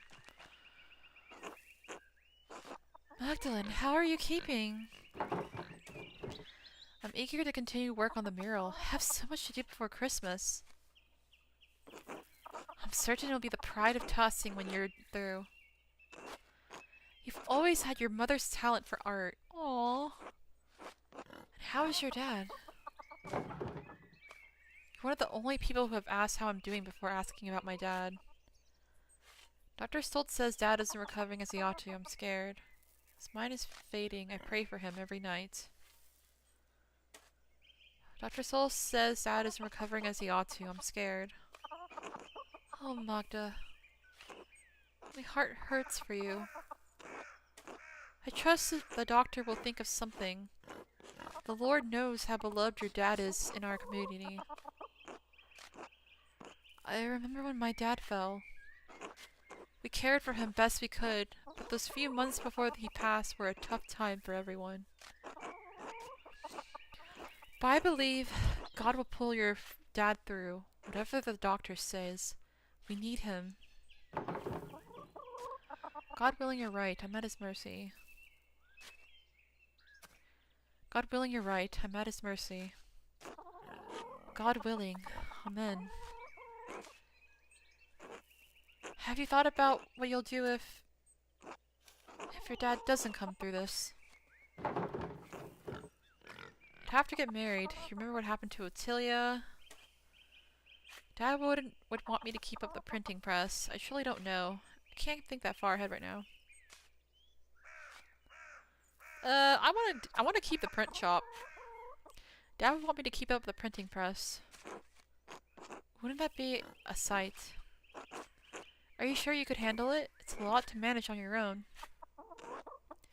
But you're a good girl, Magda. There are any number of families in Tossing could be happy to take you. You have someone in mind, don't you? I promise you, I do not. You must mean Oates. I promise you, I do not. Such a modest girl. Your dad raised you right.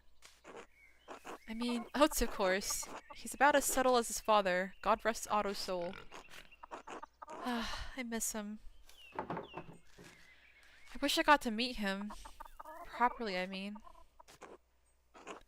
He made an impression, that's for certain. Oh, the girls around town knew better than to moon after him. That didn't stop some of us. He was Ava's from the start. Oh. As it appears to be yours. Why is everyone assuming that? But if nothing ever comes of that, know that you're always welcome in my family, Magda. Crap's a nice, hard-working boy. He's got a sharp mind. He can provide for a family. Are you trying to set me up with your son? I'm not sure we're a good match.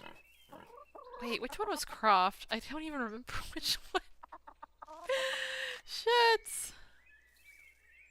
Oh my god.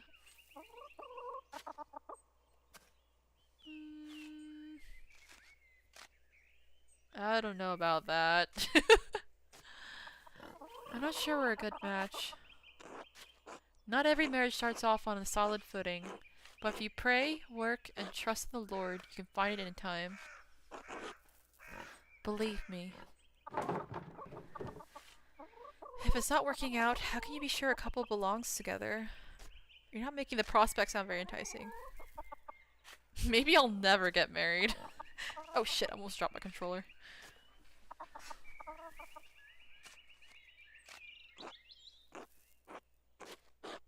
God knows, he brings people together for a purpose. We don't need to understand it, only to have faith in Providence. In any case, I should get back to my chores. Remember what I said. Whatever happens, you're always welcome in my home. Oh, before I forget, I actually had a question about an old book. Martine is supposed to have stolen it from the baron who was killed years ago. Oh shit, I did, oh shit, okay. we're doing this. The irony of Brigitte saying all of that. For real. Do you know what happened to it? Maybe she's just like low-key delusional. Like maybe she just wants to pretend that like Martine is still Martine even though she knows that's not like her husband that she actually married but someone else claiming to be him. Oh. I hope this doesn't get me into any trouble, but I still have it hidden in a drawer. No way! Martine left it behind when he ran off. Why'd you keep it? He went to all the trouble to take it, but didn't bring it along? Martine was a thief, but he wasn't stupid. I'm sure he realized no one would believe he'd come by the book honestly, so he couldn't sell it. Why'd you keep it? What was I supposed to do? The Baron was killed soon after, and there I was, holding his stolen book.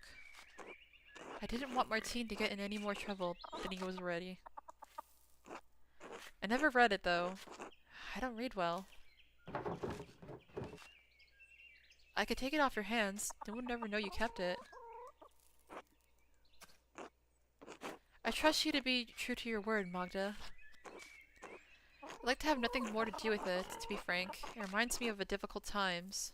A stolen book of a dead nobleman in our home. Perhaps it spoiled our milk and turned our eggs all these years.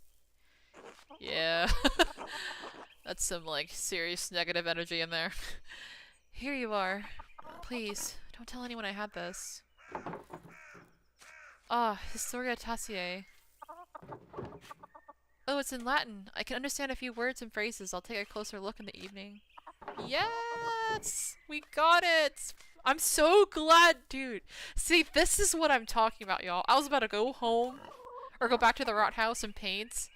But no, I was like, we should go check out the Bowers house because we haven't talked to them in a while. We just got the fucking history book. Oh my gosh, let's go.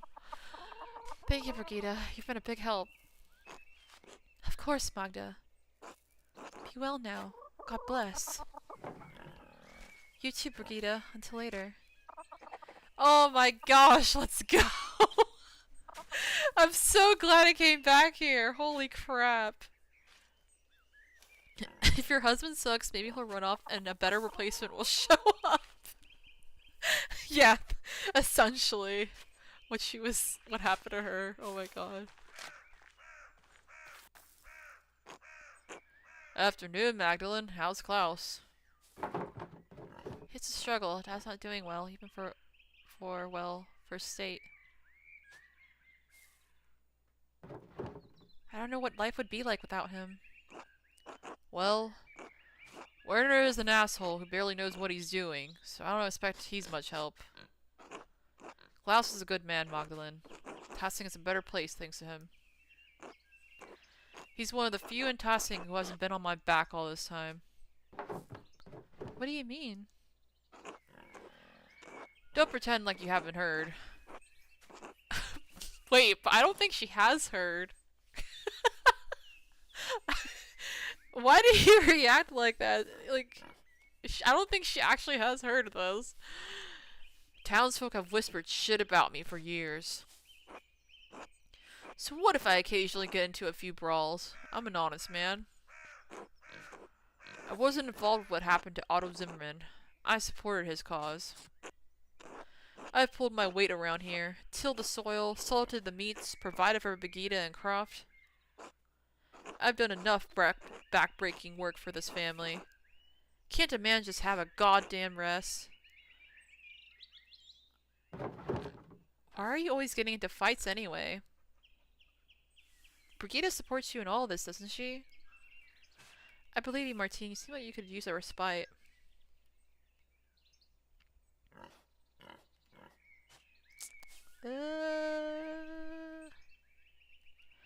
Brigida supports you in all this, doesn't she? That's a wife's duty. Take note, Magdalene. Oh, okay. Slow the fuck down. We get along, though she often spends more time with Veronica than me. They've been good friends since childhood, yes?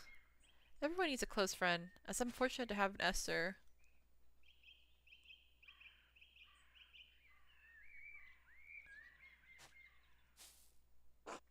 Yeah, good to have friends. Oh god, he's so bitter. Oh my god. Right, I've lost enough time to this, as it is. Time for you to go. Until later, Martine.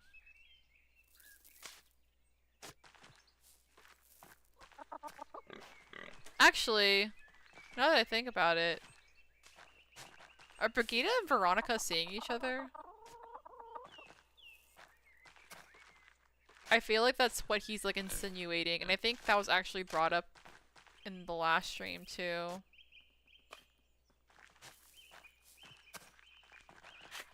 Well, I mean, if you aren't OG, like, Martine, which I really don't think he is, because he doesn't have the scars on his body that, like, Martine was supposed to have. It's like, bro, you signed up for this shit, like, come now. Okay. I mean, I do kind of feel bad, but at the same time, it's like, I don't know how he came by taking Martine's identity. It's like, did he kill himself? Which in that case, it's like, that's fucked up. Or were they actually partners and Martine ended up dying and he ended up just taking his identity later on after that? Which is still kind of messed up, but at least he was taking care of the family when he came here. But yeah. Let's see. I think we gotta go to the rot house. That's what we gotta do. Yeah, rot house. Let's see. Brigida gave me the copy of Historia Tassier that Martine had stolen when the Baron visited Tossing. She was nervous, but eventually let me keep the book. I should sit down to read it thoroughly soon. Perhaps I'll learn something for the mural.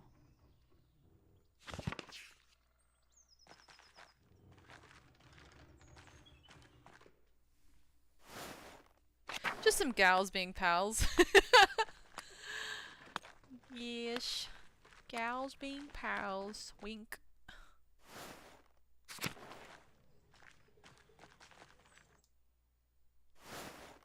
And they were roommates. Okay. Work on mural.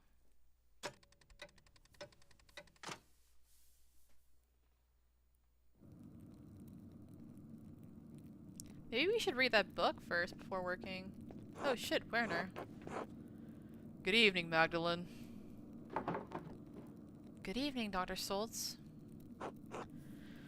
I see you're progressing on the town mural. You've made rapid progress. I'm trying to finish in time for Dad, you understand? It's taken longer than I wanted. I have to get all my other chores done too.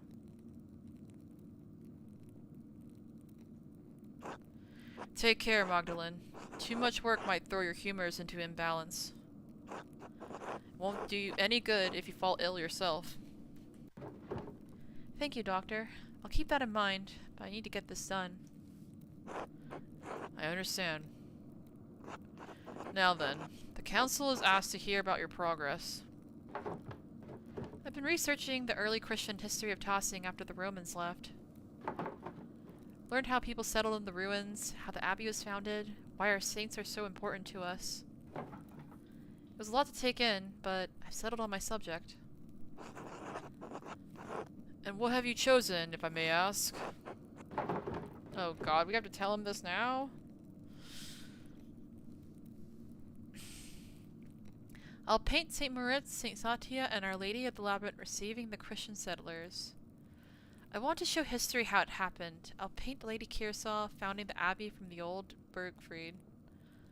I'll paint the Bavarians settling among the Roman ruins, starting the Christian history of Tossing.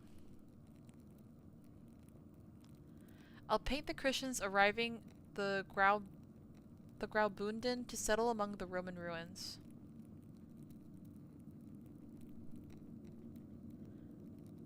Okay, so I see what the game's doing. So we had this conversation with Oates to talk about the basically like the pre-Christianization. So now we're talking about the Christianization part of the mural with Werner. Okay. Because at first I was confused, because I was like, why don't I have options for the pre-Christianization? And now I'm like, oh wait, okay, we're just talking about this section with him. Alright, so let's see. I'll paint St. Moritz, St. Satya, and Our Lady of the Labyrinth receiving the Christian settlers. I want to show history how it happened. I'll paint Lady Kearsarge founding the abbey from the old Bergfried. I'll paint the Bavarians settling among the Roman ruins, starting the Christian history of Tossing.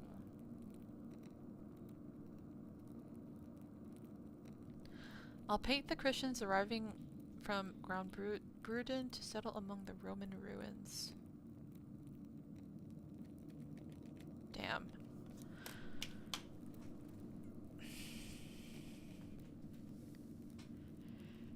Let's see.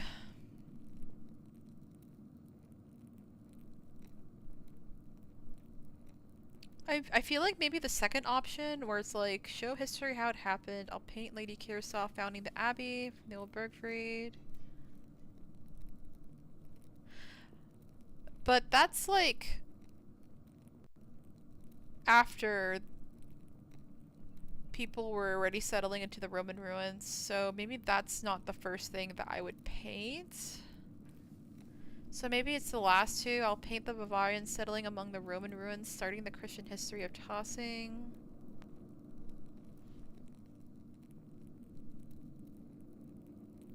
Damn, I'm trying to think. There was so much information that we got today. It's like hard to like settle on something.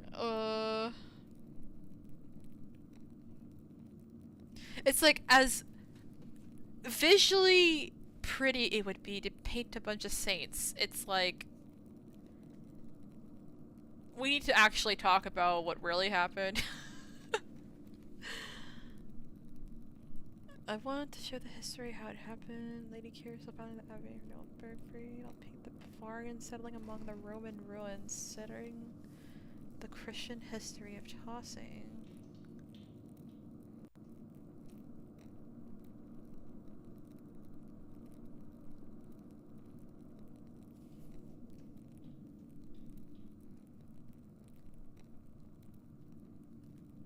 I'm a little confused because I can't remember if Lady Kearsarge's like before or after this. Maybe this one. I'll paint the Bavarians settling among the Roman ruins, starting the Christian history of Tossing.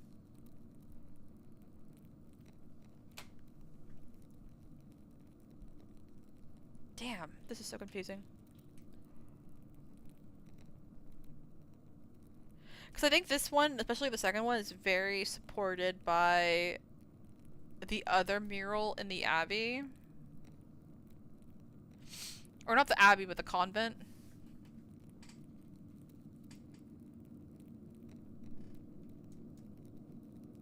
Oh my gosh. I'll do this one. I'll paint the Bavarians settling among the Roman ruins, starting the Christian history of Tossing.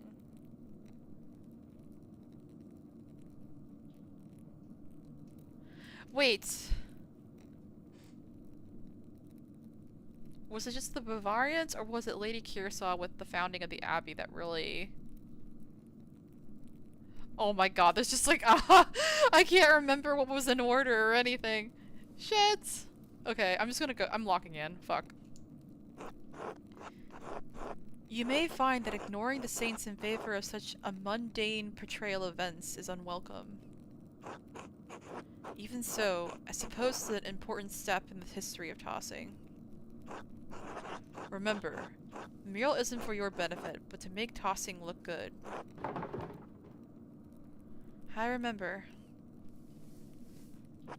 Very well. After this section, there's still so much work to do. I haven't even figured out how I'm going to portray the revolt. Ah, yes. I imagine it poses difficulties that the other murals do not. It's a strange thing to tell a story that still lives in the hearts of so many people here. I don't think anyone wants to talk about it. They've all just locked it away. It sounds like you have your work cut out for you. I'll leave you to it then. Oh, Dr. Stolz. Yes?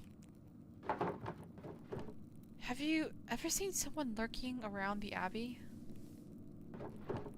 Or heard about it? I haven't been up to the Abbey in years. And no, I haven't heard anything like that. Why? I've seen someone following me a few times. I'm sorry to hear that. Didn't you run into that odious woodsman, Hollerbrant, not long ago? Wait, how did you hear about that? Well, I guess small town. Maybe word got out. Cause I literally only told Smokey. So I'm just like, how the fuck do you know that? Yes, I did. It wasn't a pleasant experience. Yes, but I don't think it's the same person. I did. It wasn't a pleasant experience. Well, if you have concerns, you should ask one of the boys to escort you when you're out. There's no need to risk your safety. You're right. Good night, Dr. Stolz. Good night, Magdalene.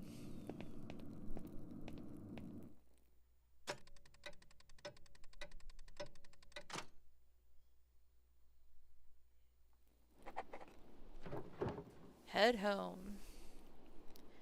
Now I only have the final part of the mural to finish. How should I paint the revolt? Dad always talked about how the Archdeacon was the only one seeking justice in those days. But what was his name? The only name I can remember the name of the Archdeacon who came to Tossing when the Baron was killed. Jacob Essler. Or maybe it's Jacob, actually. Jacob Essler. Maybe he wrote an account of the revolt as an archdeacon. I'll write to him and ask. And of course, I need to write back to Esther too. I'll write to them tonight before bed. Oh, before I write, I should read what that old book Brigida gave me. Maybe I'll learn something pertinent for the murals. Before we do that, let's go check on our pops.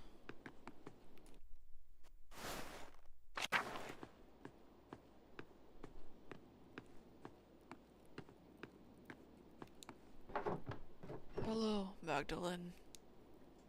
Aw, Pops. I want to give him a little kiss on his forehead and a hug. Man, it must be cold up here. He's on like the second floor. And there's no like chimney in here, or like fireplace in here. Aw. Put some extra blanket on him.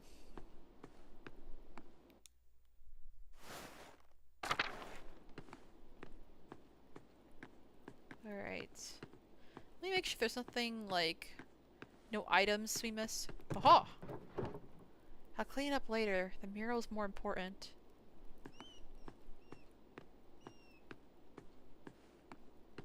You know what's a detail I kind of like in this game? Is that sometimes you can hear like the mice squeaking. I find that very interesting. Alright, where to begin? Right, the old book. It was the Baron's before Martine stole it. When the Romans have conquered the town, built up the walls around it, they established many temples there. This is harder to read than I thought. The book isn't in great shape either, since it's been sitting in the farmer's house for so long. Let's see. Oh, here's a section about the various dedications erected in the town. That might be easier to read. Ugh, let me sit up. I was like leaning back.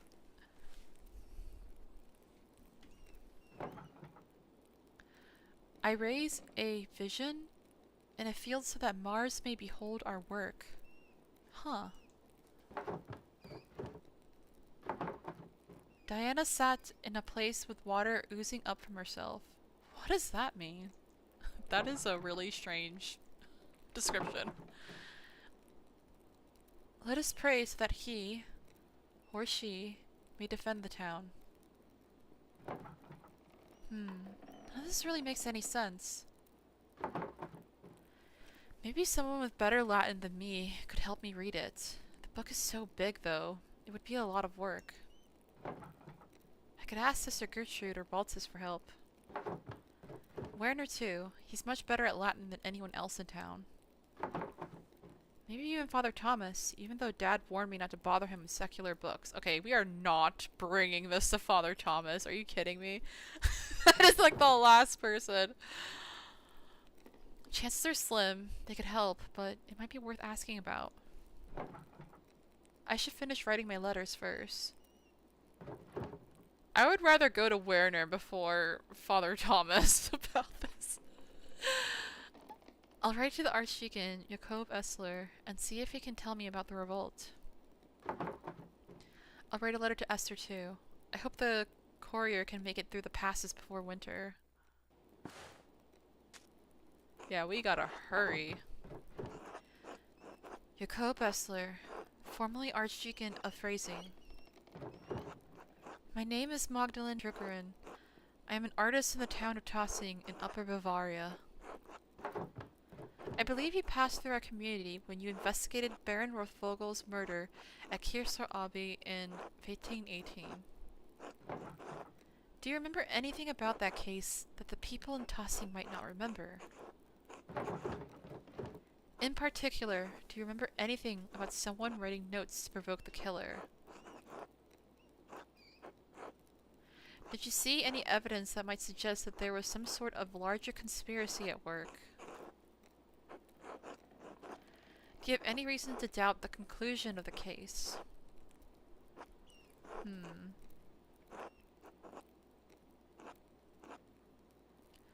In particular, do you remember anything about someone writing notes to provoke the killer? More have appeared in Tossing in subsequent years, seemingly harbingers of death. Thank you for any help you can give. Magdalene Druckeren.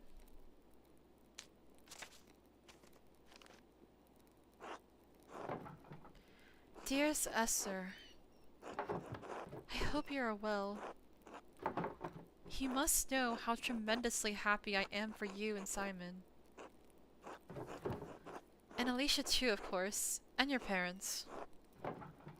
It warms my heart to know that your family is doing so well. By the time this letter reaches you, I expect winter will have enfolded Tossing. It's already freezing at night, so I've reorganized the workshop so that the inks don't deteriorate. Do you have to worry about that in Prague? You said it snows, but I always imagined it was warmer in winter. Dad is doing poorly, but at least he seems comfortable. He's sleeping more, but Dr. Stoltz says that as a consequence of the colder weather. I do what I can for him, but this winter has been hard. I've asked Agnes for help, but there's only so much she and Dr. Stoltz can do. He's not going to make it, and there's nothing I can do. Christ. I'm scared, Esther. The mural's progressing well, but I can't shake the feeling that someone is following me. I keep seeing this figure around town. After I explored the mines to see Tossing's early history, and then again in the Abbey ruins. No one else in Tossing has been seeing anything, but some of the nuns say they've seen ghosts. If it's the person who's attacked my dad, why are they following me? Whoever it is, I'm sure it's not anyone from Tossing, but why do they want from me? No one else in Tossing has seen anything, but some of the nuns say they've seen ghosts. It's the strangest thing, given me a fright a few times already. But I don't mean to worry you.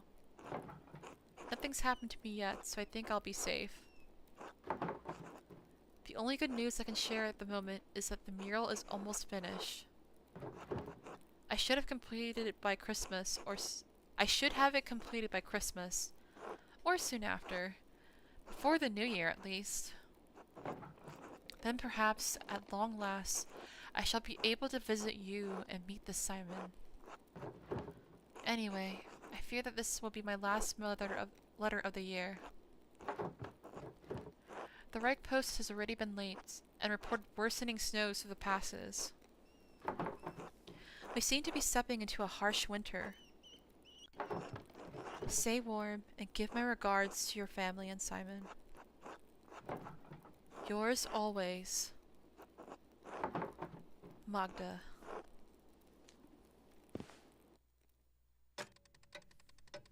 Dude, if I was Esther and I received a letter like that, I'd be scared out of my mind from my friend.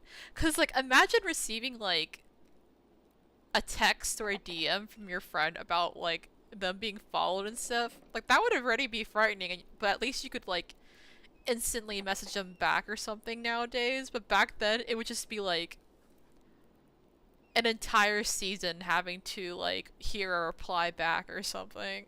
Oh my gosh. Okay, I think we'll just go ahead and go to bed.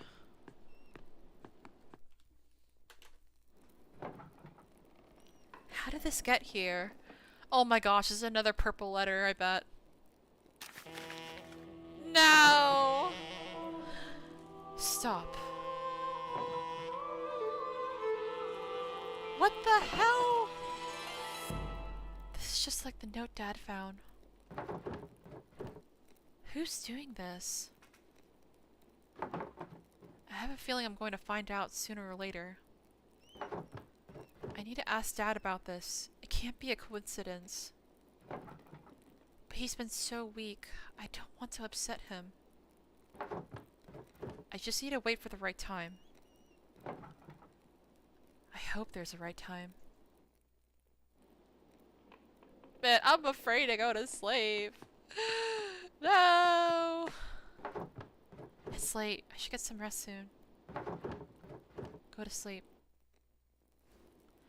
Nothing better wake us up in the middle of this night, I swear. Oh my gosh.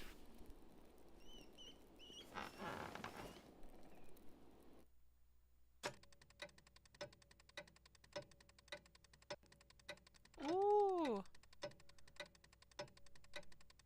Oh shit. It's already gonna be December.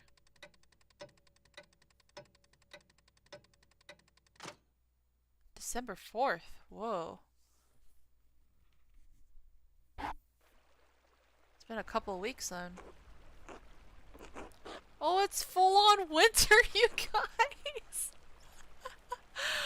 Oh my gosh, this is so weird to look at because I'm already anticipating autumn this month, but now it's in the game it's like December, almost Christmas. Mistress Juckerin, only one letter for you today. I'm surprised it came through. The pass is nigh impossible to traverse, and the heavy snow is hard on the horse and me. Anyway, happy Advent, my dear. Thank you.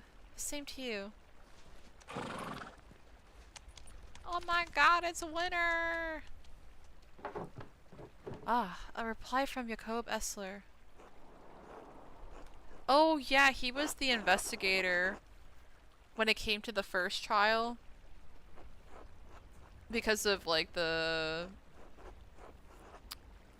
Gosh, what's his freaking name? The Duke's murder. Mistress Juckerin.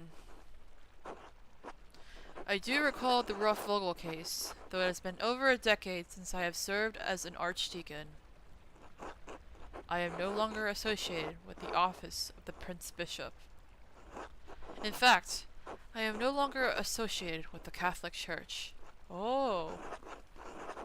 Whoa. That's a big change. If you do not mind conversing with a Lutheran, I will tell you what I remember. The notes you mentioned do stir something in my memory. One of the men I questioned at Kearsarge was an artist from Nuremberg, Andreas Mahler. He mentioned finding notes, written in a fine hand, inciting individuals to violence against the Baron. While the scope of my investigation was too narrow to look into the matter, it did concern me. Finding more notes now, after so many years, must mean that the author is still alive, or still active. If this is the case, a serpent has lain coiled in the bosom of your community for decades. It may slay there still. What causes this serpent to awaken every few years to stage a new killing? I fear that finding the answer to that question may draw you into its reach. However, if you are determined to find the source of the trouble, I believe you must inquire with your neighbors. I urge caution in your investigation to this matter. If the serpent merely sleeps, it may be dangerous to poke into its old resting places. I hope this has been of some help to you. May God bless and keep you safe. Jacob Essler. Thanks, Jacob! I kind of wish he could just, like, show up like Von Helsing. Even though he's not going to be hunting vampires, it'd just be him being, like, a badass investigator or something with us. Oh my gosh. It's so scary doing this alone. No reply from Esther this time. It must have been delayed due to the heavy snow. The postman said I won't receive any more letters until spring. I better get back to the rat house then. Some more work to be done. I love her, like, shawl. She looks so cute. Oh my gosh. The time is passing! What the heck? Oh my gosh! It's already, like, winter solstice has already passed. Christmas Eve? What the heck? Good morning, Dad. I finally caught up on the mural, and now I can start the final part today. I promise I'll get it done. Magdalene, I'm proud of you. Thanks, Dad. I'm sorry Dr. Stoltz said you can't come to the festivities tonight. I know how much you love the Perchtenlauf. There's always next year. Fuck. Fuck! I need this man to live! God dang it, why can't we find that fucking book that we need for the medicine?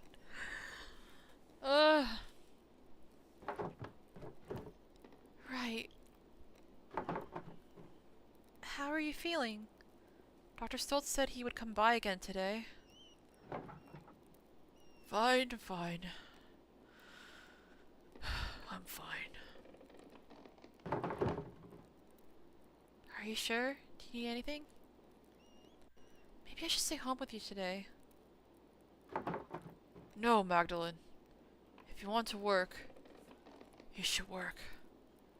It's all right. In fact, my spirits are lifted today. It's Christmas Eve, after all. Of course. Man, I wish we could, like, decorate in the room at least to bring a little bit of, like, the Christmas, like, cheer in here. It just must be so lonely being in here all the time.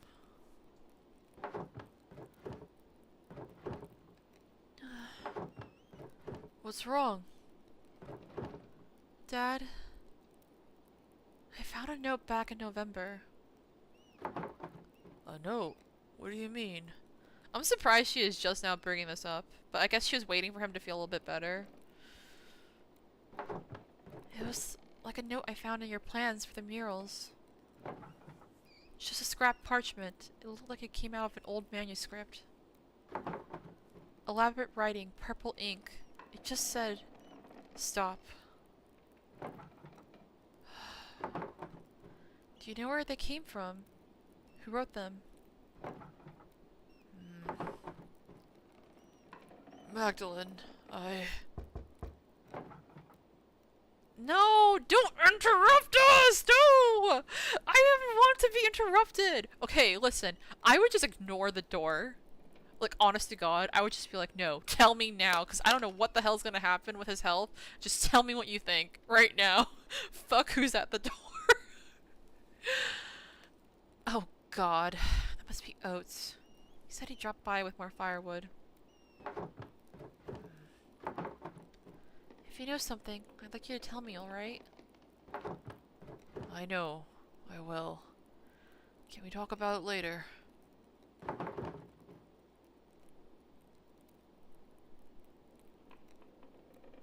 Nod. I'll be back later. Dude, don't! I don't want to leave him! Good. Take care of yourself out there. Guys, I can't. I don't want to leave him. I'm like... I can't believe this, but I'm actually tearing up right now. I'm like so scared to leave him by himself. Like what if he passes away alone here? Or like what if that asshole comes back to finish the job but we're not home to protect our father? Like, I'm so fucking upset right now.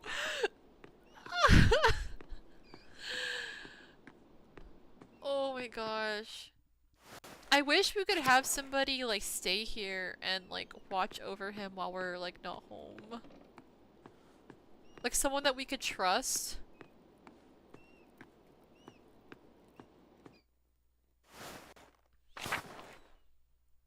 Oh, it is Oates. Morning, Magdalene. Morning, Oates. Cold out, isn't it? Freezing. Makes me envy... What? Oh, Nico.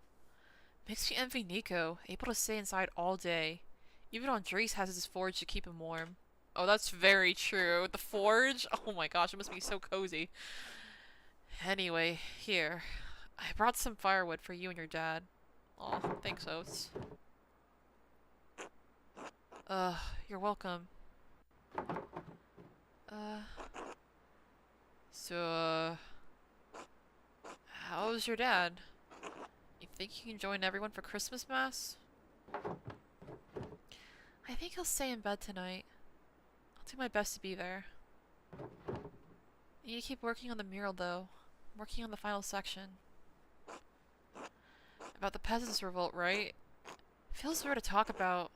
It's affected tossing so much, but we were just kids. I can't remember what happened since I was just a baby. I never even knew my dad.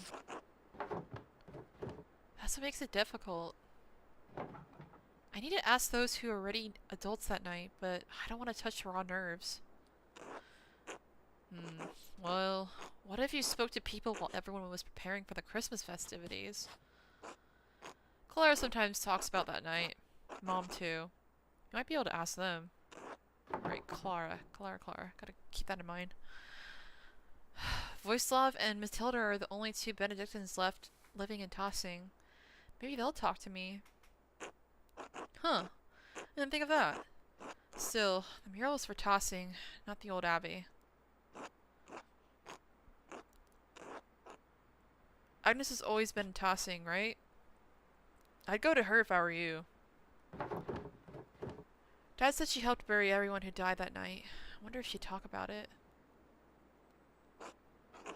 It's your project, Magdalene. Might be worth a try. I wrote to the old Archdeacon about it too. He thinks that the Baron's murder and Otto's death are connected to the revolt. The who? The man who came to Tossing for the Baron Rolf-Vogel's murder. What about him? He was the judge for the Baron's murder. What if all the deaths in Tossing are connected? I don't see how the old Baron has anything to do with the revolt. Are you feeling alright? I think you're looking for connections that aren't there. Maybe this mural project is getting to you. I need to get to the bottom of this, Oates. There's something more to all this, I know it. Maybe you're right, I just can't shake the feeling someone is following me. You're acting weird. I'll figure it out somehow. Thanks for the wood. His reaction to her saying that she feels like someone's following her is, you're weird? I don't know! Of course someone would be acting weird if they feel like someone's following them, Oates. Sorry. See you later, Mags. How many times do I have to tell you this, boy? It's Magdalene.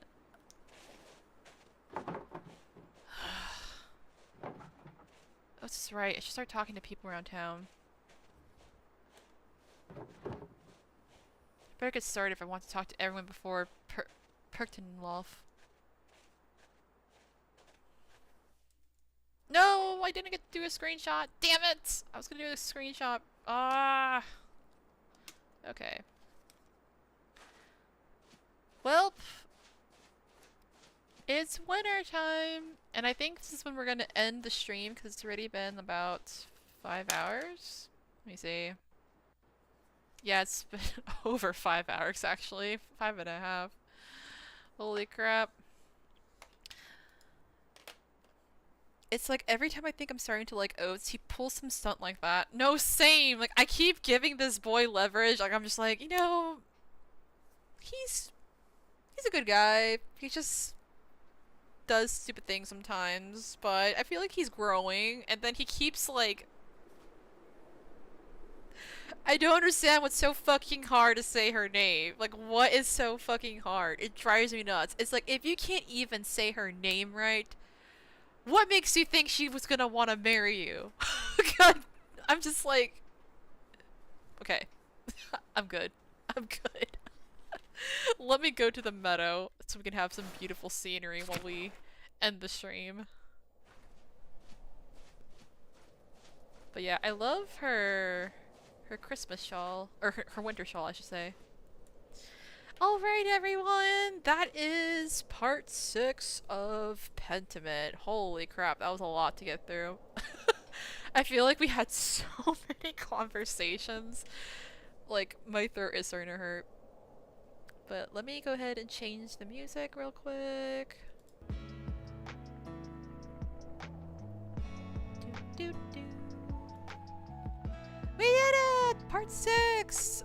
I feel like we're getting very close to the end, especially since we're about to finish the mural.